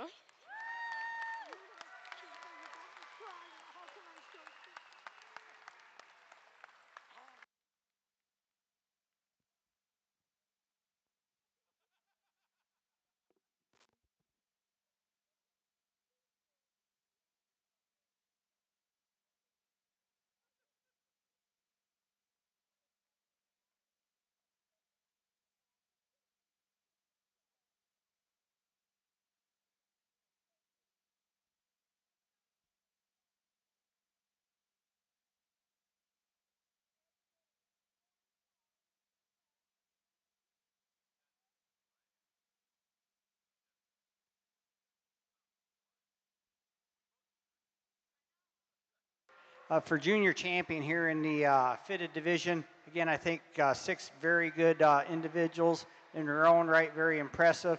A lot of ewe lambs, indicative again of what we saw in the classes. Sheep that has some traits that we need to see in the Suffolk breed. They have some size, some growth. They're good on their feet and legs, and they're still putting some dimension into them internally as far as some rib shape to their ribs, some thickness over their tops, some muscle. Really a good set of sheep. For junior champion, we're going to go with our first place January ewe lamb.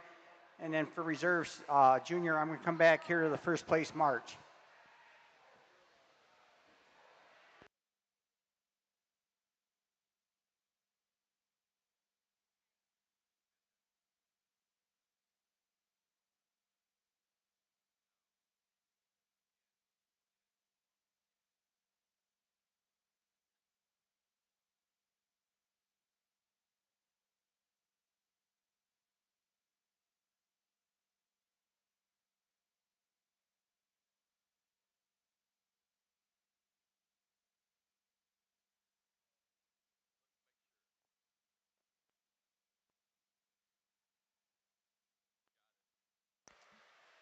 For our junior champions in the fitted division of our Suffolk show, our junior champion was 203 out of the January ULAM class, Randy Dombeck, Ivanhoe, Minnesota, with Dombeck family 4053. The reserve junior champion in the fitted division was 266 out of the March and later ULAM class, Lindy Peterson, Lemon, South Dakota, with Cousins suffix 24249.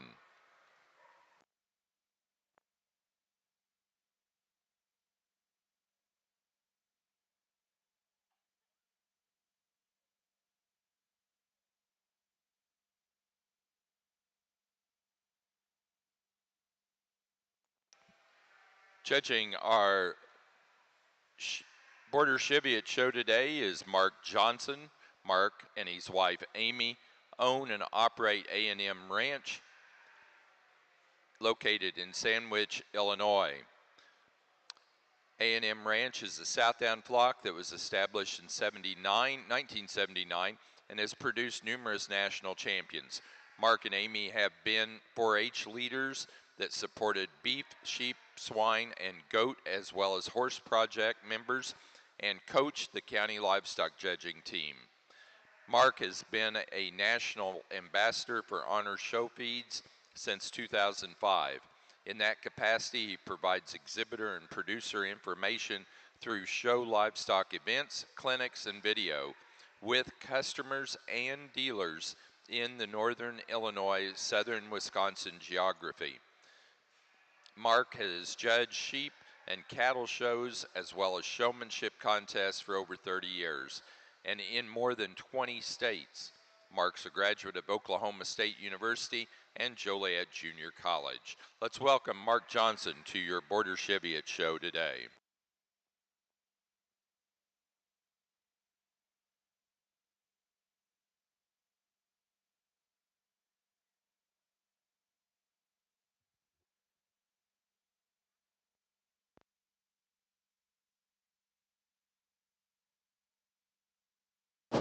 A nice pair of bucks to start our Cheviot show here this afternoon at the North American. Two bucks that are certainly very stylish rams. Two lambs that are very long-bodied, very up-headed. I like them both. I like the first place lamb. I think he's just a little bit more consistent about his feet and legs as he moves about the ring. I like the added shot of bone work that he brings us, a nice headed sheep. I like the advantage of thickness and length. The hind saddle on our second place buck. A very competitive pair of rams. Rams that will certainly be positively impactful on their respective flocks.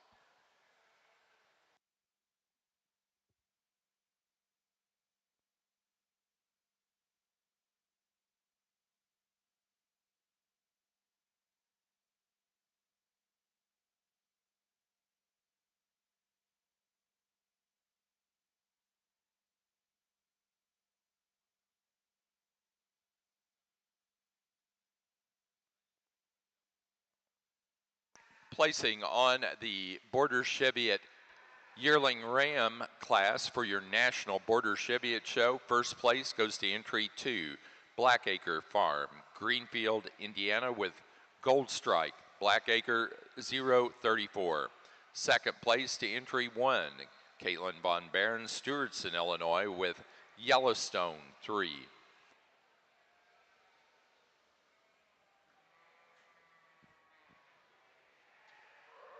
Before we pick the champion U of the fitted division, let's give these exhibitors and everybody else that's been out here today a big round of applause.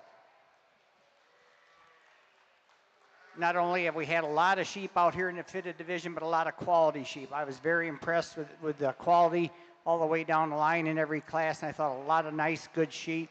And this is very indicative of the kind of sheep we saw today. Some sheep that has some structure, some design, some femininity, and just a super set of sheep to work with. And I want to thank the exhibitors for having me come judge this week. I've really enjoyed it. I've enjoyed working with the people out here, and I've really enjoyed seeing the sheep. So with that, I'll pick your champion reserve.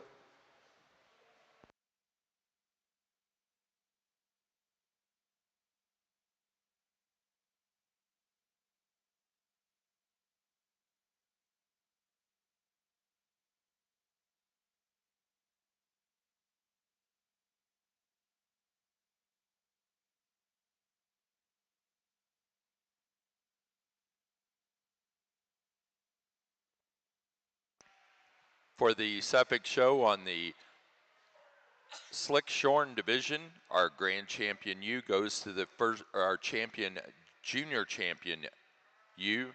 The junior champion U out of the January U Lamb class, entry 198, Macaulay Suffolk at Glen, Pennsylvania with Macaulay 6533. The reserve went to our senior champion. And the senior champion came out of class 1 of the fitted yearling ewes.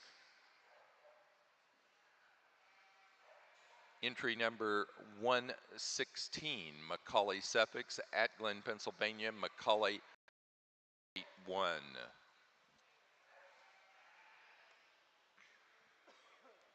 Another impressive pair of rams as we consider these two senior ram lambs here that we have in front of us today.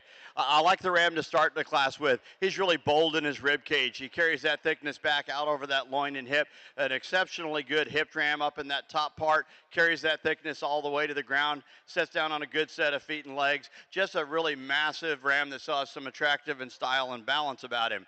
A very angular extended ram in second, a ram that's already got an impressive amount of framework that he brings us today, a very well presented ram. He's just not quite as consistent down his top line today, not as bold in his skeleton as our class winner. Two high quality rams as we continue on in our Border Cheviot Ram Show.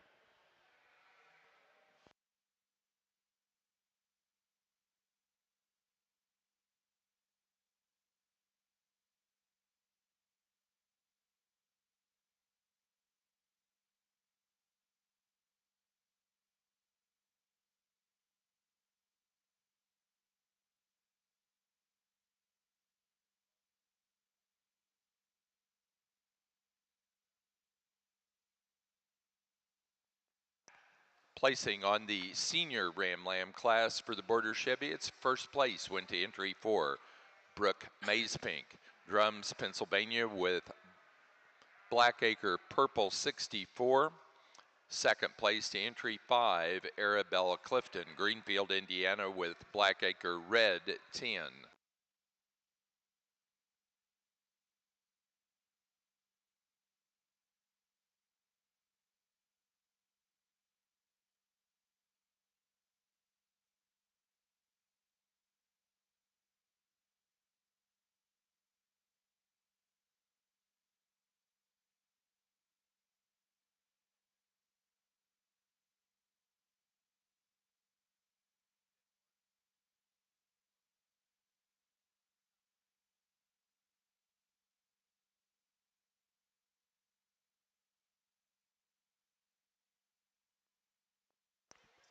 Our senior champion ram for the Border Cheviots went to our senior Ram Lamb class winner, entry number 4, Brooke Mazepink, Drums, Pennsylvania with Blackacre Purple 64. Our reserve senior champion went with our class winner from the yearling Ram class, Blackacre Farm, Greenfield, Indiana, Blackacre 034 Gold Strike.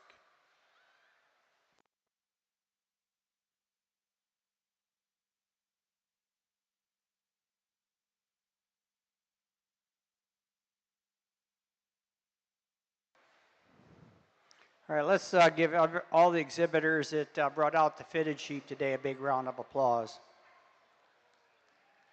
Again, I think really a nice set of sheep to sort through today. I was able to find the type of sheep that I would like to raise, what I think the Suffolks need to be looking at, some sheep that show some production indicators, yet has some style and balance, good on their feet and legs, and really a nice set of sheep out here for our championship drive. I'll pick your champions.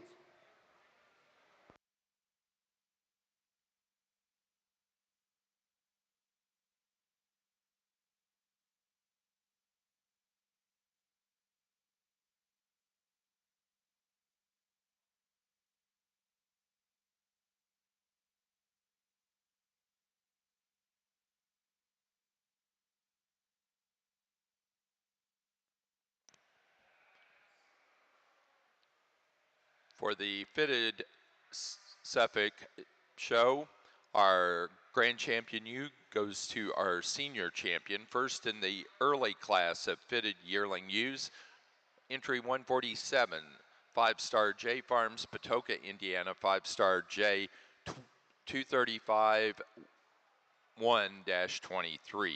The reserve went to our junior champion.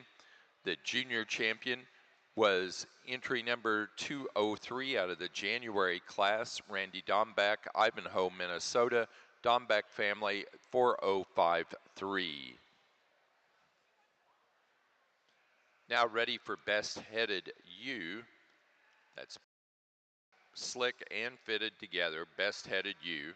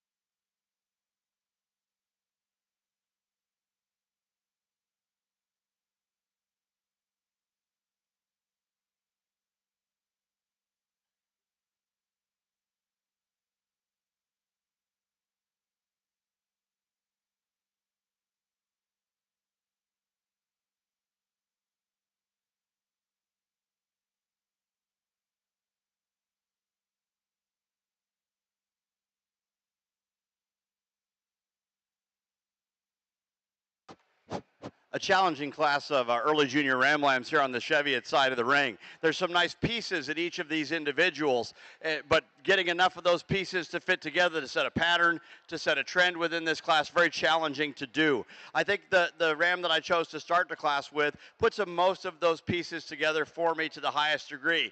I think he's sounder on his feet and legs. He's more nearly level down his top. I like the angularity of his neck, the levelness out the dock. He tracks with some width. Is he the heaviest muscle? Does he have many of those ESTs that we see in some of these other individuals? Maybe not, but I see him as the most fault-free individual with more than adequate performance, that I like the angularity of his front end. He wins the drive today. The Ram in second is probably one of the smaller statured Rams in the class, but as you analyze his feet and legs, you handle him with the width over his top. There's too many good pieces in that Ram to get too far down the line today from a structural integrity standpoint, that I like him in the second hole. The Ram that has a lot of those EST terms that we talk about is our Ram in third. I admire his performance. That's a good doing rascal right there. He's a high-performing individual, a very long-sided individual. I like his tail set. Where he challenges me is how he handles those rear legs. He gets just a tick straight off those rear legs for me today when he walks and when we get him set up. That's why he's in third hole today. The Ram in fourth place, a Ram that's deeper sided, shows me a little bit more width and dimension. I like that about him. Where I'd like to change him is the way his neck comes up out of his shoulders. I'd like to make him tie together in that rack area a little neater and cleaner today relative to some of the ones we have above him. Another Ram that I kind of like here in the fifth hole for some of his characteristics, he's a bigger boned Ram than several of the individuals out here. I like that about him. He too has some width and dimension. He shortens up on the profile relative to the three right above him, and just a little more earlier maturing about his head and front end characteristics than some out here today. A good class, but a challenging class of January Ram Lambs.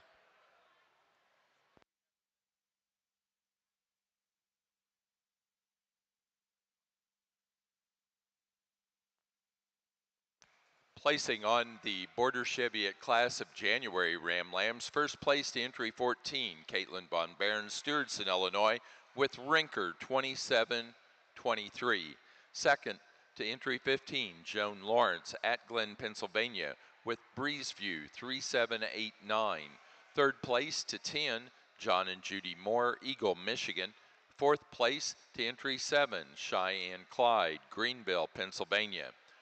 5 to entry 11, Brooke Mazepink, Drums, Pennsylvania.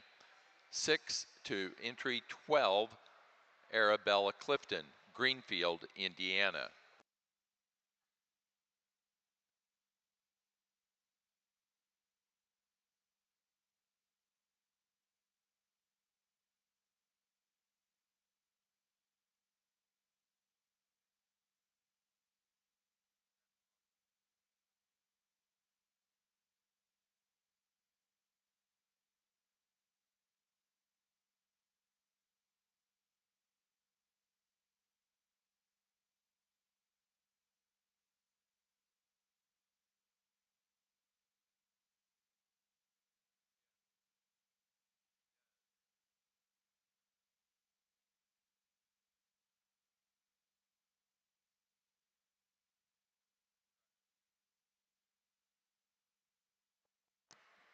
Winner of the Premier Exhibitor Award for the Slickshorn portion of the Suffolk Show is Macaulay Suffolk's Bill and Betsy Macaulay at Glen, Pennsylvania.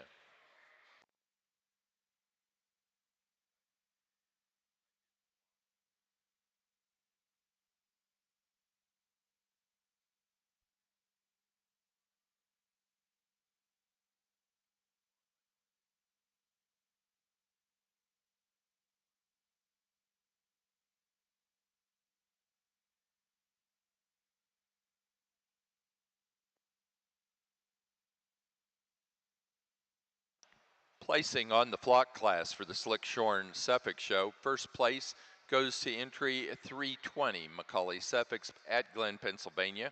Second place to Raisa Zielinski, Brookings, South Dakota. Third to Cooper Leininger, Akron, Indiana. And four to Claire Ford, West Lafayette, Indiana.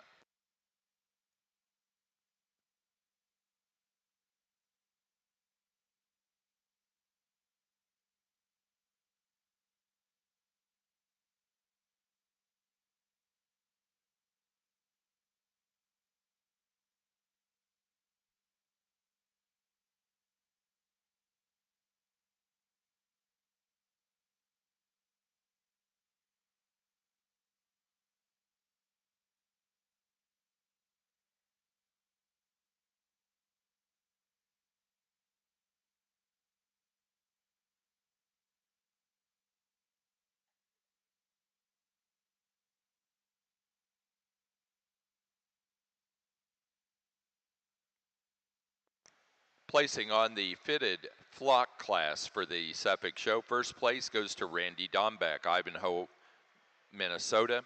Second place to Joey Slack, Lake Geneva, Wisconsin.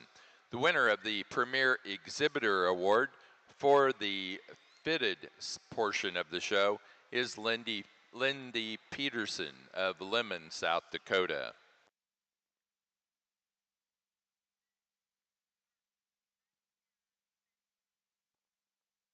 And our Best Headed Ewe Award goes to entry 145, Randy Dombeck 3934. Randy Dombeck and family of Ivanhoe, Minnesota, and that's a yearling ewe.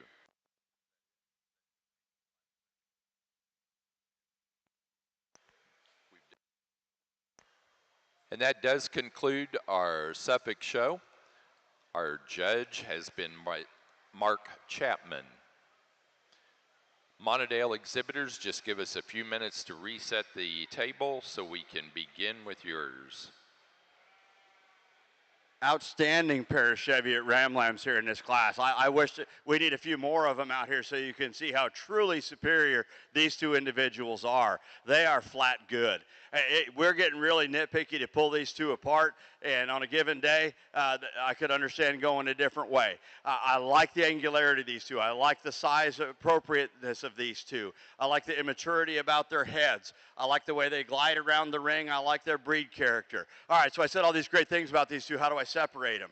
As we analyze these two, to me what pulls them apart is hip structure on the first place buck. He's a little bolder at the top of his pins, carries that thickness out to the top of his hip just a little bit more squarely than does the ram in second. That's how I separated these two. I like the hip on this one a little bit better than the hip on second one. The second place buck's about as up-headed as you can build a border Cheviot. I mean, he is a cocky fronted SOB, and I love that about him. And you handle him down, he's top, he's fresh, he's firm, a high-quality buck. Two really good ones. I like the hip structure on our class winner today. That's being picky on two good bucks. Congratulations to both of you.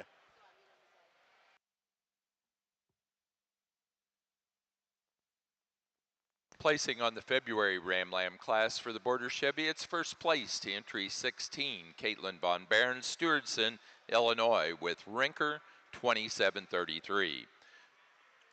Second place in that class to entry 17, Bridget Eldridge, Winters, California, with Spildy 6049.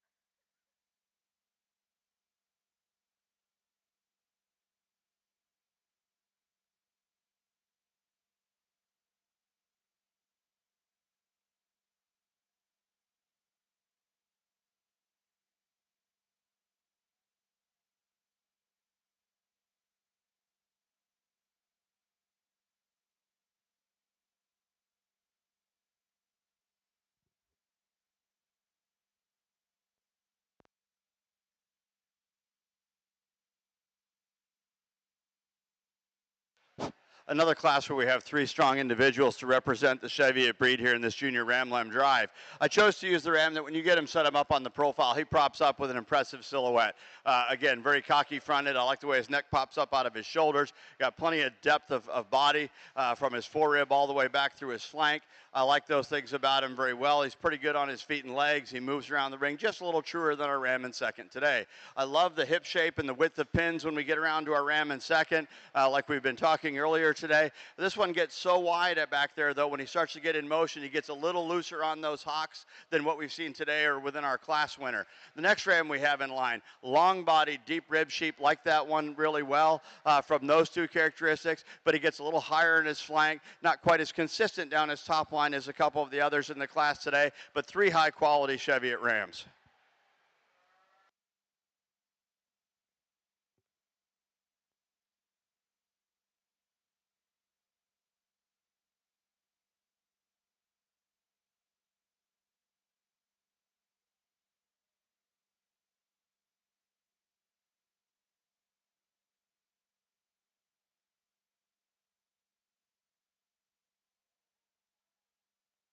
Placing on the March and later born Ram Lambs for the National Border Cheviot Show, first to entry 19, Mark Bernard, New Richland, Minnesota, with Pine Knoll Acres 2417.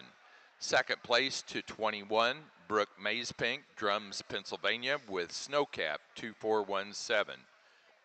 Third to entry 20, Courtney Copeland, Lewistown, Ohio.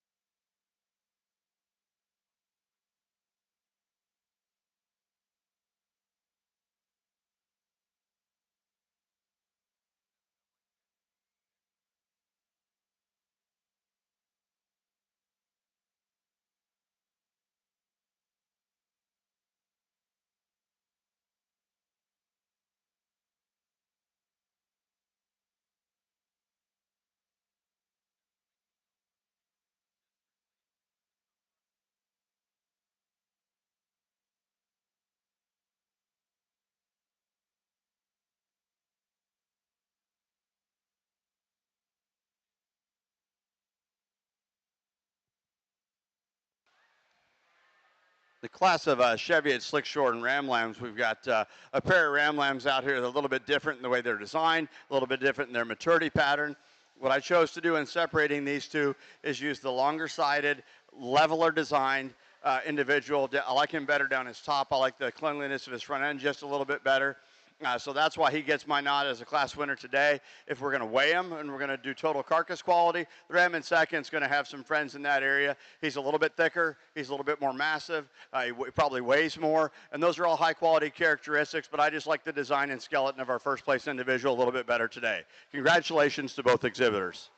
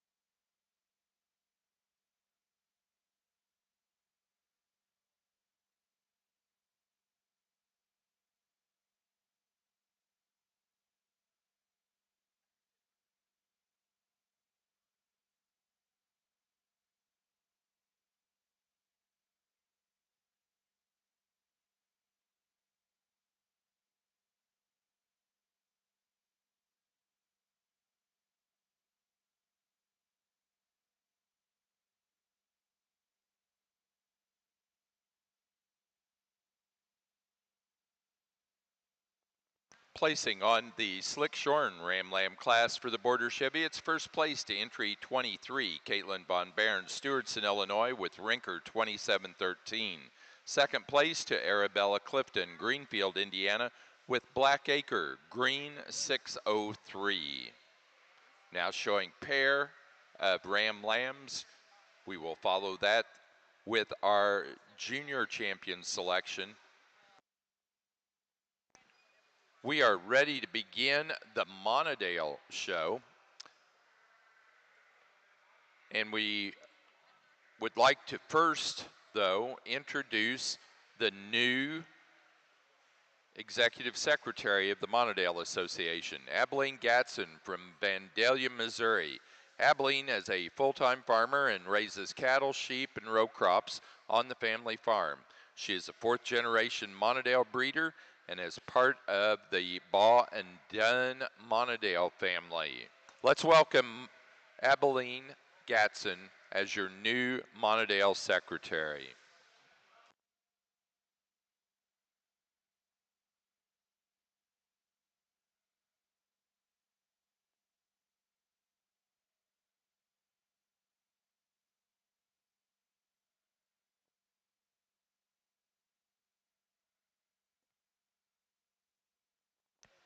Judging the Monadales today is Alex Wolf of Upper Sandusky, Ohio. He owns and operates Wolf Brothers Livestock with his family. Along with his wife Melissa and their 3 children, they raise natural colored and club lambs.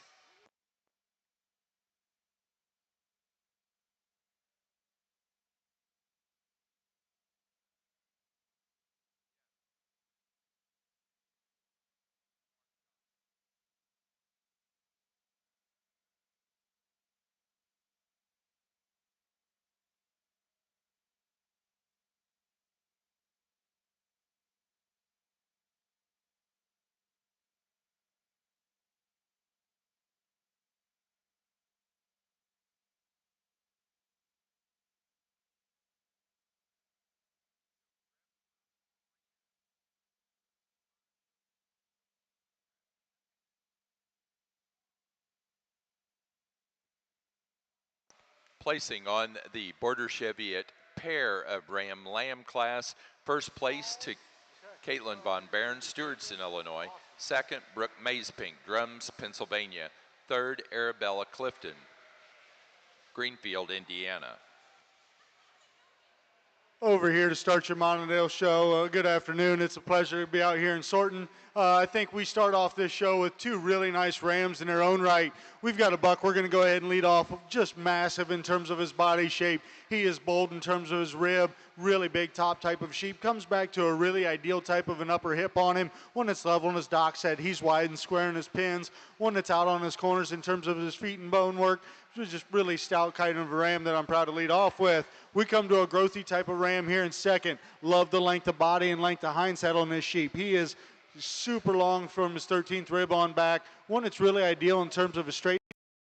He's got some added extension up through the front end as we analyze him compared to the contemporary we're leading off this class with. Just not quite as much overall mass and rib shape that we're seeing in that class winner, but 2 really nice rams. Congratulations.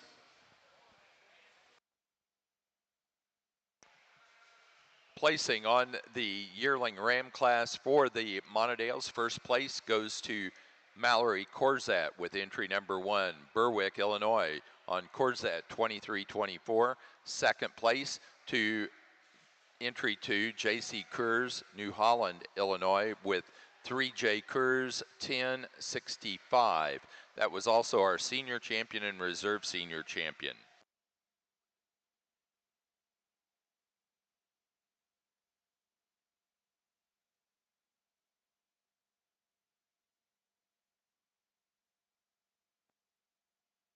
For our Border Cheviots, our junior champion goes to first place February Ram Lamb.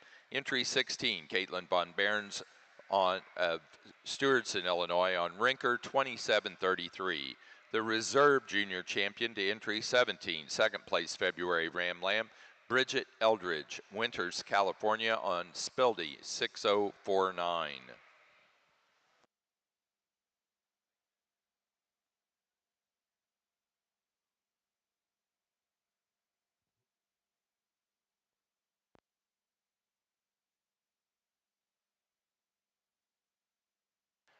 As we select our champion Cheviot Ram here at Louisville, I'd like to commend the Cheviot breeders for the Rams they've brought out. The numbers have not been huge, but that's to your credit. The Rams, whether you place first or fifth in a respective class, there was quality in every one of those individuals, ones that you could find value in. Not a lot of class fillers, not a lot of gas money sheep. I mean, the Rams that have been brought out, I like it when you don't bring very many, but the ones you bring are good, and these are good ones. There's two that I got pretty high on today. We'll go out and acknowledge them as your national champion, reserve national champion. Let's give these exhibitors and breeders a nice round of applause.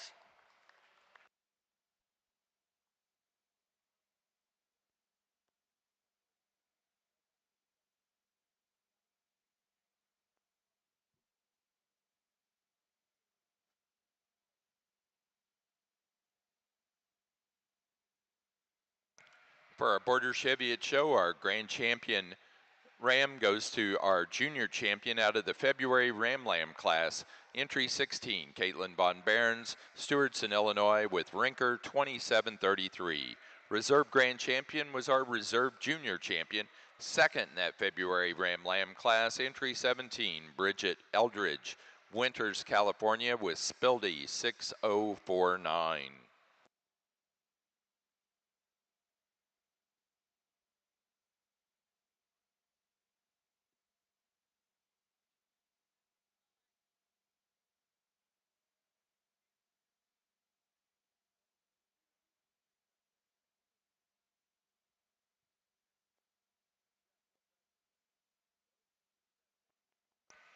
Now need to do best headed ram. Best headed ram is your next class.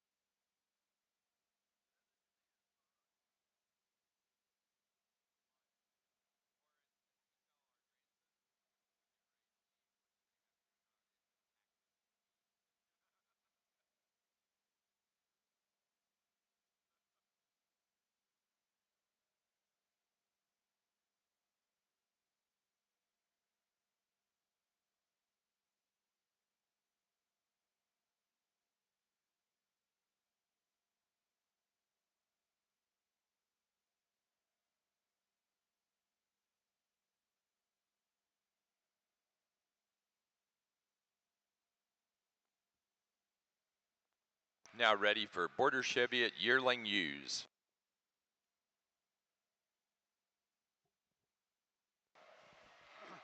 Over here on the Monadale side, as we get into the junior Rams, I think we have one that leads off rather handily in my estimation. Super good down his top. He handles with extra length from that 13th on back. He's the best hipped buck out here in this class.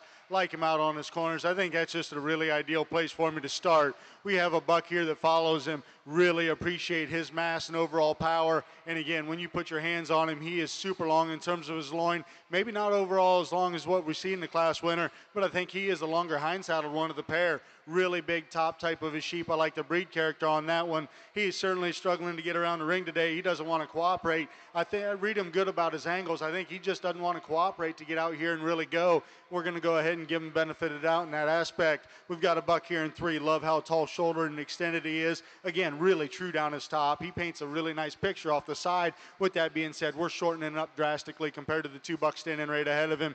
When we set this one into motion, I need to change the set to his hind legs to be able to go ahead and feel comfortable moving him higher today. We've got a really nice kind of a slick sheared ram rounding out the class. You like the overall balance and eye appeal of this ram. And again, he's got some stretch and some muscularity. One that just misses out on in terms of show ring readiness out here, especially through the front third of his skeleton. We'd like to just square him up and change him and make him a little more elegant out here. But I think a really nice kind of a ram. Good group. Congratulations. For the Border Cheviot Show, our National Border Cheviot Best-Headed Ram went to entry number 16, our Grand Champion Ram, out of the Fall Ram Lamb class, Caitlin Von Behrens, Stewartson, Illinois, with Rinker 2733. Placing on the class of Monadale January Ram Lambs, first place goes to entry number 8, Mallory Corzat, Berwick, Illinois, Corzat 2412. Second place to entry 7, Richard Jacobson, LeGrand, California, with Jacobson 24-23. Third place to entry 6, Greg Miller, Bruce, South Dakota. And 4 to entry 9, Lydia Lutman, Waterloo, Illinois.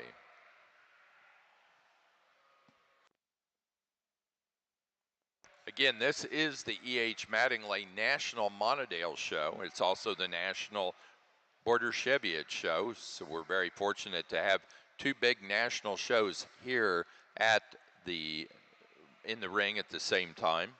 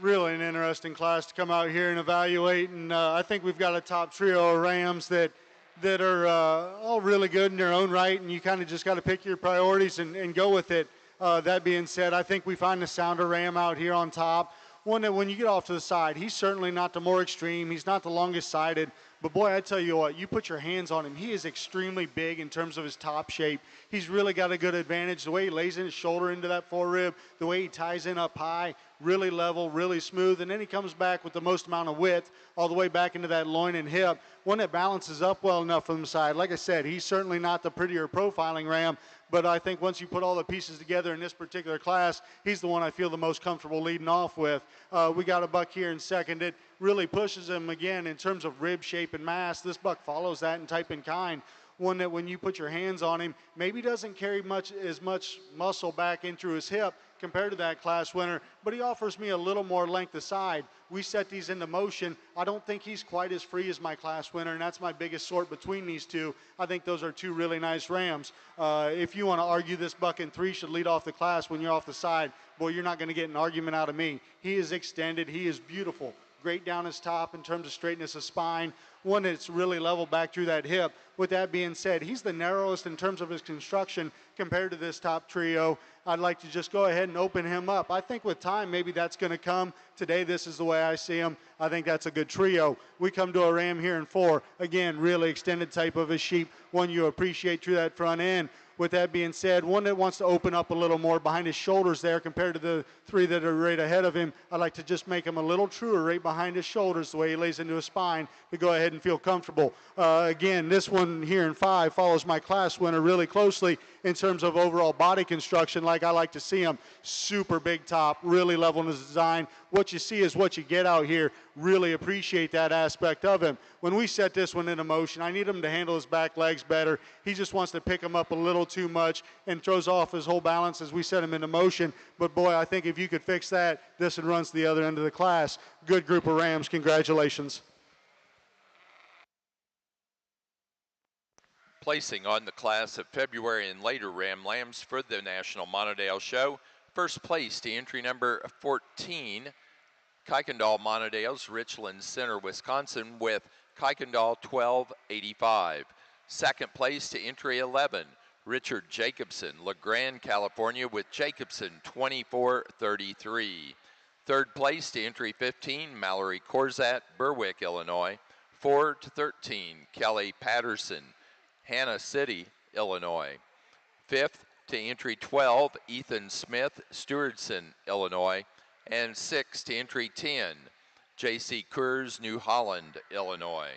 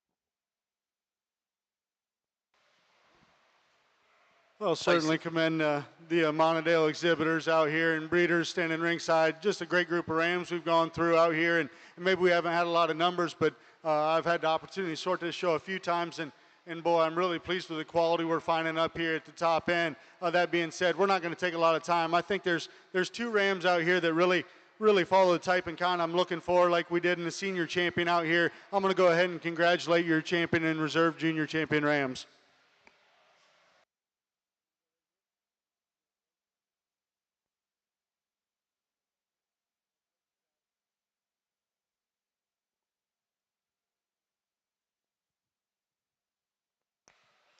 Junior champion ram for the Montadales goes to the first place February and later class winner. Entry 14, Kuykendall Montadales, Richland Center, Wisconsin, with Kuykendall 1285. The reserve junior champion, second in that same February and later class, entry 11, Richard Jacobson, LeGrand, California, with Jacobson 2433. Placing on the pair ram lamb class for the Montadales, first to entry 18, Mallory Corzat, Berwick, Illinois. Second to entry 17, Richard Jacobson, LeGrand, California.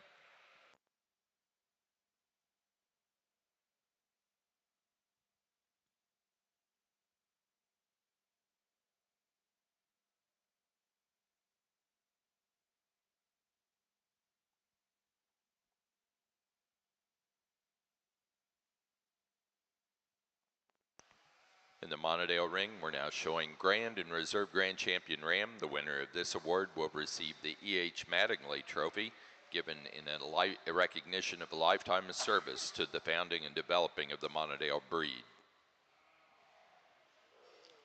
Again, congratulations. We're not going to spend a lot of time out here on your champion buck. I think, again, really pleased with the quality. I look forward to getting into the females. And again, we've seen some awful good Montadales in the past down here. And there's a guy, Bill Poppin, and everybody in the Montadales is familiar with that. And he brought out a lot of good ones. And there was a ram he had, I think it was the last time I judged down here. And that buck's always kind of stuck out to me in terms of what I'm looking for in a Montadale. He was really unique. And boy, I think we find one today that comes out here and really pushes that one in my mind. And that being said, today, that yearling buck, I think he's awful good. He's going to be your champion ram. We're going to follow with the junior for reserve. Congratulations.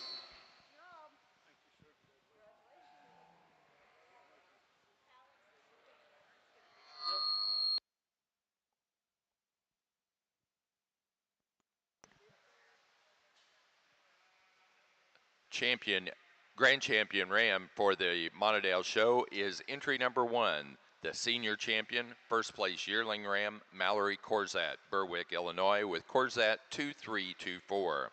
The reserve grand champion was our junior champion. First in the February and later class, entry 14, Kuykendall Montadales, Richland Center, Wisconsin, with Kuykendall 1285.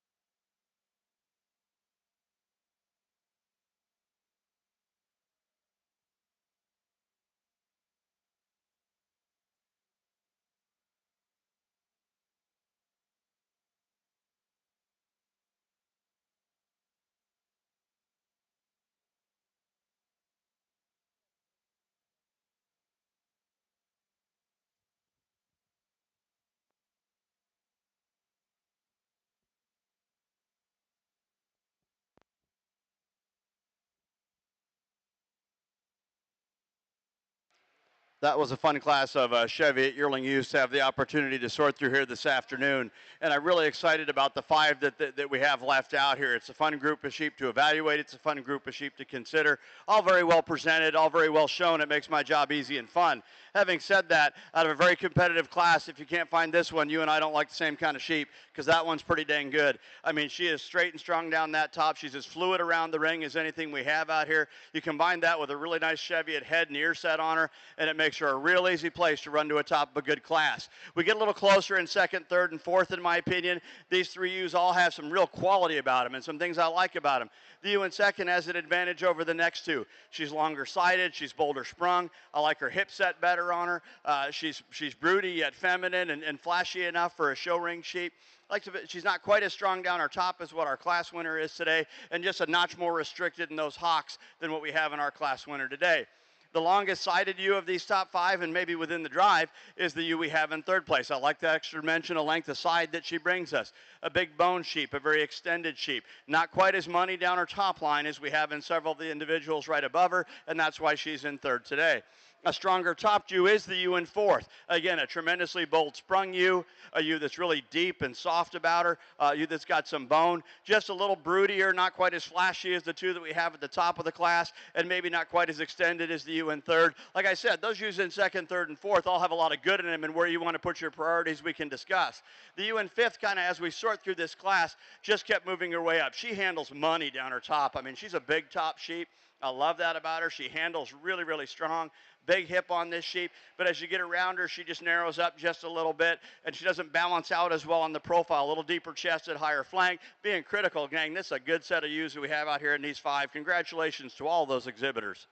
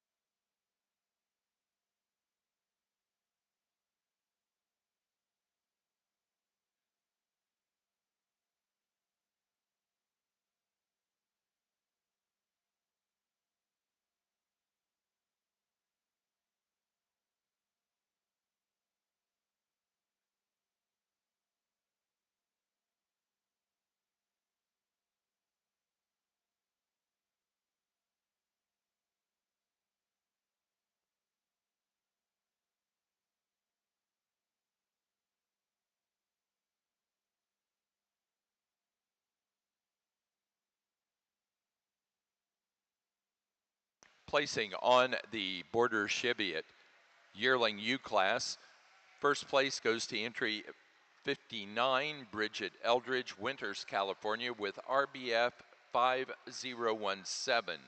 Second place to entry 42, Cheyenne Clyde, Greenville, Pennsylvania, with Diamond C 0626. Third to 43, John and Judy Moore, Eagle, Michigan.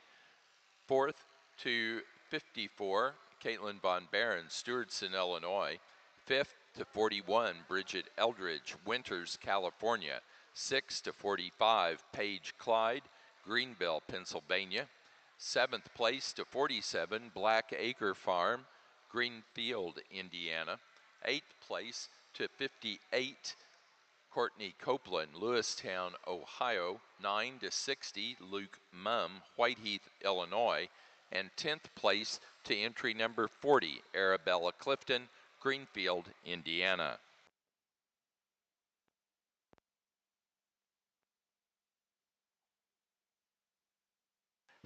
Nice group of individuals here in our Slickshorn Cheviot Yearling U class. I think the pair of Yearling U's that we start the class with sort themselves out rather easily for us. They're U's that have some capacity, some structural integrity, show us a little bit more product, a little bit more rib, a little bit more body, still have some look and femininity and balance about them. I chose to use Ewan first. I like that she gives me a little bit more hip, a little leveler hip, a little wider at the ground. Ewan second's very up-headed, runs uphill. I like that about her, really shallow-chested, but her hip just doesn't compare with the U we start the class with. The next pair of U's fall in line rather logically, but there's some differences in these two. I chose to use the U in third over the U in 4. I just like she shows me a little bit more mass and volume and muscle today. I like that about her. I think that product is important at this stage of their life. I love the skeleton of our U in 4th. Very straight down her spine, good on her feet and legs, very angular, feminine fronted. I just like to see a little more to her today relative to those 3 that we have above her. The 4th place U has more body, more volume, a little bit more muscle than the U we have right ahead of her, but she shortens up on the profile relative to the U's we had ahead of her, and just not as much sheep as we have in the U's right ahead of her. A nice class of Slickshorn Yearling U's. Placing on the Slickshorn Yearling U class, first place goes to entry 65, Caitlin Von Barron, Stewardson, Illinois, with Rinker 2662. Second place to entry 71, Caitlin Von Barron, Stewardson, Illinois, with Rinker 2676. Third place to 66, Brooke Mazepink, Drums, Pennsylvania. Fourth place to 64, Arabella Clifton, Greenfield, Indiana. 5 to 63, Brooke Mazepink, Drums, Pennsylvania. Sixth place to entry 70, Joan Lawrence at Glen, Pennsylvania. And 7th place to 67, Linda Cook, Muncie, Indiana.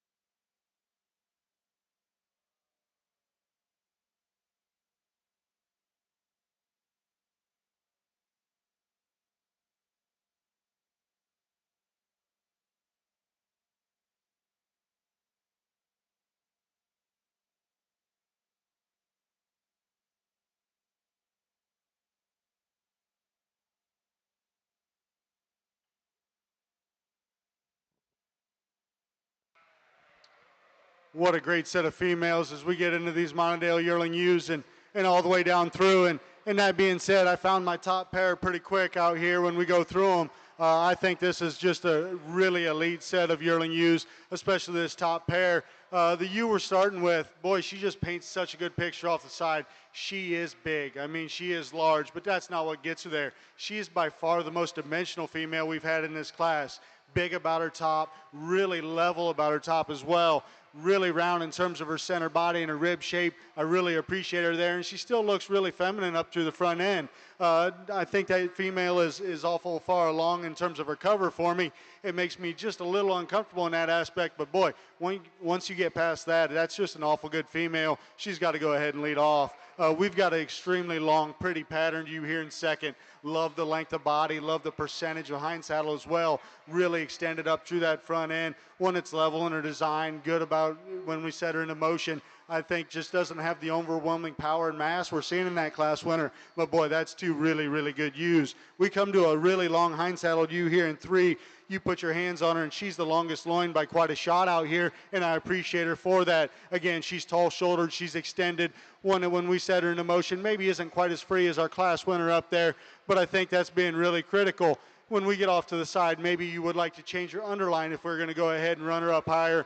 But again, really nice female here in 3. A pretty picture here in 4, one that if you were just stand off the side, maybe you want to gravitate towards this one. She's extended up through the front end of her skeleton, one that's good on her feet and legs, one that carries some mass and muscle. With that being said, when we put our hands on her, she's just not as true coming out of the backside of her shoulder for me today compared to the contemporaries going directly ahead.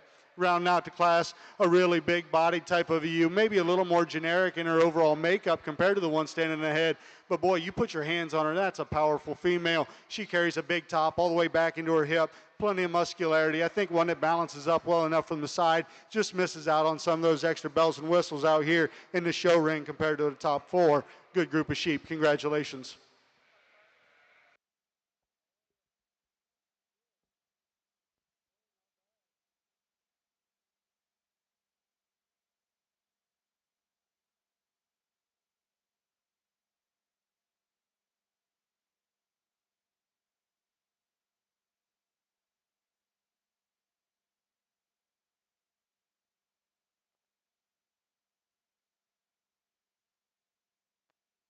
Placing on the class of pair yearling ewes for the Border Chevy, it's first place to entry 81, Bridget Eldridge, Winters, California. Second place to entry 80, Caitlin Von Barron, Stewartson, Illinois. Third to Blackacre Farm, Greenfield, Indiana. 4, Courtney Copeland, Lewistown, Ohio. 5, Arabella Clifton, Greenfield, Indiana. 6, Brooke Mazepink, Drums, Pennsylvania. And 7, Linda Cook, Muncie, Indiana.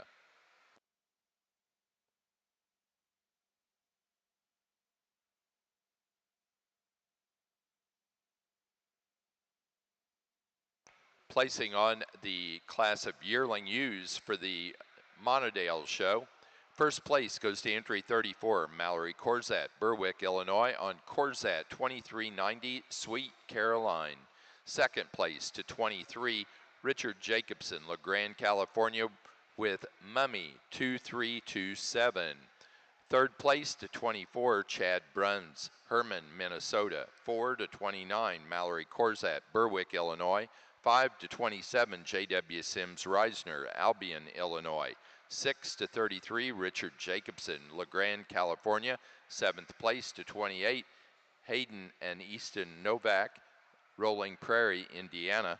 8 to 25, Chad Bruns, Herman, Minnesota. 9th place to 32, Cash Brinkman, Goodhue, Minnesota. And 10 to 30, Lydia Lutman, Waterloo, Illinois. 2 entries out here in our slick shear division, and we're starting with a more moderate frame type of ewe. One that I really prefer in terms of her forerib and overall center body. She is big down her top. She's real round about her cage. One that balances really well from the side for me. You set her into motion. She's got more base width, just a really good moving type of a sheep. We come to a more extended type of a sheep here in 2. One you appreciate that added elevation she brings to the table. One that's good in her overall makeup. When we compare her to the counterpart standing directly ahead, we just don't have near the muscle as we get back through that hip, especially in that stifle. Don't have quite the turn to that rib to be able to go ahead and compete out here in this particular class. Congratulations.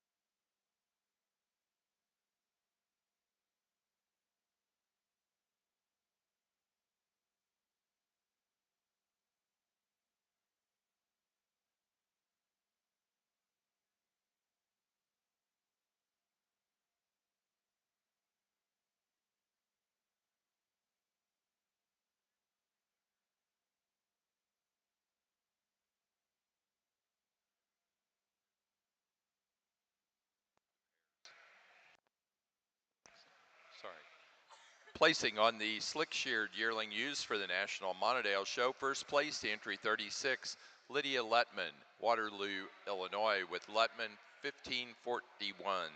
Second place to 37, Ryan Gann, Leaf River, Illinois, with Petefish 2308.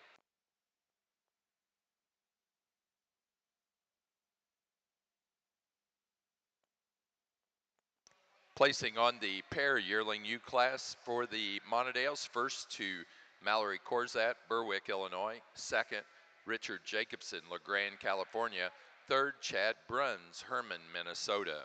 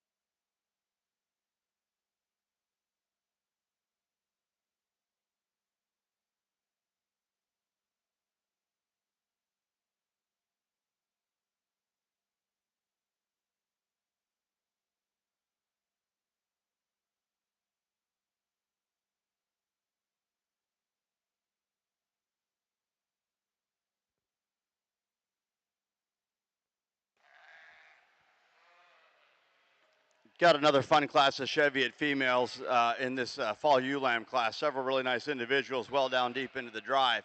I'm choosing to use a ewe that really caught my eye as she strided into the ring. He had a halter on her, and he just walked her around the ring, and boy, she stayed together on the move about her feet and legs, kept her top line together, kept her neck up out of her shoulders the way it needed to be. She's green. She's useful about her head shape. As you read her teeth, she's useful about that. I think that she's got a lot of good days ahead of her, and to get that one with that kind of pattern and that kind of adequate breed type for within this class, I think you got to run with her to the top. With a close placing in my mind is in second and third. These ewes couldn't be any more different. I like them both. I like the ewe in first because she's so wedge in her design. She's tight at her shoulders, comes back wider out over her rack, gets wider out over her hips, sets down wide on the ground. Is she as long and as deep-bodied as our ewe in third? Not even close. I like her angularity. I'd like to change her ear set. We get to our ewe in third. I love that extra dimensional length that she brings us. I like her depth of side. She's a little bit more attractive about her head than her ewe in second, and I appreciate that about her. But as we analyze her, she's just not as consistent in her structure down her top line, not over her hip, as the ewe I have right ahead of her or below her. Really pretty headed ewe in the fourth hole. I like the Cheviot characteristic about this one. Very traditional, her head type and her body type. Solid ewe, but as you can see, she shortens up in a lot of those characteristics that we have in our top three ewes, or even the ewe right above her, but just too good a complete Cheviot ewe. You need to get her in this top five.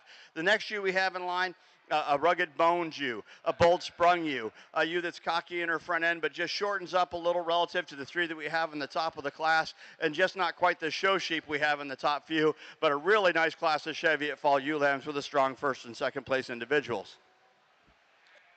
Over here on the Monadale side, I think we have 5 nice ewe lambs. We're starting with a ewe lamb. Again, just shows me the most in terms of overall mass and dimension. She's big about her rib cage. She's really big down her top.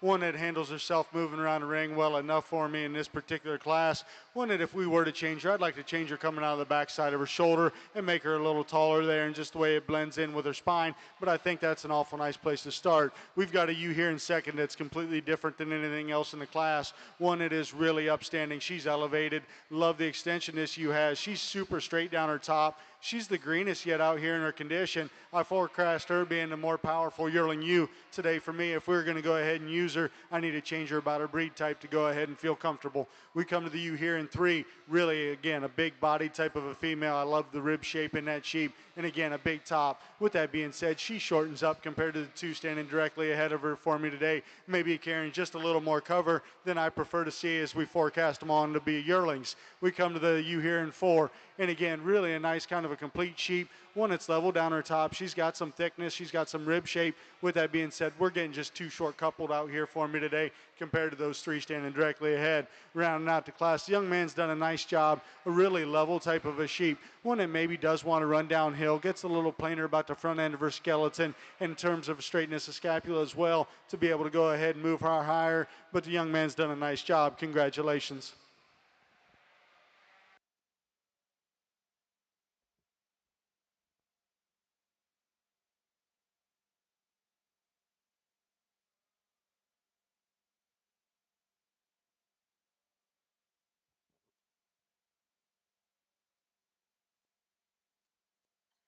Placing on the senior ewe lamb class for the National Monadale Show. First to entry 42, J.W. Sims Reisner, Albion, Illinois, with Jacobson 24-01.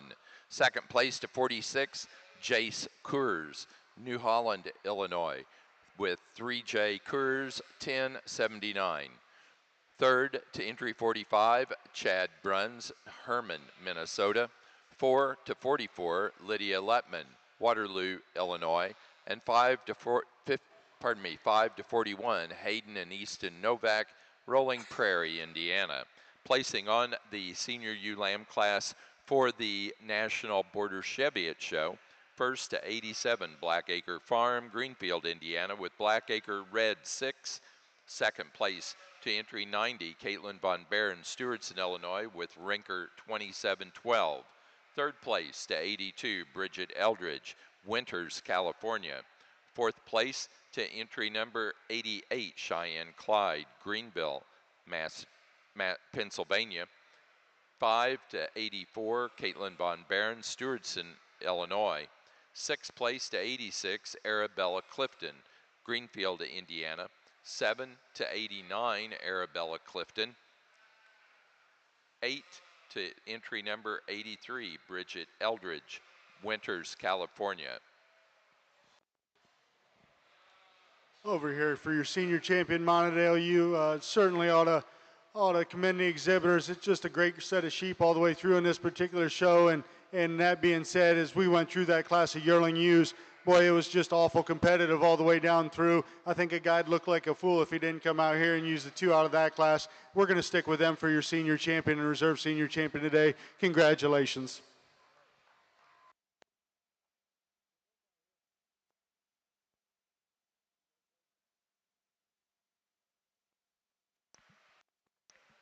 Senior champion Montedale U goes to our first place, the yearling U, Mallory Corzat, Berwick, Illinois, with Corzat 2390, Sweet Caroline.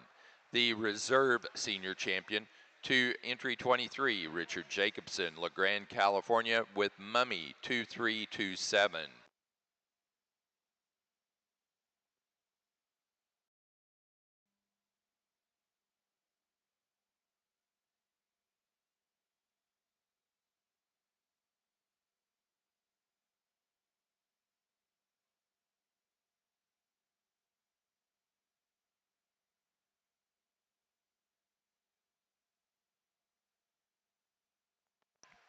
For the Cheviot side of the ring, our senior champion went to the first place yearling U, Bridget Eldridge, Winters, California, RBF 5017. The reserve went to the second place yearling, entry 42, Cheyenne Clyde, Greenville, Pennsylvania, with Diamond C 0626.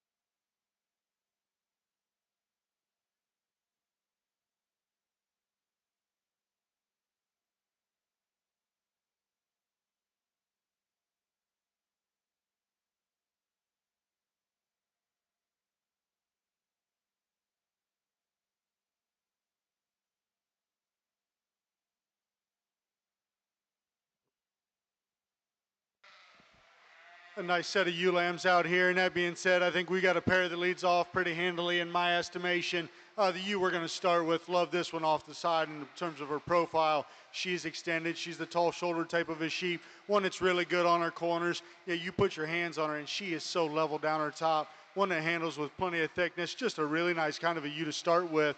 Then we follow her with one in terms of type and kind, really elegant through the front end of her skeleton, really level down her spine. Again, handles with adequate length. One that misses out just a little bit in terms of the overall top shape and hip shape we're seeing in that class winner, but I think that's an awful good pair. We had a decision to make here in 3 and 4. We're opting to go with the one that's built just a little better at the lower end of her shoulder, one that balances up just a notch better from the side. You put your hands on her, she's level down her top, really thick down that top as well. Got a really nice hip in her. When we compare her compared to the counterparts we're going to lead off with, just doesn't have that overall elegance up through the front end compared to those two.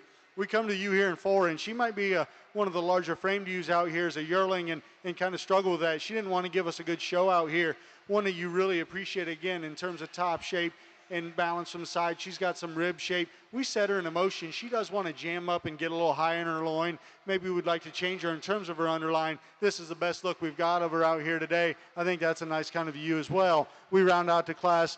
Young, excuse me, young people have brought us out a nice kind of a ewe lamb. One that's just a little too short in terms of her overall makeup compared to the rest of the class out here. But again, one that handles with some thickness, one that balances pretty well and has some foundation underneath of it. Nice class of ewe lambs. Congratulations. Placing on the January class of the Monadales, first place to entry 49, Greg Miller, Bruce, South Dakota with Miller 2484. Second place to entry 50, Richard Jacobson, LaGrande, California with Jacobson 2415. Third place to 54, Cash Brinkman, Goodhue, Minnesota. 4 to 51, Mallory Corzat, Berwick, Illinois. And 5 to entry 53, Lydia Lutman, Waterloo, Illinois.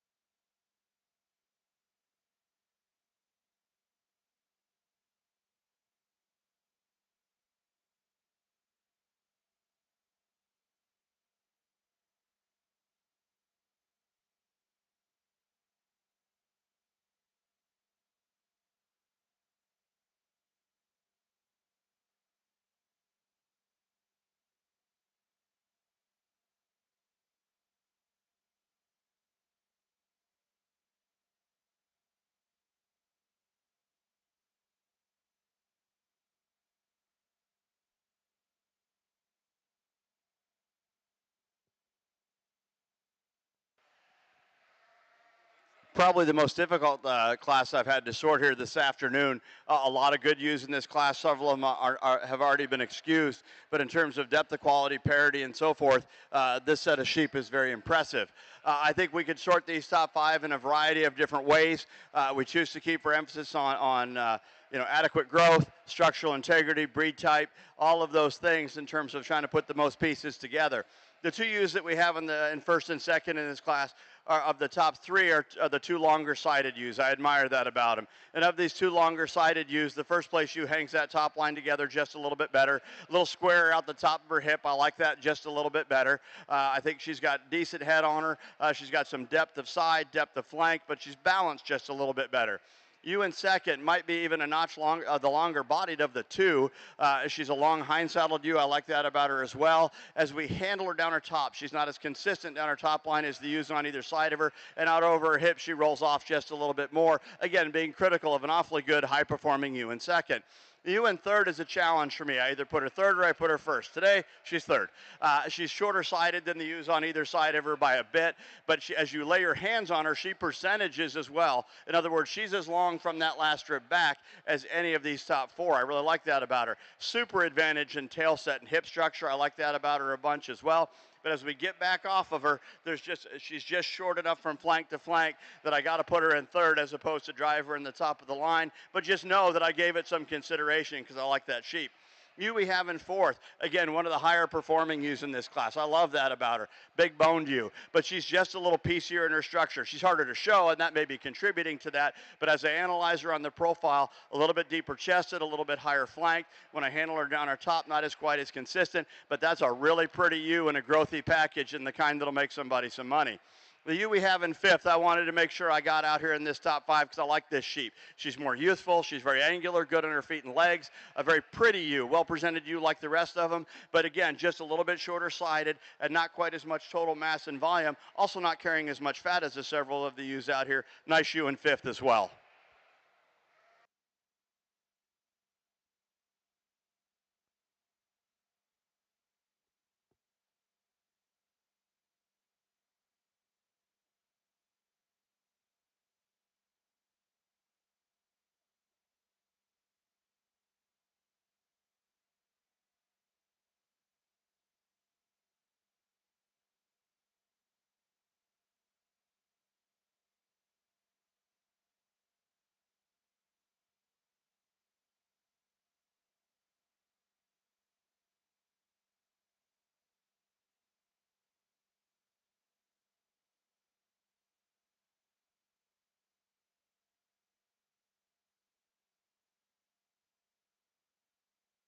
Placing on the January class of Border Chevy at Ewe Lambs, first place goes to entry 102, Bridget Eldridge, Winters, California, with Speldy 6028.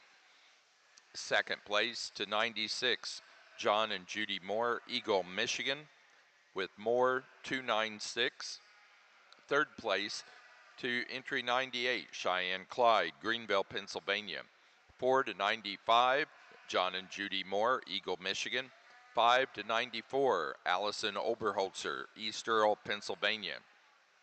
Sixth place to 103, Cheyenne Clyde, Greenville, Pennsylvania. 7 to 99, Arabella Clifton, Greenfield, Indiana. And eighth place to 97, Brooke Mazepink, Drums, Pennsylvania.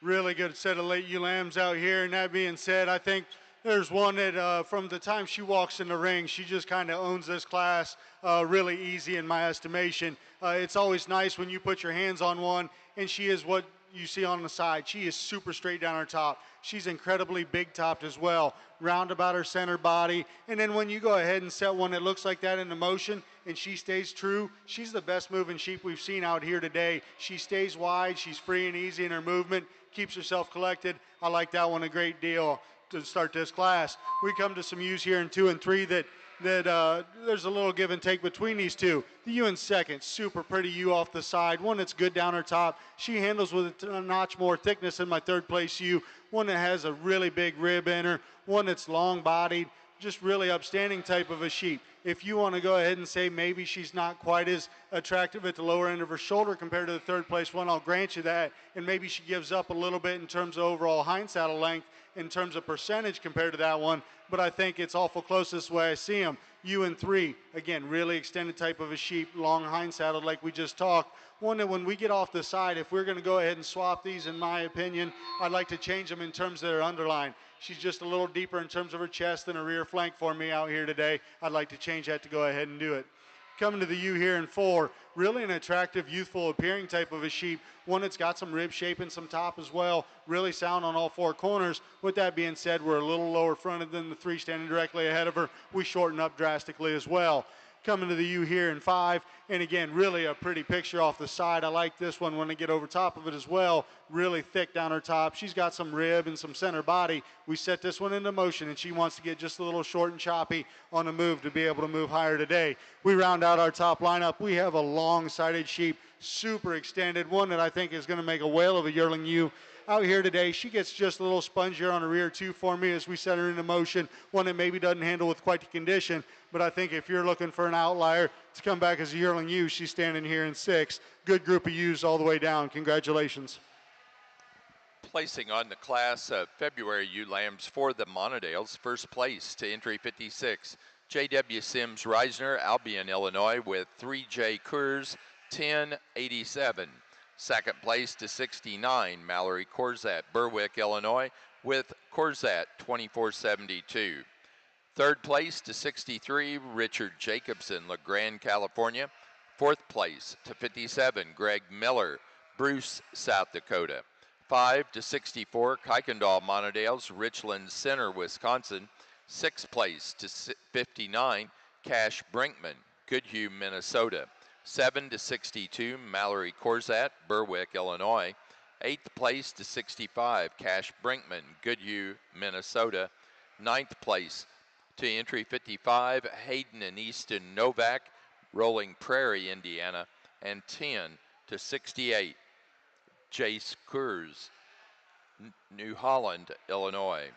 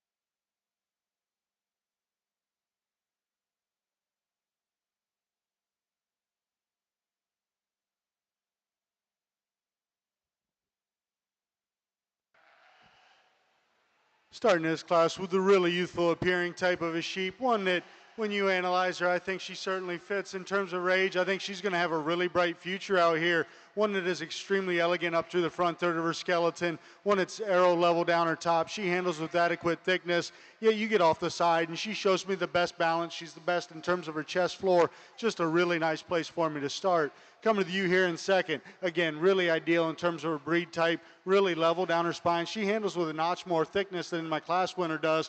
One that when we compare and analyze, maybe just not quite as good in her overall balance as what that class winner is, but I think two really nice ewes up here. We come to the ewe here in 3, and again, I think she's definitely going to be the larger frame yearling ewe out of this class come next year. She is jack fronted. I love the extension, love how tall shouldered she is, and she's really true down her top. That being said, we need to drop a curtain down on her side and just pull that flank down. She's getting a little deeper in her chest. I worry as we go forward whether that's going to fill in and drop. I think if it does, she's going to be an awful tough one. We come to the ewe here in 4 that's a little more moderate in her overall makeup, but boy, really round in terms of center body, really level down her top, really thick type of a female. Just doesn't have that added elegance that we're seeing at the top end of this class. I don't think she's going to make quite the yearling ewe next year that we see at the top end. We round out our top lineup, a really long-sided female. One, I like the extension.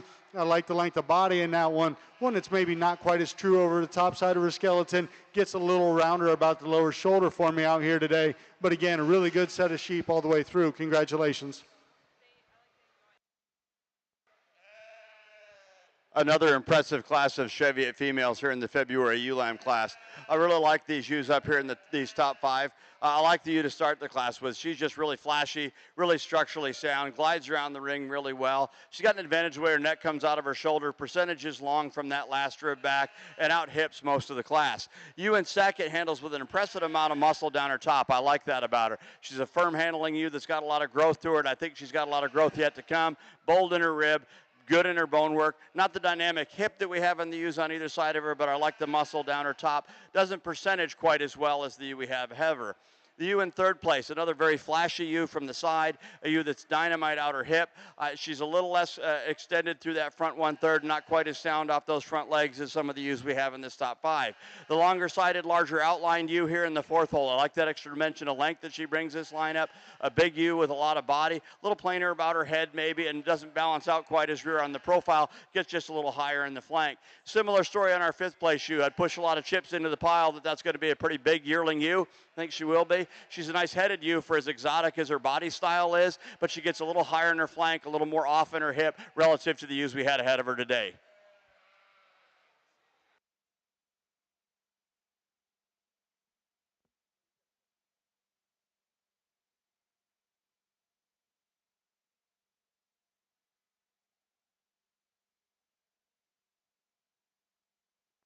Placing on the Monadale class of March and later ewe lambs, first place to entry 77, Mallory Corzette, Berwick, Illinois, with Corzette 2496. Second place to 72, Joey Slack, Lake Geneva, Wisconsin, with Slack 2488.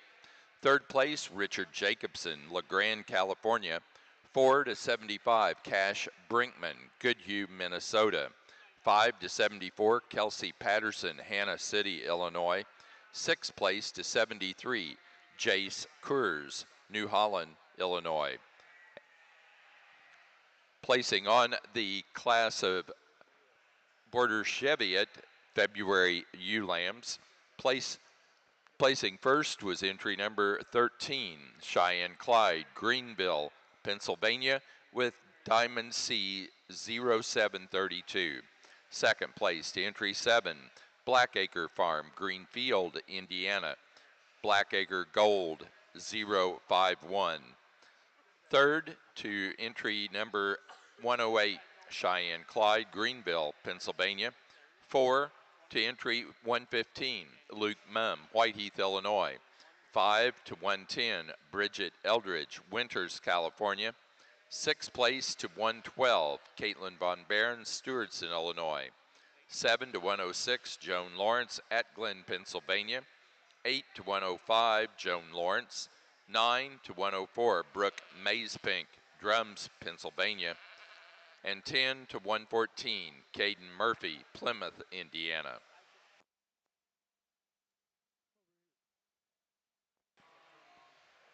over here on the slick sheared side.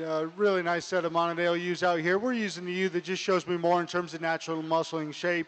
One that's wider in terms of her base width, really round about the center portion of her skeleton. Maybe she's not the most up and out one, but I think out here in the slick sheared class, she's the one that fits the bill the most for me.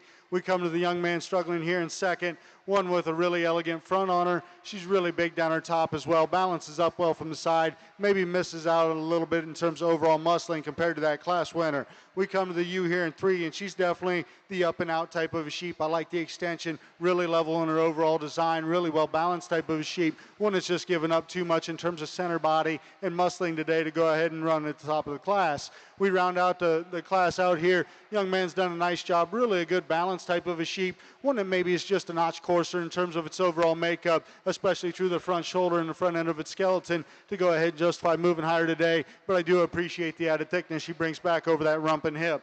A really nice set. Congratulations.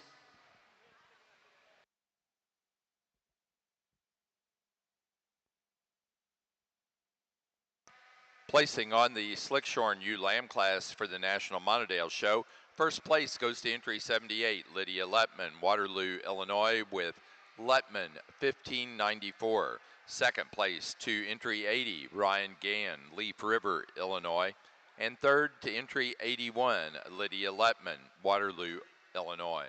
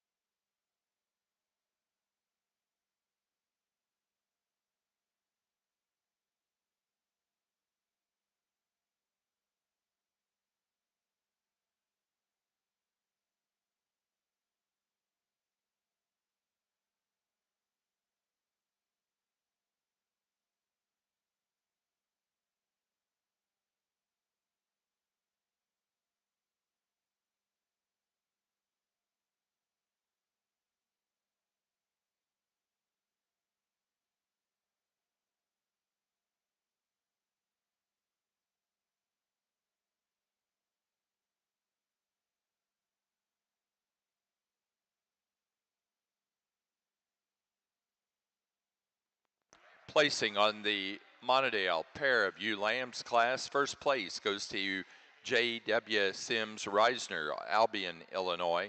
Second to Mallory Corzat, Berwick, Illinois. Third, Richard Jacobson, LeGrand, California. 4, Greg Miller, Bruce, South Dakota. 5, Cash Brinkman, Goodhue, Minnesota. And 6 to Lydia Lutman, Waterloo, Illinois.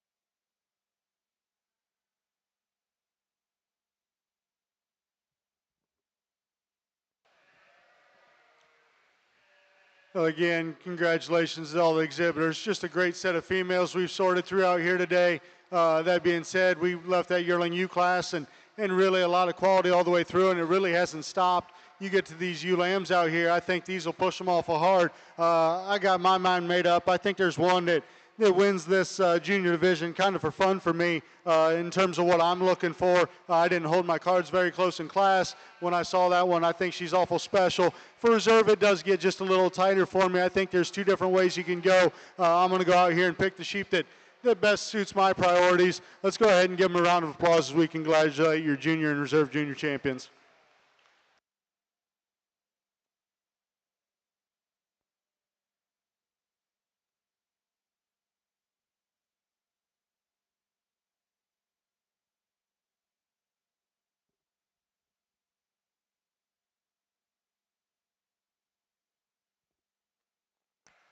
Junior champion Monadale ewe goes to the class winner of the February ewe lamb class, entry 56, J.W. Sims Reisner, Albion, Illinois, 3J Coors, 1087. The reserve champion was our winner of the March and later born ewe lamb class, entry 77, Mallory Corzat, Berwick, Illinois, on Corzat 2496. This class of younger Cheviot ewe lambs, we've got a pair of ewe lambs at the top of the class that are very similar in my mind. They're both very youthful in their makeup. They're very youthful in their handle. They're very useful about their head. I think they're 2 ewes that are long-sided. They're very, again, feminine, youthful. They're some of the growthier in terms of elevation ewes in the class. I chose to use the ewe in first place. I like her advantage, and she's more consistent down her top. When I handle her down her top, she's more consistent out and over her hip. When we set her in motion, that top line and hip stay together on her just a little bit better. I prefer the flashier, more classic characteristic about the head of our ewe in second. I like that about her over our class winner. I like that she's really up-headed and cocky, but when we get out over her hip, she just doesn't have that dynamic tail set that we have in our class winner today. The larger outline ewe comes in third. She's the longer-sided, pounds heavier ewe of this group. I like that growth and performance in her. When they get her set up and she's cooperating for them, she looks pretty cool. But then when she starts fighting and being a young ewe lamb, that top tends to fall apart a little more and the chest floor tends to drop out of her, and her head's not quite as fancy as the ewe we have right ahead of her. You we have next in line, Reed's brood ewe to me. I mean, she checks the boxes in terms of breed character. She's got more bone than several of the ewes out here. I like that about her. better, but she's just a little deeper and longer through that front end, and that takes away from her overall silhouette, being critical of an awfully nice ewe in fourth. The ewe in fifth place, that's the deeper rib, softer kind of ewe, a ewe that strides around the ring pretty good, more classic breed character. She wants to run downhill into that front end just a little bit relative to some of the other ewes out here. A nice class to finish out our single fitted classes.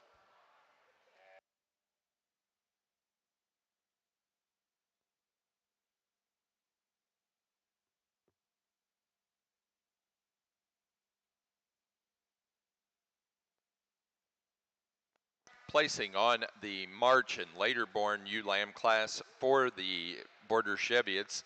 First place goes to entry 123, Courtney Copeland, Lewistown, Ohio, on Copeland 23118.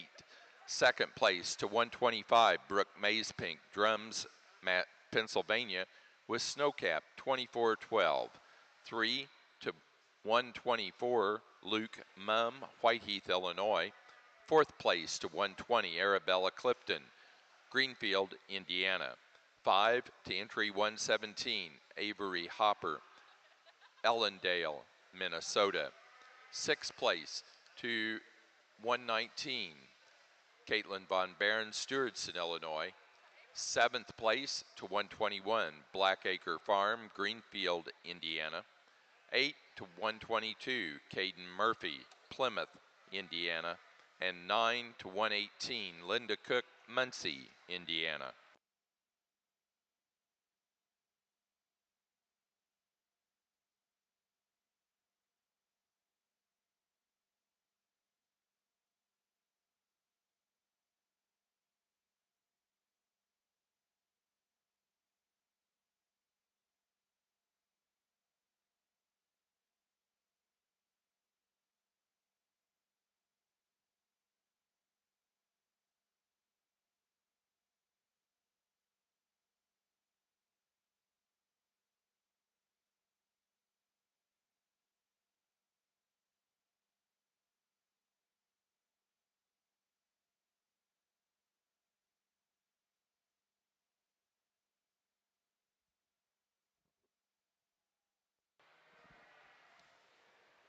Well, it's certainly been a pleasure to sort through these, and I really appreciate the exhibitors voting me in to come back here and evaluate these. It's been a great group of sheep, and like I've referenced before, doing these before, I think this is just a better set of sheep all the way through every time we've seen them.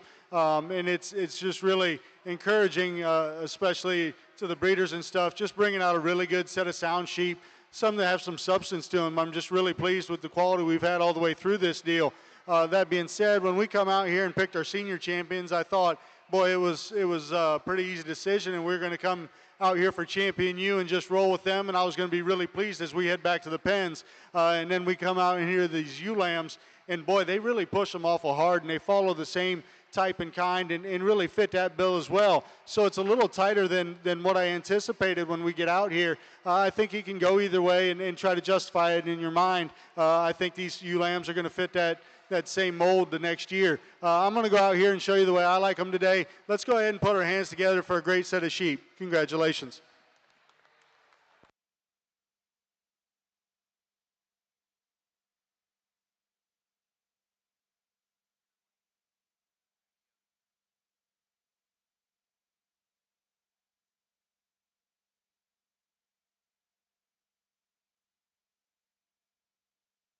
Grand Champion U goes to our Senior Champion U, entry 34 out of the yearling U class, Mallory Corzat, Berwick, Illinois, on Corzat 2390, Sweet Caroline. The reserve senior champion was our reserve grand champion, second in that yearling U class, entry 23, Richard Jacobson, LeGrand, California, with Mummy 2327. Mallory Corsat receives the Ann Gregory Trophy given in recognition of a lifetime of service to the Montadale Sheep Breeders Association as its secretary.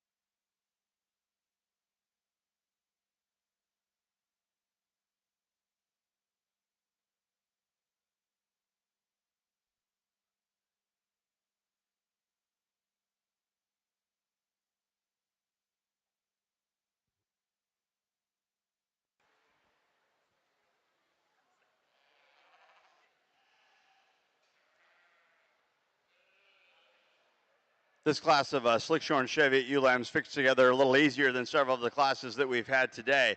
I think the ewe that we drive to the top of this lineup is a fairly logical choice. She's pretty good down her spine. She sets out on all four corners, still some extension about her, but where she excels is in terms of she's just got a little bit more muscle, not carrying quite as much fat, and more nearly level down her top line. Ewe in second is the most like her. She's got more ribs. She's a good hip chew, maybe a notch stronger down her top, but with that we get a little more boldness through her lower shoulder, not quite the femininity we have on our first place ewe, and she's carrying more cover than the ewes on either side of her. The ewe we have in third is the trimmest ewe of the top three. I admire that about her. Very long down that top, very uniform in those lines, handles with some firmness. I like that about her. I just need to change her out over her hip relative to the two and blow her apart at her hip and hock relative to the two that we have above her or the ewe we have behind her. Ewe we have in fourth, a deep-sided ewe, a ewe that you like from the profile for her depth, for her width down her top, but you get around behind her, she tracks a little narrower at those hocks. A ewe that's given up a little bit of size and framework as our ewe in fifth, but in terms of the way she's put together fairly decent, just not as much of that sheep as the ewes we have ahead of her today.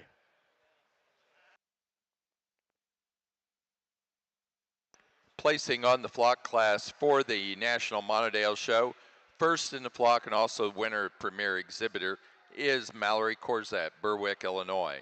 Second to Richard Jacobson, LeGrand, California. And third in the flock, Lydia Letman, Waterloo, Illinois.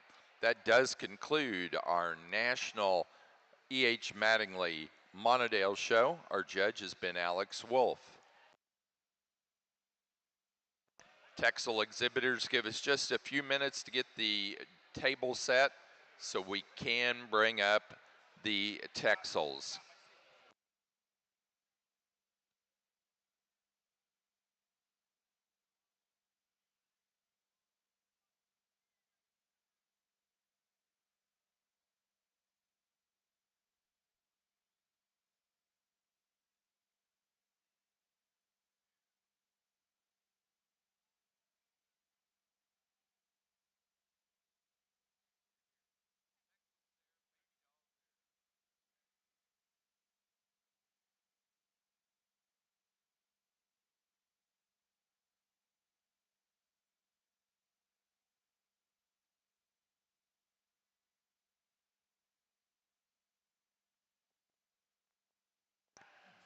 Placing on the border Cheviot, Slick Shorn, ewe lamb class, first place to 127, Caitlin Von Barron, Stewartson, Illinois, with Rinker 2722. Second place to 129, Cheyenne Clyde, Greenville, Pennsylvania, with Diamond C 0666. Third place to 131, Arabella Clifton, Greenfield, Indiana. 4 to 130, Brooke Mazepink, Drums, Pennsylvania. And 5 to 128, Caitlin Von Barron, Stewartson, Illinois.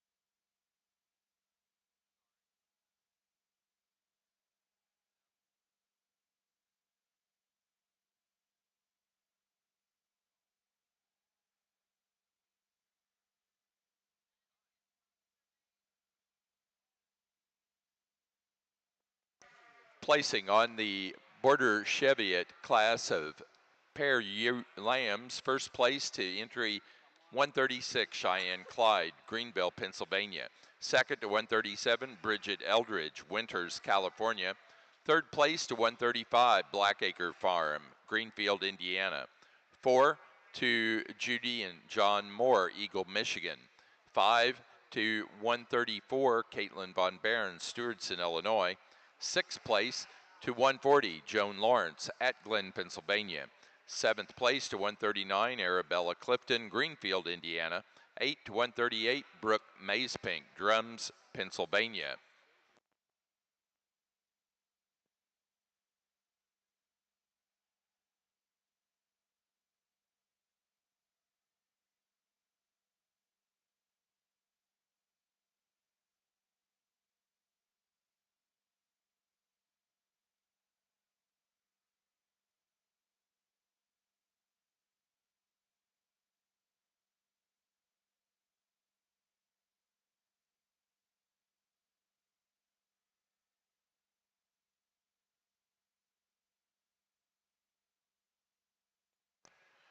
For our National Border Cheviot Show, our junior champion went to our class winner of the February ULAM class, entry 113, Cheyenne Clyde, Greenville, Pennsylvania, with Diamond C0732.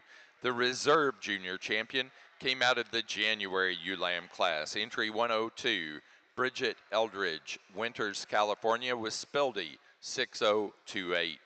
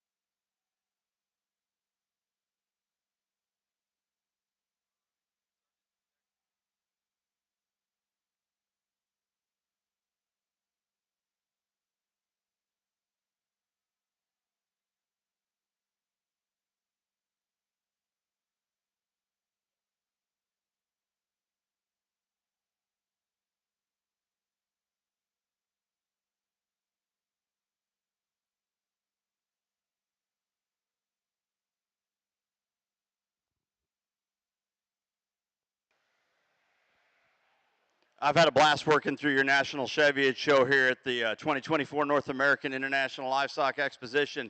It's been a lot of fun to get down to these top 4 Cheviot females, and in doing so, we had the opportunity to look at a lot of really good Cheviot sheep, a lot of very, very well presented Cheviot sheep. My hat's off to the group that got all these ready and got them out here and did such a good job representing their breed, representing their programs. And I think as we look at these 4 individuals, you really can't go wrong with any of them. I think they've got the size that's adequate for this breed. I think they've got some angularity, structural integrity, and you won't have to look at the caption under the picture to see what breed they are. So hats off to you for doing a nice job putting an outstanding set of sheep together. Let's give them a nice round of applause, and we'll go out and select your national champion and reserve national champion ewes.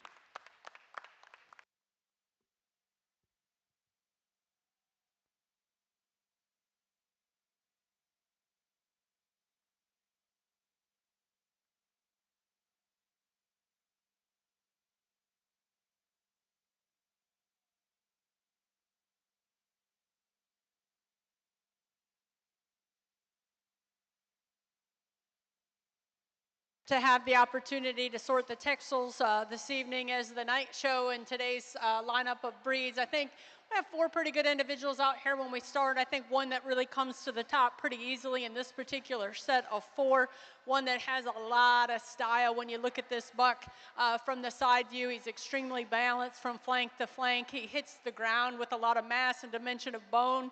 And when you get behind him, he is super good in terms of his shape from his blade to his hip. He's leveling that design down his top line, and when we put him in motion, he's the buck that really gets out with the longest, freest stride off of both ends, and just really immaculate about that character. I think then when we get into 2 and 3, I think we have some talking points amongst this particular pair. I opted for the smaller version of a buck that I think is just a little bit more balanced from flank to flank. I think he's more correct in his top line, and really I think where he has the advantage of this particular pair, he comes tighter and neater through his front 1/3 in terms of his blade to his cage, and I think we get on the side, he's more correct in that hip shape, and he gets out more correct off those rear 2. I think this buck here in 3 is a bigger, bolder made sheep, and I really like those things about him. He's really big in terms of his center. He's really rugged at the ground, but when we put this ram in motion, he gets a little tight, a little more restricted off of those rear 2s, comes a little bit more round off that hip comparatively to the 2 ahead of him, and he just gets in trouble as we work our way from that last rib back. I think a real nice sheep here in 4, one that really is chiseled in terms of his muscle mass and dimension. He may be the youthful one of this particular set and probably is going to get better with time. I just like to give him a little more substance in terms of his footwork and his bone size comparatively, and maybe just give him a little more center cage as we work and look at up through those first 3 that get ahead of him. But 4 good yearling bucks here as we start. Give them a nice round of applause if you would.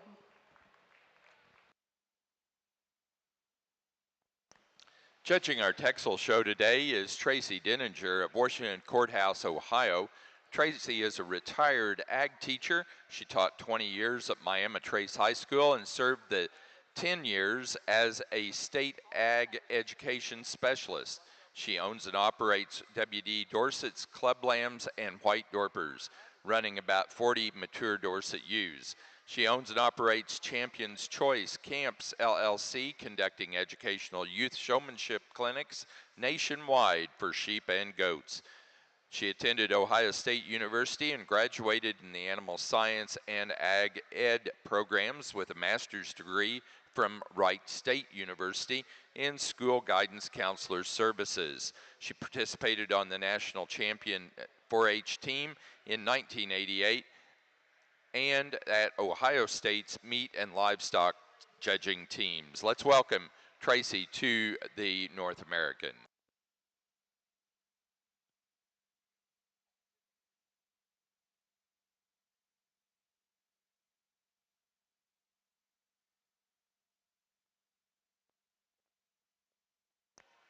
For our Border Cheviot show, our grand champion ewe was our senior champion ewe.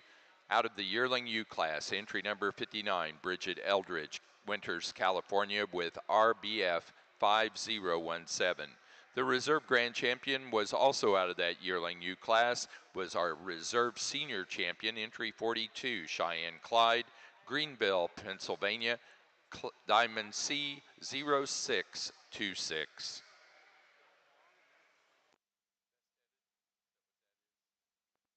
Placing on the yearling ram class for the Texel show, first place goes to entry 2, Rachel Gately, Summers, Connecticut on Pine Knob Farm 2313.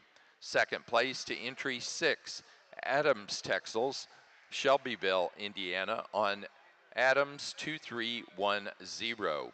Third place to entry 4, Bockelman Family Texels, Greensburg, Indiana, and 4 to entry 7, Adams Texels, Shelbyville, Indiana.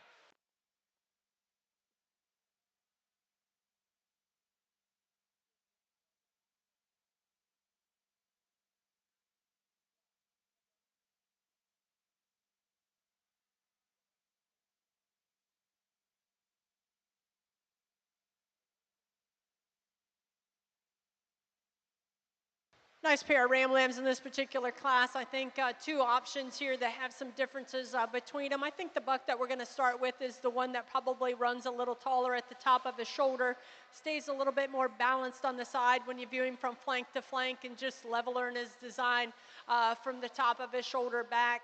One that when we put him in motion, he's the more structurally correct option of the pair, and I appreciate that about him. And here's one that's a little more chalky white about that hair coat, a little broader nosed and a little more correct in that color. Just one to really appreciate as the class winner.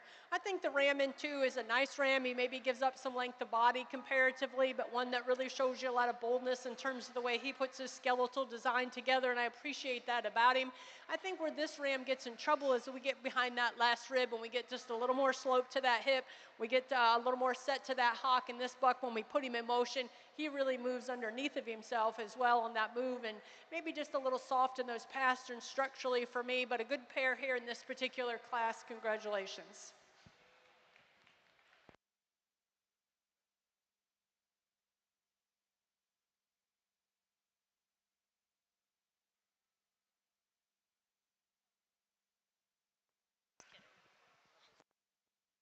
For the Border Chevy, its best headed ewe goes to entry 154, shown by Cheyenne Clyde, Greenville, Pennsylvania, on 1563. Be Diamond C 1563.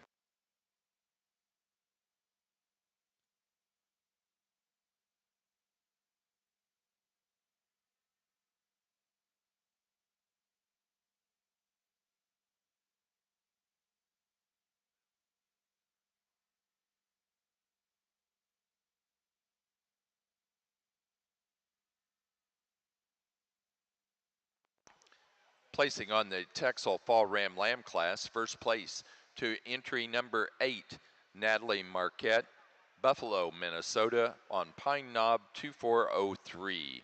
Second place to entry 10, Bockelman Family Texels, Greensburg, Indiana, on Bockelman 385.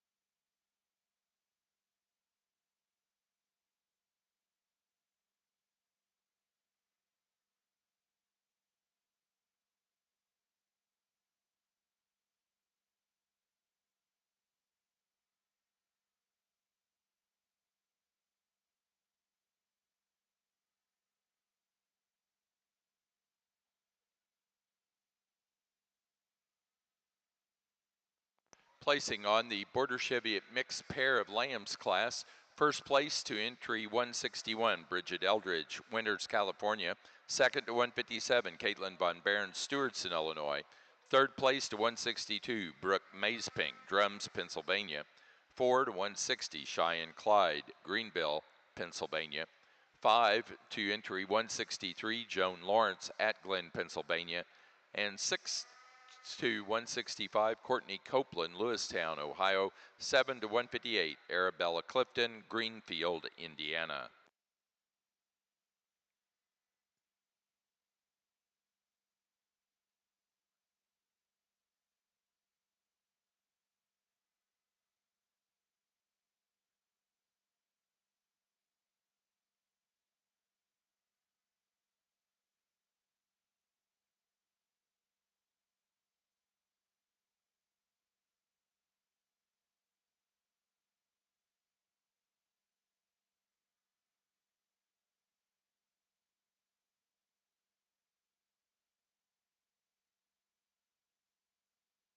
Another nice class out here. I think there's a trade-offs here in these top two for me. I think the bigger built, the bolder made one that just more substance here is standing in one. I think a buck that when you study him from behind and you study him from the side, he's the one that brings the most mass and dimension from all angles, and I love that about him. I think when you get behind him, he comes really good up through that shoulder. He comes with the most center of rib. He's the biggest loined sheep in here, just comes with a tremendous amount of mass from his hip back. And really, maybe if I could change him in any way, I'd like to give him a little more notch of length when we view him from the side, and I think that's maybe where that ram in second maybe has a little bit of an advantage. When you view that ram in two, I think he is a little bit longer bodied from end to end, and I certainly appreciate that about him. He's relatively balanced from the side. He's really level from flank to flank. He's good in his lines on his top. I think where he gets himself in trouble, he's a little softer on those pasterns, a little finer featured in terms of his bone work, really good about his head and type, and I like that about him. That's just a nice pair that kind of soared up. I think a youthful ram here in three comes next in line. He runs tall to the top of his shoulder. He's pretty level into his hip. Maybe gets this a little straight off of those rear two, a little bit more sharp in terms of his slope from his hooks to his pins. And really where he gets himself in trouble, he gives up some skeletal width and mass compared to those top pair of bucks comparatively, but a real neat fronted one, a real nice balanced one. Just a good sheep there in three. I think then when we get into 4 and 5, we give up some of that skeletal width and dimension that we're talking about through the center of the rib, especially when you get your hands on them in terms of the amount of openness at the top of the shoulder that kind of blends into more a bold rib cage. This ram in second, or fourth, I mean, it really runs uphill at the top of the shoulder. I like that about him. But when we work our way back, again, we get into a rump structure that maybe is a little steeper, and that buck moves a little more restricted off of those rear two. But I just like to give him a little more mass from his hip back just to make him a little bit stouter. Another youthful ram here in 5 that I really appreciate for that. But again, I just need more of that sheep for where these texels are at in terms of that big, massive skeletal width and dimension. I need to open him up through the center. I need to give him more width across that loin, and maybe just give him a little more mass through that leg comparatively, but a youthful, good charactered buck to finish up the class. Nice set. Give him a nice round of applause. Placing on the Border Cheviot flock class, first in the flock goes to Bridget Eldridge, Winters, California. Second in the flock and the winner of the Premier Exhibitor Award for the National Border Cheviot Show is Caitlin Von Barron, Stewartson, Illinois. Third place in flock to Black Acre Farm, Greenfield, Indiana. Fourth, Brooke Mazepink, Drums, Pennsylvania. And 5 to Arabella Clifton, Greenfield, Indiana. That does conclude our National Border Cheviot Show. Our judge has been Mark Johnson from Illinois. Baby Doll Southdown exhibitors, give us just a few moments to get the table reset, and we'll be ready to begin the Baby Doll Southdown show.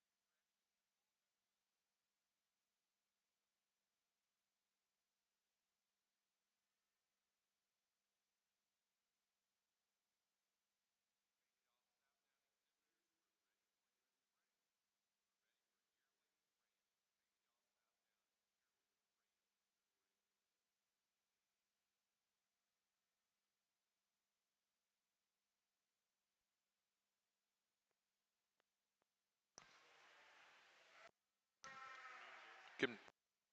Judging our Baby Doll Southdown show today is Rob Zielinski of Brookings, South Dakota. Rob is a sheep and goat nutritionist for Hubbard Feeds. He has raised Suffolk sheep since 1979. He says he likes all breeds of sheep, just some better than others.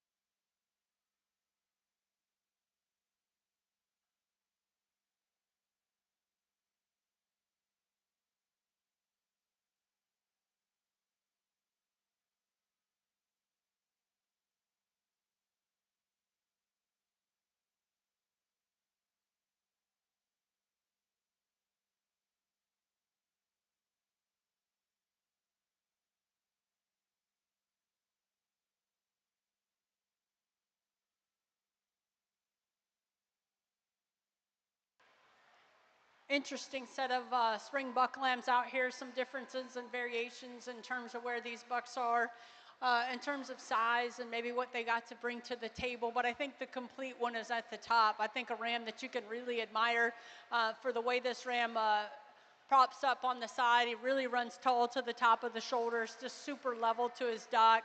He's got a big old flat, massive hip in terms of that width and dimension in his hooks and he pins. It drops down really deep in his twist. When this one thing gets out and motors, he's really correct off of both ends, moves with a lot of fluidity. Just super neat about his front end, just a nice one to start with. I think then when we get into 2 and 3, we can kind of talk about some things, but I use the buck that offers more mass and dimension for me when you get your hands on him. I think he just brings more shape to his top, brings a lot more power and dimension through his loin, hip, and leg comparatively. I think if I could change him, I'd like to maybe just level him in his design, give him a little more levelness from the top of that shoulder into his hip loin for me. But I think, again, when we put him in motion, he's one that moves a little taller at the top of the shoulder, a little smoother off of both ends for me, and just an option there in 2.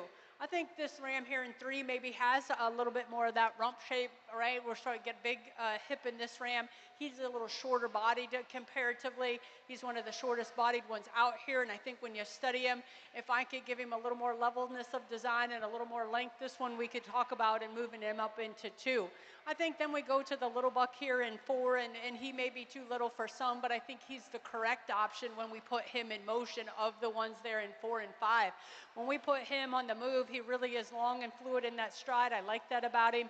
Could he be a little stouter at the ground in terms of his bone work? Maybe a little bit, but when you get your hands on him, he really gets that progression of width nicely from his blade to his hip. He's really powerful over his loin and in through his hip. I like that about him. He's really level and balanced from flank to flank. Is he a smaller option? Yes, but he's put together super nice. I think then when we get into that ram there in 5, we get into one that's maybe just a little more bold in terms of the way he puts the pieces of the puzzle together.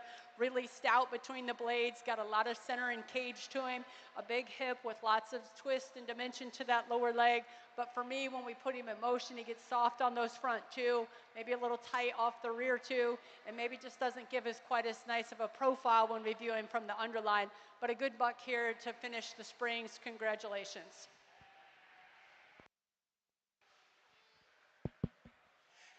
As we start things out here in the baby doll ring, we got an excellent class of 4-yearling bucks. These bucks are extremely sound.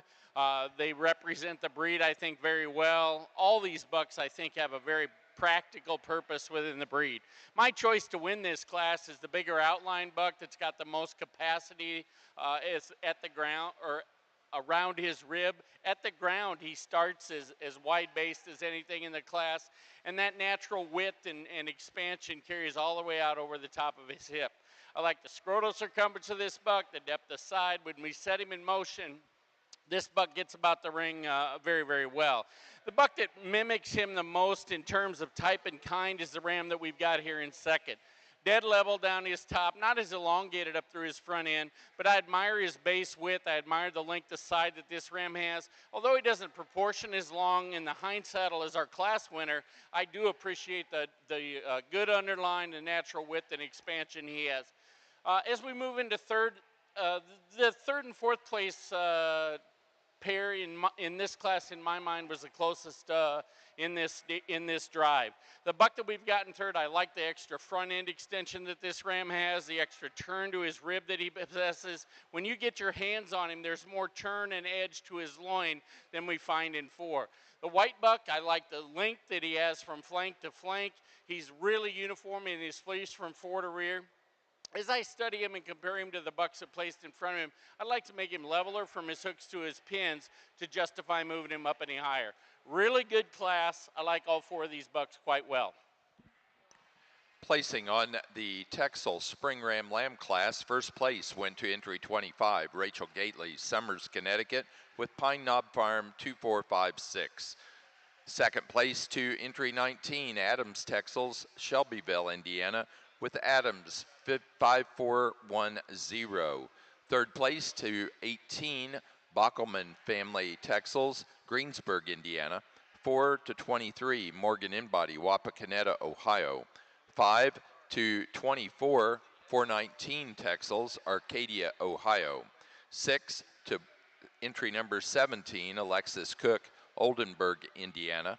7 to 21, 419 Texels, Arcadia, Ohio. And 8 to entry 20, Adams Texels, Shelbyville, Indiana. Placing on the Baby Doll Southdown Yearling Ram class, first place to entry number 4, Harper Nichols, Jerseyville, Illinois, with Big Woods 0566, Night Rider. Second place to entry 2, Caleb Craig, St. Joseph, Illinois, with Austin 3084. Third place to entry 3, Ashlyn Jackson, Ransom, Illinois. And fourth to entry 5, Slasher.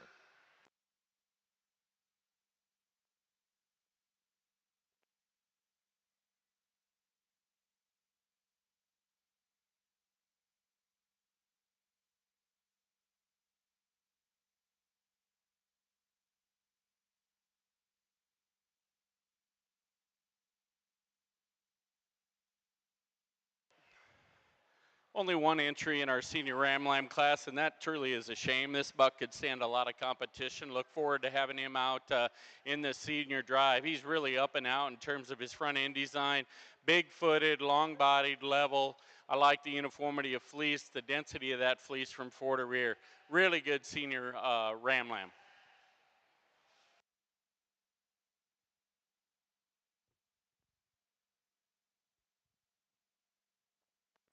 For our fall Ram Lamb class, the results: first place to entry 6, Riley Donkers, Firebolt, Minnesota, with Big Woods 608.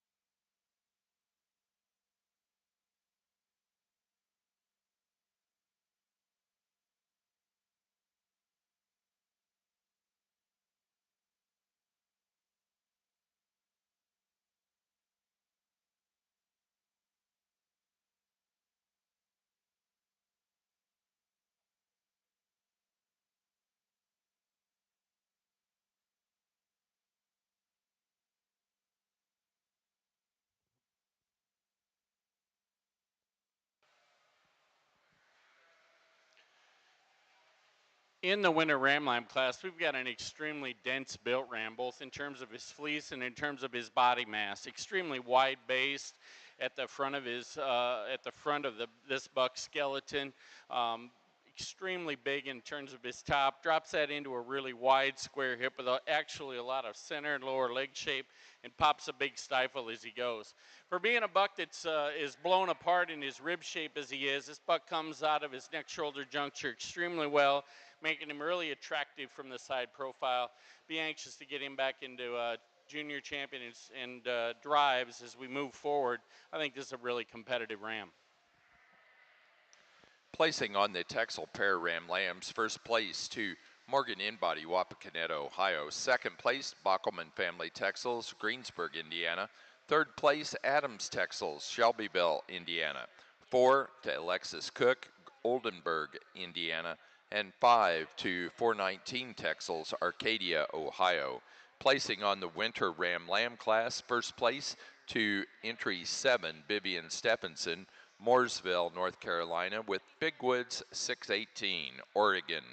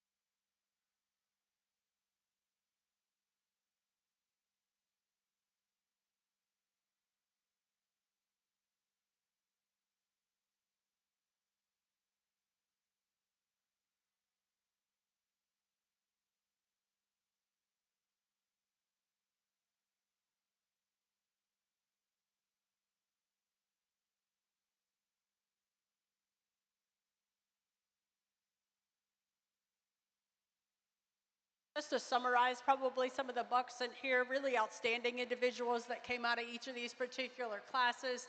And again, I think when you start comparison of the 8, when you get them out here, you certainly admire some of these out here in terms of what they bring to the table. And again, for most people, this is a breed that they struggle with to look at because they are made different. Their intentions are different. And so a lot of people call them straight-shouldered, big-fronted, and steep-rump. But really, when you start to get into them and you really appreciate those features that this breed is known for, they got some cool things that you like to talk about. I think when you look at that yearling buck, there's one that if you're new to this business and you want to study one from the ground up and from the front back, here's one that's really intriguing in terms of the way he puts that mass and dimension together in his skeletal design, all the way through again from the ground up and from the front back. He's really neat through that front 1/3, comes together really nice at the top of the shoulder, extremely level in his design, big and powerful in his hip, tremendous amount of depth in his twist, and when we put him in motion, he's really good on those feet and legs. Standing there on occasion, he looks like he might be just a tick a little straight in that hock. But again, there's a good one that when you get up front on him, the character is just overwhelming in terms of the bridge of nose, his ear thickness, his hair coat, and his color. You just got to like those things about him. I think then when we come back to the fall, here's one that looks a lot like him, really upstanding at the top of his shoulders, level in his design, really good in terms of his feet and legs at the ground. You like those things about him. If you want to get critical of him, you might just say he might have just a nickel's worth of bumper to him. He might be a little tighter in that rear flank comparatively, but one that you really do like for the way he puts that blade together, and he gets a lot more massive to his hip when you stand behind him in terms of it running the right direction. You just like those things about him as well. I think then when we come into that early spring lamb here, we got one that's just really stout everywhere. Really level and balanced from flank to flank. He's a little shorter cannon of the lineup out here, and he might be one that just is a little less descript in terms of where he's at, in terms of athleticism, maybe being a little bit higher condition, but at the same time, when you get behind him, he's awfully massive in his rack, really comes with a lot of width over that loin edge, big, powerful hip, just a neat one there to come out of the early class. Then I think when you come back here to the late spring one, this is an attractive sheep. If you'd like to clean up his hide, I could go along with you a little bit in that regard, but one that really stands tall at the top of his shoulders. He's level all the way through. I think when you look at him from flank to flank, you certainly like that softness of flank. You like maybe some of that extension up front the front end. You might get a little critical in terms of having just a little bit of bumper to him, but I think when you get behind him, you appreciate him in terms of the way he puts that blade on the shoulder and gets really square to his pin set. You like those things about him. Really good in terms of his character as well. And I think those lambs that are in the back really push these ones up here at the front really a lot in terms of their competitiveness of the classes that they came out. So again, a good set of 8. Give them a nice round of applause, and I'll show you my champion reserve.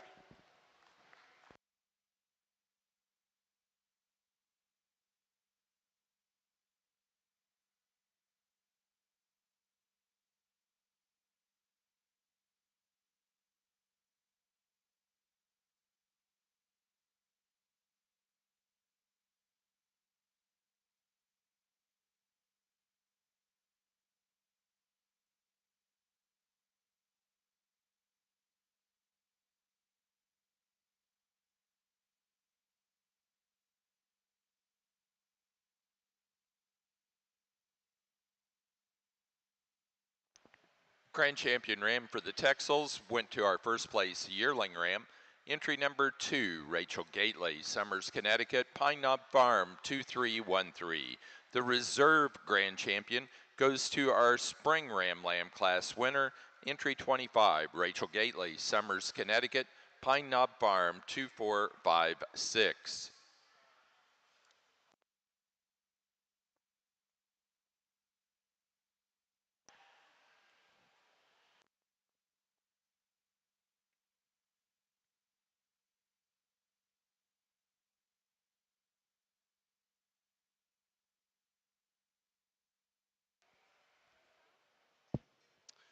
Last class of baby dow buck lambs here is a good one. But there's not a lot of similarities in these top 5. And so I'm going to talk to you about how I see him today. I think the most complete buck in the class is the buck that we're starting the class with. Regardless of whether he's parked, regardless of whether he's in motion, I think he is the most complete sheep in terms of his body shape, his width, his length, his upfrontedness. You set him in motion, he's as flexible as any, maybe other than the 5th place buck when you get him out on the go. But this buck is extremely attractive from the side profile. He's angular at the right spots, deep in the right spots. I like the balance. I like the completeness. I like the look that he has. There's a lot of value in that look. A very immature buck is the buck that we've got in second hole. I like the way he's designed up through his front end. The uniformity of fleece from shoulder to britch, top to bottom is extremely good in this buck. Maybe widen him out over his pins a little bit compared to our class winner, but that's a nice pair to start the class with. Really complete, traditional, old style buck is the buck that we've got in third. I like the ruggedness of rib that this ram has. I like the density of fleece that he has. From front to rear, his thickness is impressive. When I set him in motion and compared to 1 and 2, he wants to pop his top. I'd like to relax him in that way, make him more mobile as he gets about the ring. Buck that I thought I was going to use in third was the black buck that we got here in fourth. His body shape is a lot like the ram that we're starting the class with. The difference is when you get your hands on him, there's just not enough ram there compared to the 3 that precede him in class. Good looking, well built. His day will come. He's just a little immature. Same thing holds true for the buck in 5th. If you want some elevation up through the front end, some length from flank to flank, you're going to get it with this 5th place ram. The eliteness of his feet and legs, I think, is impeccable. I fault him and lift him 5th in this group today. He just doesn't have enough top shape, and he's narrower from hooks to pins and steeper from hooks to pins in comparison to the 4 placed above him. Nice set of bucks, all got their individual traits that I think bring them to the top of the class. Here's how I see them today.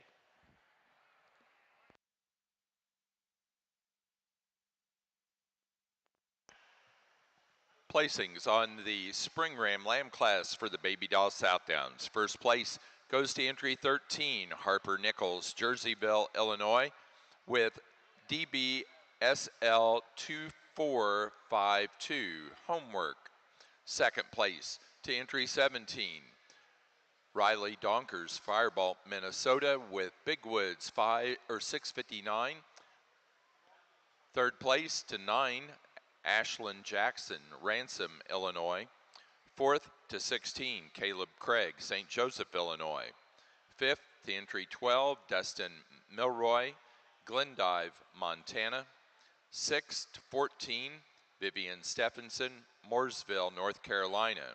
7 to entry 15, Vivian Stephenson, Mooresville, North Carolina.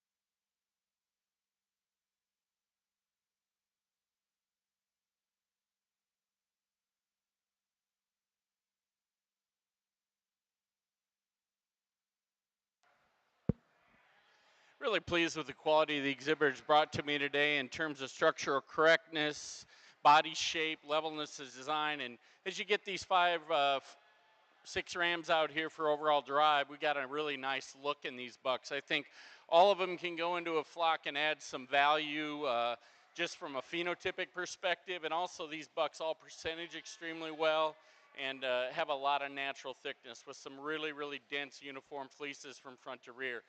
I'm going to go out and show you the two I like the most. Let's put our hands together for this group of exhibitors.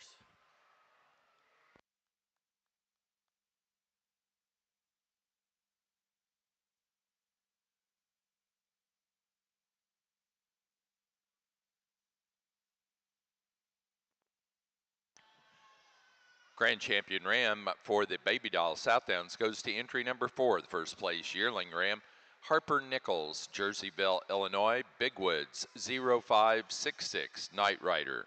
The Reserve Grand Champion goes to our first place in the Fall Ram Lamb class, entry number 6, Riley Donkers, Firebolt, Minnesota, with Big Woods 608.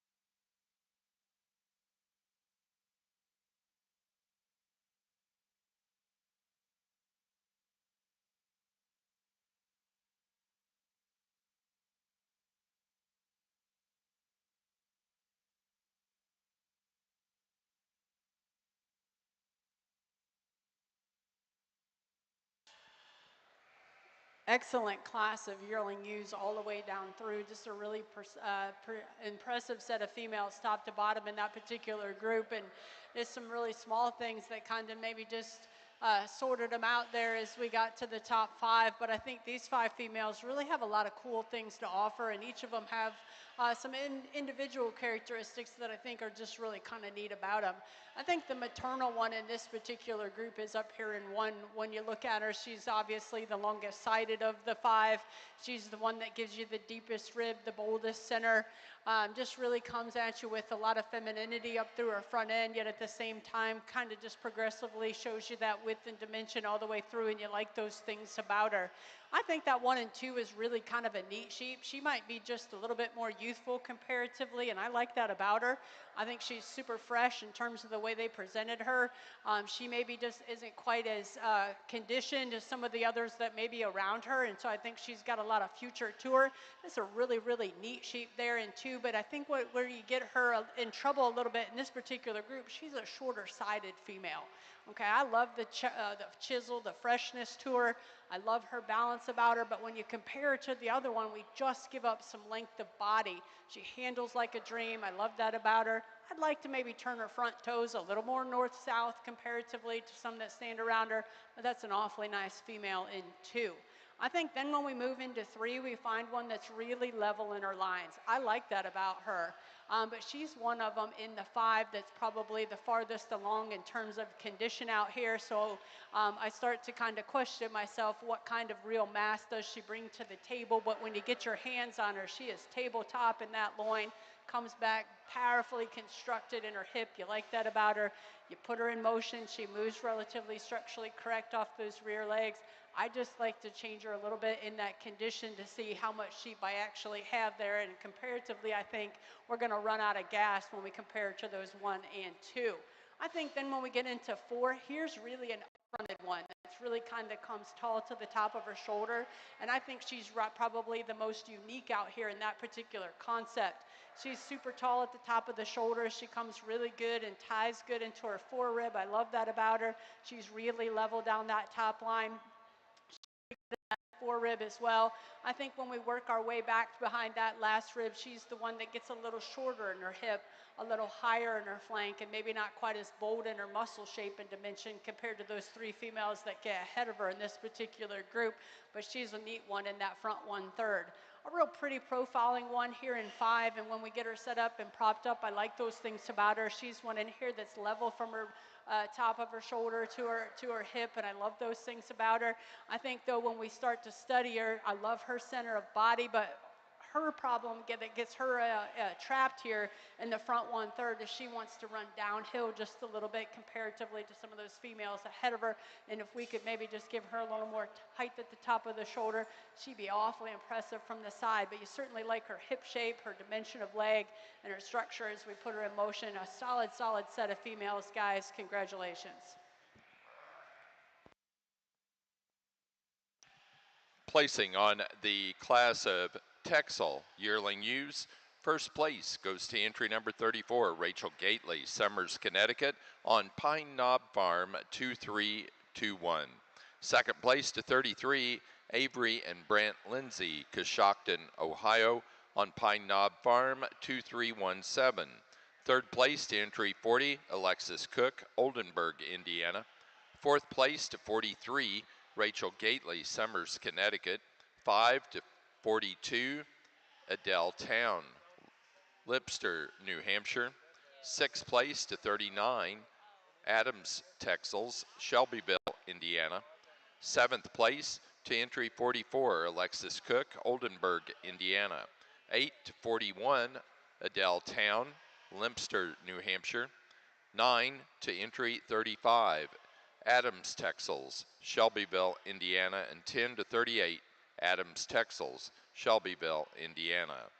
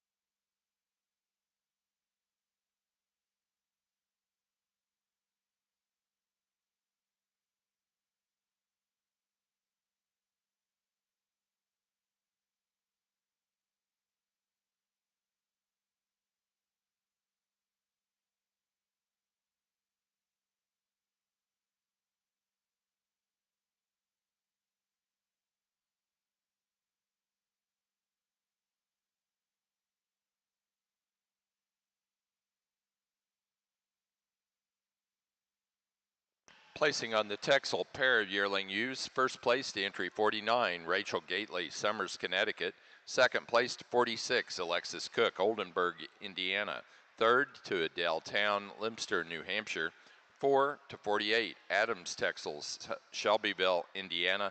And 5 to Bockelman Family Texels, Greensburg, Indiana.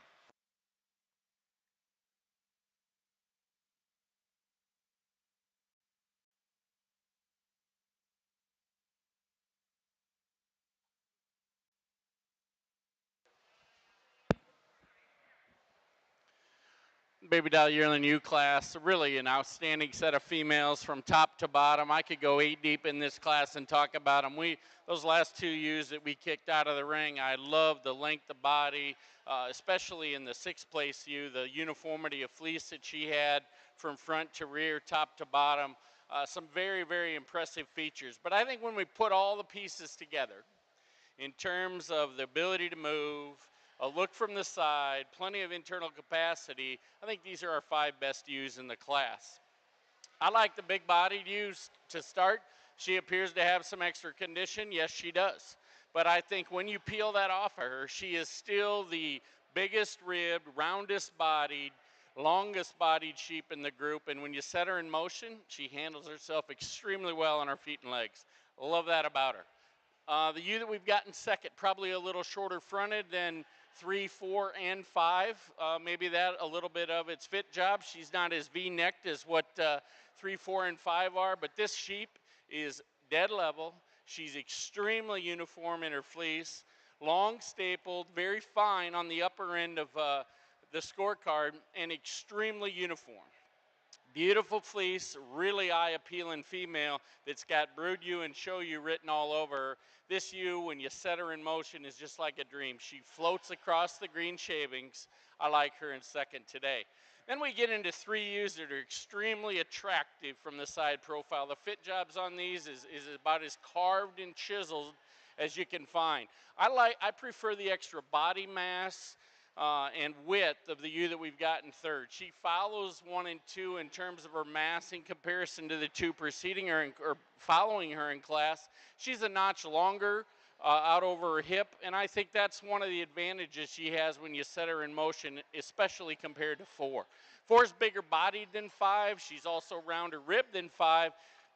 One of the things that's probably advantage to her is she is further along in pregnancy, or she's already got something nursing on her. But this ewe is good and propped up when she goes.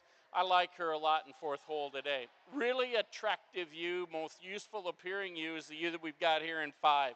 Jack fronted, really good at the angle of her shoulder. I just like to see more of her in this class. We need to make her rounder bodied. We need to put more butt on her as we study her from behind. But a really nice class of yearling ewes. Let's put our hands together for this top 5 group.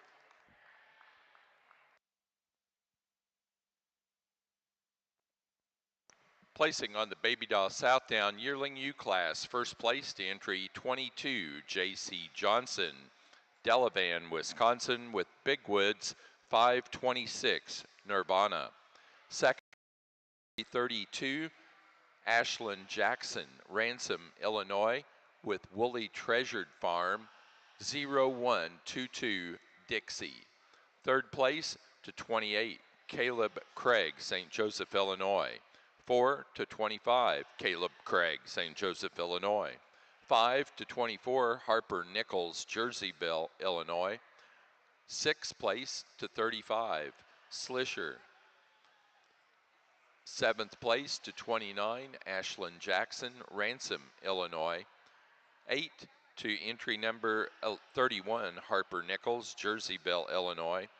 9 to entry number 23, Vivian Stephenson, Mooresville, North Carolina.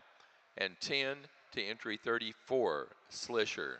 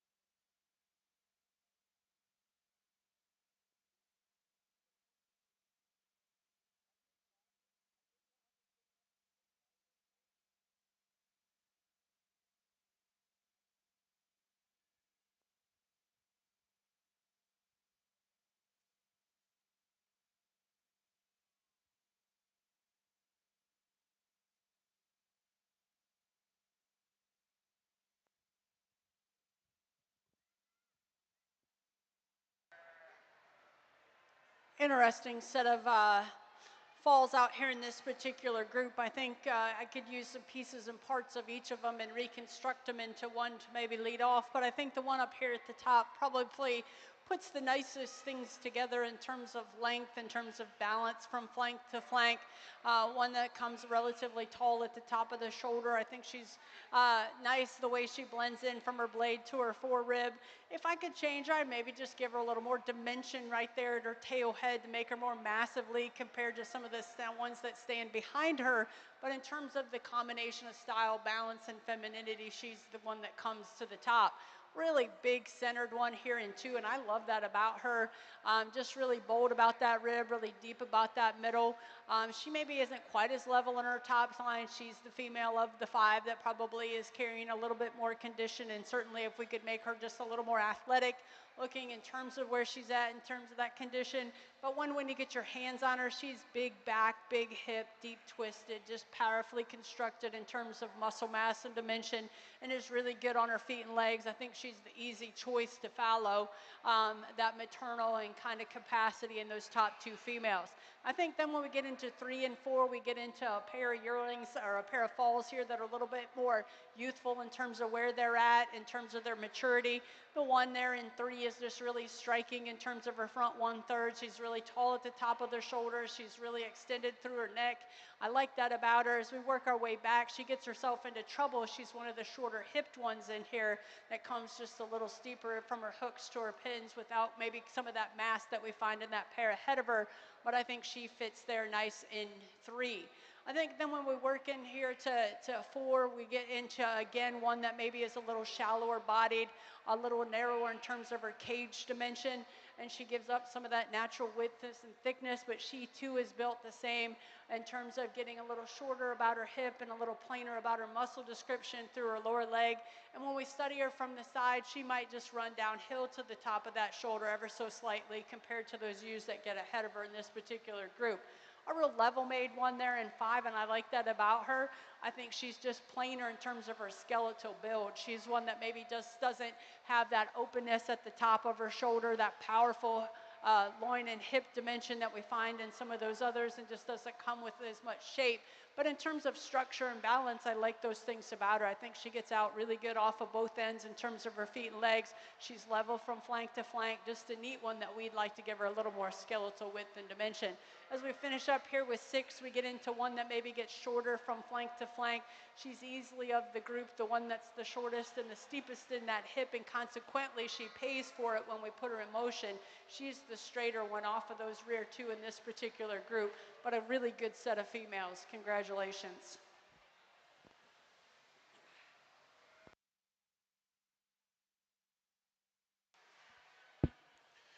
Over in the baby doll ring, at the ground is where the class winner wins. I like the bone, the substance she stands on, the extra base width that she gives me through her front end. But she couples that with being really good at the point of her shoulder, shallow in her chest, and really cool at her neck shoulder juncture. You put your hands on her top, she's dead level, she's wide pinned. She really floats about the ring very, very nicely. I like this sheep an awful lot. I think 2 and 3 are a lot closer than maybe what it can appear from the side profile. I prefer the build, the natural levelness at top, the width of hip of 2 over 3 today. There's no doubt in 3 I'm giving up a lot of pounds. I'm giving up some length of body. I just don't think there's quite as much sheep there when you get your hands on her as compared to the 3 and the other 2 preceding her in class, but an excellent class of senior ewe lambs from top to bottom. Good set, guys and gals. Placing on the Texel class of fall ewe lambs, first place to entry 52, Rachel Gately, Summers, Connecticut, with Pine Knob Farm 2306. Second place to 55, Morgan Inbody, Wapakoneta, Ohio, with Pine Knob Farm 2419. Third place to 51, Rachel Gately, Summers, Connecticut. Fourth to 56, Alexis Cook, Oldenburg, Indiana.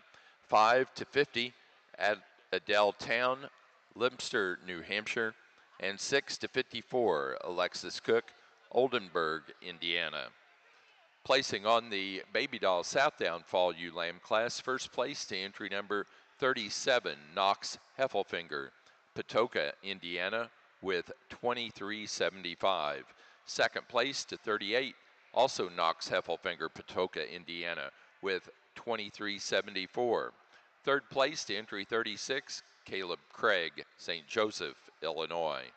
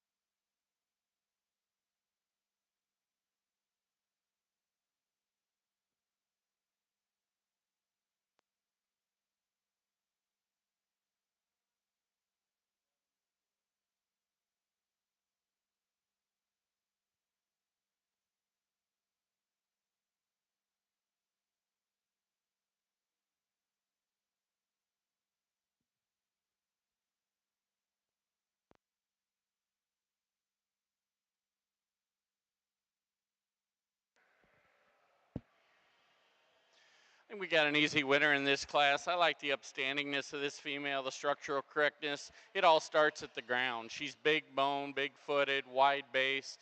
You get your hands on that fleece, it's the densest fleece that we've got in the class, probably one of the coarser fleeces, but she's going to be a pounds heavy shearing kind of a female.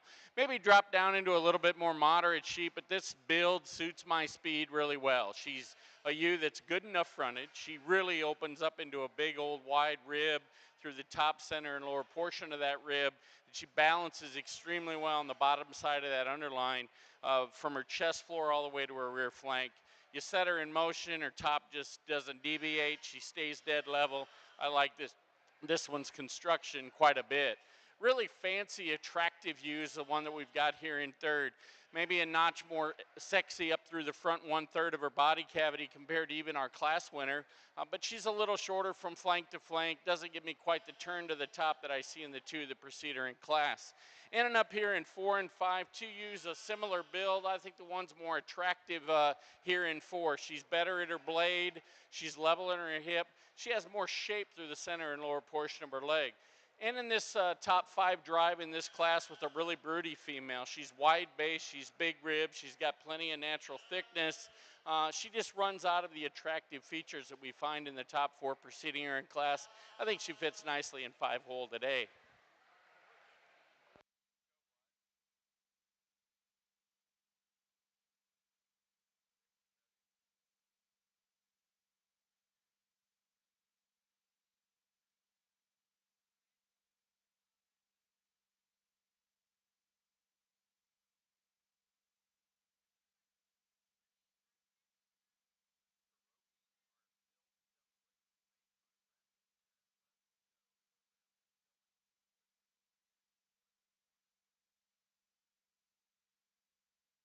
I think there's some challenges in this particular group of 5. Certainly each of them have some things that I'd like to change about them, and maybe each of them have some things that I think are really kind of cool about them. But I'd feel a little better if I could break these 5 down and put them back together kind of the way I like to see them. I think the one that's the best topped one is standing in one that really is level from that blade all the way back to the hip. I think she comes tremendously wide built all the way through. This is the one that when we put her in the motion is probably the most correct off of both ends, and I appreciate that about her on the move. I'd like to give her maybe just a little more stoutness of feature in terms of her skull width and dimension compared to those two ewes that stand behind her, but I think she's the nicest balanced one that puts a lot of good pieces together. I think then when we move to 2, here's one that's really bold centered, and I think that's where she gets around to what I have in 3. I think she comes a little neater at her blade, a little bolder through that particular center with more mass and dimension up high. I think though when we work our way back, she maybe gives up some things that I find in the ewe that gets behind her. She's a little shorter hipped, maybe gets a little shorter strided off of that rear leg when we put her in motion. But again, another stout-headed one that I like about those things, but I just like to maybe change her in that hip, but I appreciate her from that last rib forward. A longer bodied, a longer sided one is here in 3, and I like that about her, but I think that might put her at a disadvantage in this particular group of 3, just because there's more spine for her to manage, and the way to put those skeletal build around that length of spine maybe comes and hurts her a little bit.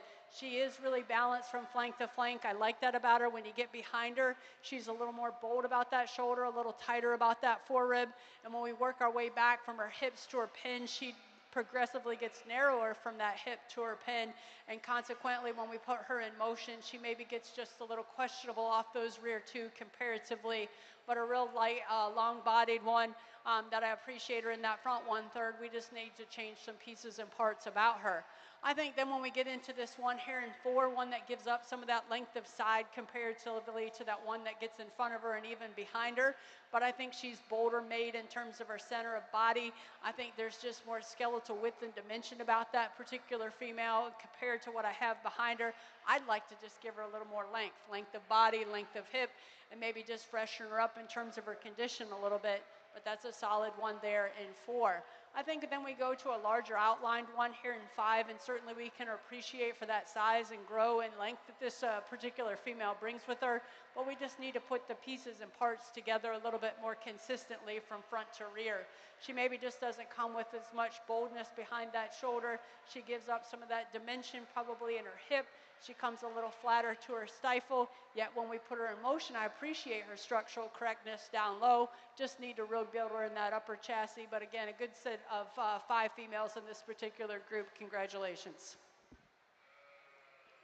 Placing on the Baby Doll Southdown Winter Ewe Lamb class, first place to 41, Vivian Stephenson, Mooresville, North Carolina, with Bigwoods Donkers 619 Gregano. Second place to entry 47, Caleb Craig, St. Joseph, Illinois, with Olive 0654. Third place to 39, Harper Nichols, Jerseyville, Illinois. Fourth place to 46, Knox Heffelfinger, Patoka, Indiana. Fifth place to 40, Harper Nichols, Jerseyville, Illinois. Sixth place to 45, Ella Janner, Harvey, Iowa. And seventh place to 42, Ella Janner, Harvey, Iowa. Placing on the class of winter ewe lambs for the Texels. First place to 63, Alexis Cook, Oldenburg, Indiana, with Cook 2416. Second place to 66, Adams Texels, Shelbyville, Indiana, with Adams 5411.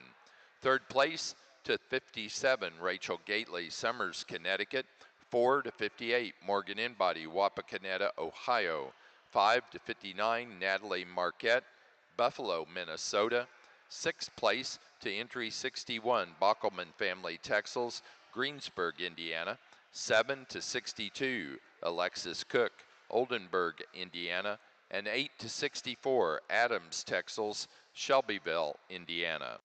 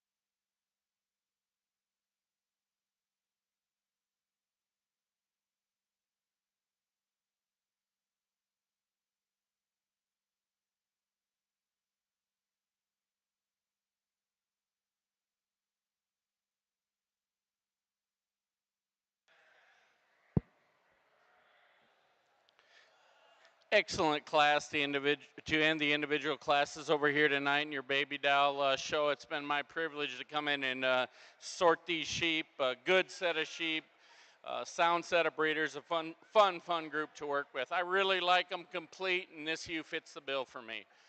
Just love the depth of body she has, the spring of rib that she possesses from the side, the uniformity of underline.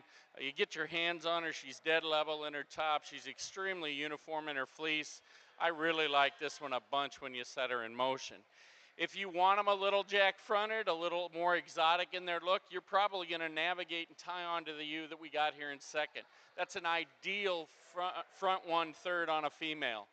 It works through her forerib. It works through her midrib. I'd like to drop her a little in her flank. I'm going to give her the benefit of the doubt today because we're in a really young class, and I think she's going to come to that. You like the way she handles down her top, super wide for as green as she is, and she's got a really good hip on her. Really nice pair, although highly different in my top drive. A really complete ewe we've got here in third. There's just not a hole in her. I like the depth of body she has, much like our class winner, a little more front end than our class winner does. I think she just runs out of power when it comes to length from flank to flank, and the elevation and the meat pieces that we find in the two ewes that precede her in class. Extremely soft handle and fleece on that ewe in third. I think that's an advantage she has over the two that get the nod over her today. Extremely deep, square, complete, well-made sheep here in four. Maybe not as exotic in terms of her front end design, and I'd falter and left her fourth today because I think she gets a little bit deeper in her chest. Her neck-shoulder juncture is not quite as elite as we find in 1, 2, and 3. I like the look of this ewe that we've got here in 5. She's extremely attractive from the side profile, a really functional brood ewe look. She's not quite as level in her design down her top as we find in the ewes that precede her in class. She's good enough in her look, soft enough in her kind. We're going to leave her in 5 tonight. Let's put our hands together. Good, fun class to evaluate. Lots of positive differences from 1 to 5.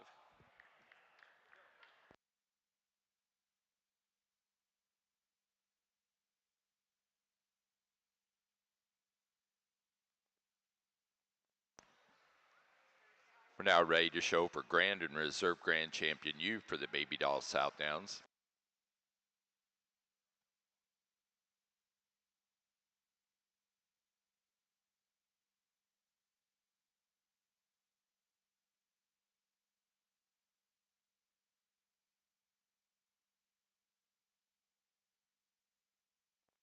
Following the class for the Grand Champion and Reserve Grand Champion U, we will have a young flock class that consists of 1 ram and 2 ewes. Those can be lambs or yearlings.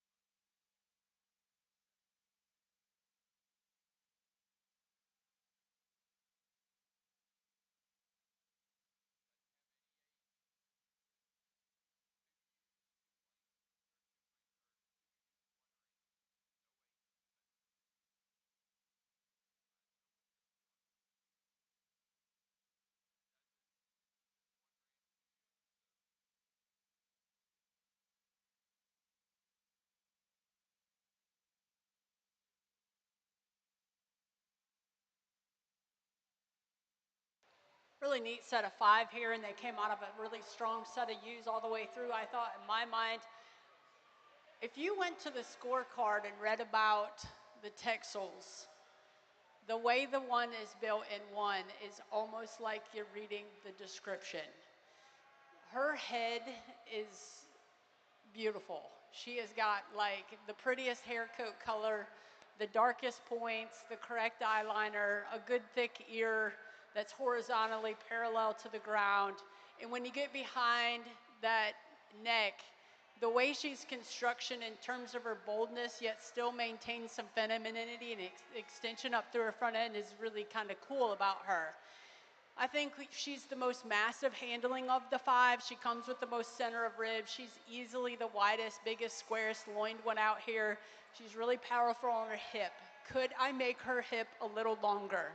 Probably that's a yes, because I think when we put her in motion, she might get a little more laborsome off the rear too, compared to the U that pushes her from the second hole. But that is a stout one. It's really balanced from flank to flank. If I could just change her in that hip and free her up off those rear 2 legs, she'd be a wowza for sure. I think the UN2 is one that maybe comes the closest to her in terms of the way she's constructed from her blade to her hip. When you get behind these, there should be some description. You should see some progression of width. You should see some boldness of shoulder. This U has that advantage over what I have in 3. I think she's more defined in those concepts of terms of the way she puts her shoulder on her cage. I think she's bigger in the center. I think she comes a little longer from flank to flank as well. She too could probably be just a little more ideal in that hip structure, but of the 2 that are on either side of her, I think she's the one that gets out and wheels the most ideal off of both ends, and I appreciate that about her. The ewe-lamb here in 3 is, again, one that really brings some boldness of skeleton to her as well. She's very correct at the ground. I like that about her. I think when you start to study her, she might get a little lower at the top of her shoulder comparatively to those 2 females that get ahead of her. Where she gets herself into trouble is when you get behind her, she's very nondescript from her blade to her pin. She's very plain-sided from the rear. I'd like to give her a little bit more of that boldness of shoulder, give her a little more dimension of hip, right? Just to make her a little more ideal of what the Texels kind of look at when you get behind her. But in terms of her feet and legs, I like that. I love her head about her as well. I'd just like to put a little bit more of that description in her. A neat sheep here that I've had all over the board. Where this sheep particularly excels is she's pretty level in that design. I like her. She too is one of the sheep that get a little shorter sided when you start to view her. When we put her in motion is really kind of where I get concerned. She's a little straighter in that front 1/3. She's a little tighter off of those rear 2. And of the 5 in here, she's probably the one that's the shortest hipped and kind of maybe just creates a little havoc when we put her in particular motion. But a neat one there in 4. I think then when we finish up here in 5, this is a real youthful one, kind of a neat headed one. It's really good in terms of her character. She's a little greener.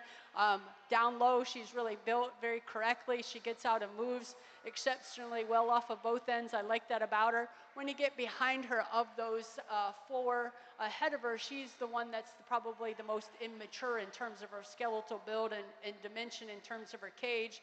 She gets a little plainer in terms of that width and dimension in her hip comparatively, but I love her from the side. Very youthful, just not enough of her to get up into those powerhouse set of females, but a really, really good set of ewes in this particular class. Congratulations. Placing on the Spring Ewe Lamb class for the Baby Doll Southdowns. First place to entry 49, Scott Odlin, Ivanhoe, Minnesota, with Big Woods MN 447920637 Wee. Second place to entry 54, Knox Heffelfinger, Patoka, Indiana, with 24172. Third to 58, Riley Donkers, Firebolt, Minnesota. Fourth place to entry 61, Ella Janner, Harvey, Iowa. Fifth place to entry number 51, Harper Nichols, Jerseyville, Illinois. Sixth to entry number 62, Harper Nichols, Jerseyville, Illinois.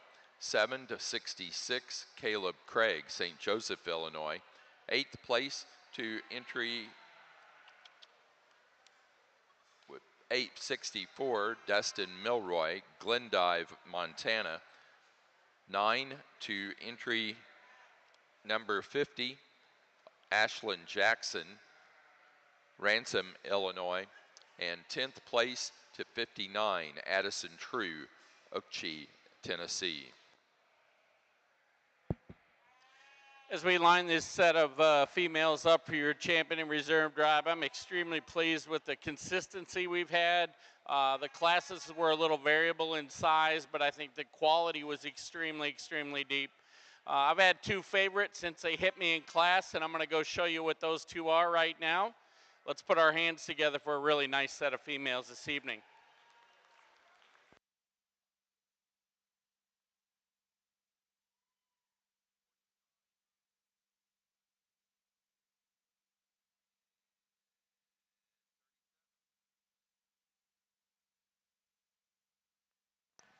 Grand champion Baby Doll Southdown U goes to entry number 49 out of the Spring U Lamb class. Scott Odlin, Ivanhoe, Minnesota with Big Woods. MN 447920637 Wee. Reserve goes to entry 37. First place fall U Lamb. Knox Heffelfinger, Patoka, Indiana with 2375. Placing on the Spring U Lamb class for the Texels. First to entry 77, Cameron Drew, Stafford Springs, Connecticut with Pine Knob 2445. Second place to 81, Rachel Gately, Summers, Connecticut, Pine Knob Farm 2454. Third place to 71, Alice Winnery, Warsaw, Ohio. 4 to 72, Alexis Cook, Oldenburg, Indiana. 5 to 80, Rachel Gately, Summers, Connecticut. Sixth place to 75, Jocelyn Beebe, Summers, Connecticut. 7 to 69, Colin Beebe, Summers, Connecticut. Eighth place to entry number 73, Adams Texels, Shelbyville, Indiana.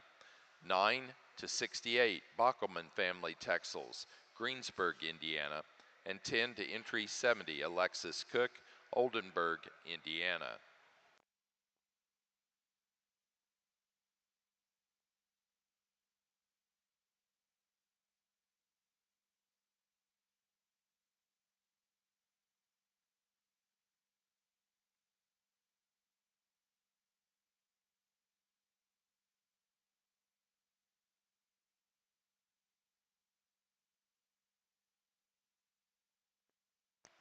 Again, we're now ready for Baby Doll Southdown Young Flock and then Best Fleece.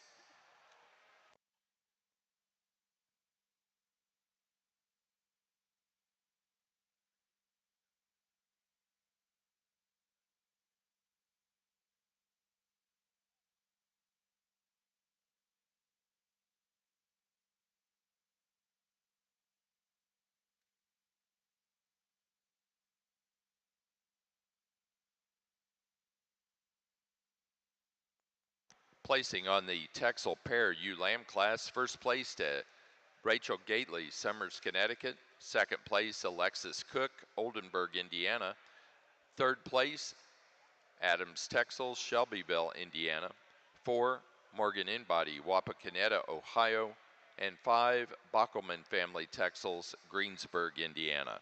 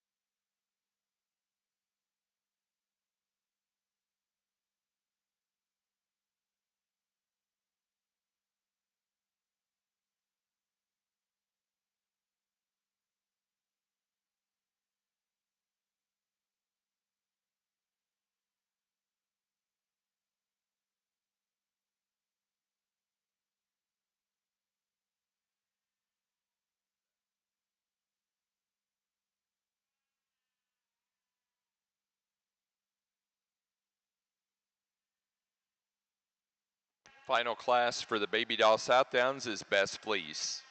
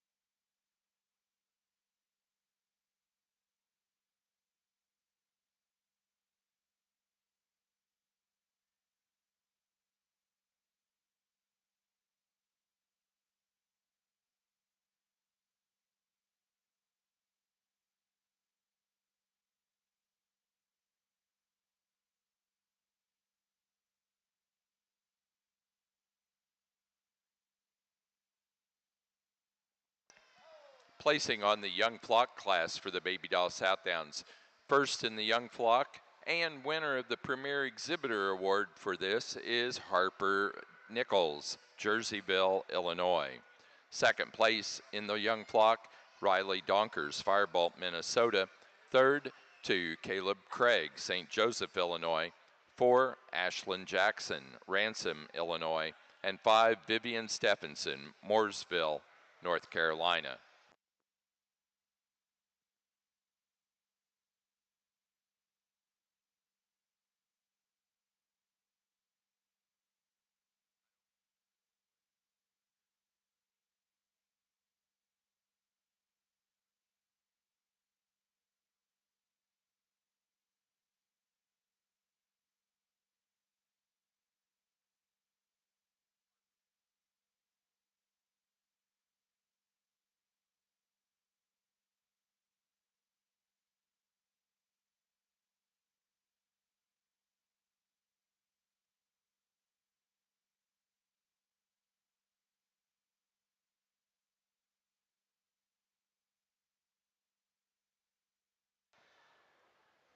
Been fun sorting the Texel sheep, and I appreciate the opportunity to come and sort the Texels at your national show. And again, I hope that when we get these 8 out here that you kind of see the things that I see in them in terms of these females being able to put some genetic pieces in forward movement in this particular breed. And they each have some things that I think are unique about them that can do those things in terms of character, structure, build, and kind of what they have to offer.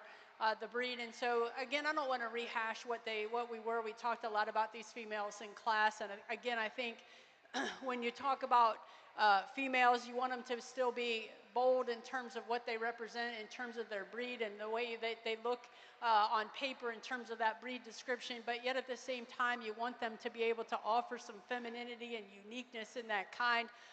And also, I think these sheep have to get out and move and be correct on that move, because it just adds added longevity to their existence in a genetic program to whichever direction that you take them. So again, it's been my pleasure and certainly my privilege and honor to sort your Texel show. Give your females a nice round of applause, and I'll show you my 2.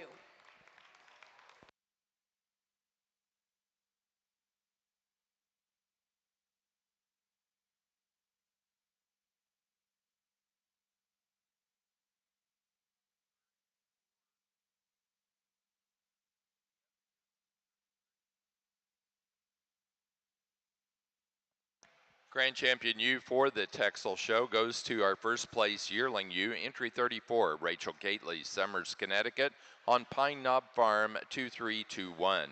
The reserve Grand Champion was second in that yearling ewe class, entry 33, Avery and Brant Lindsay, Coshocton, Ohio.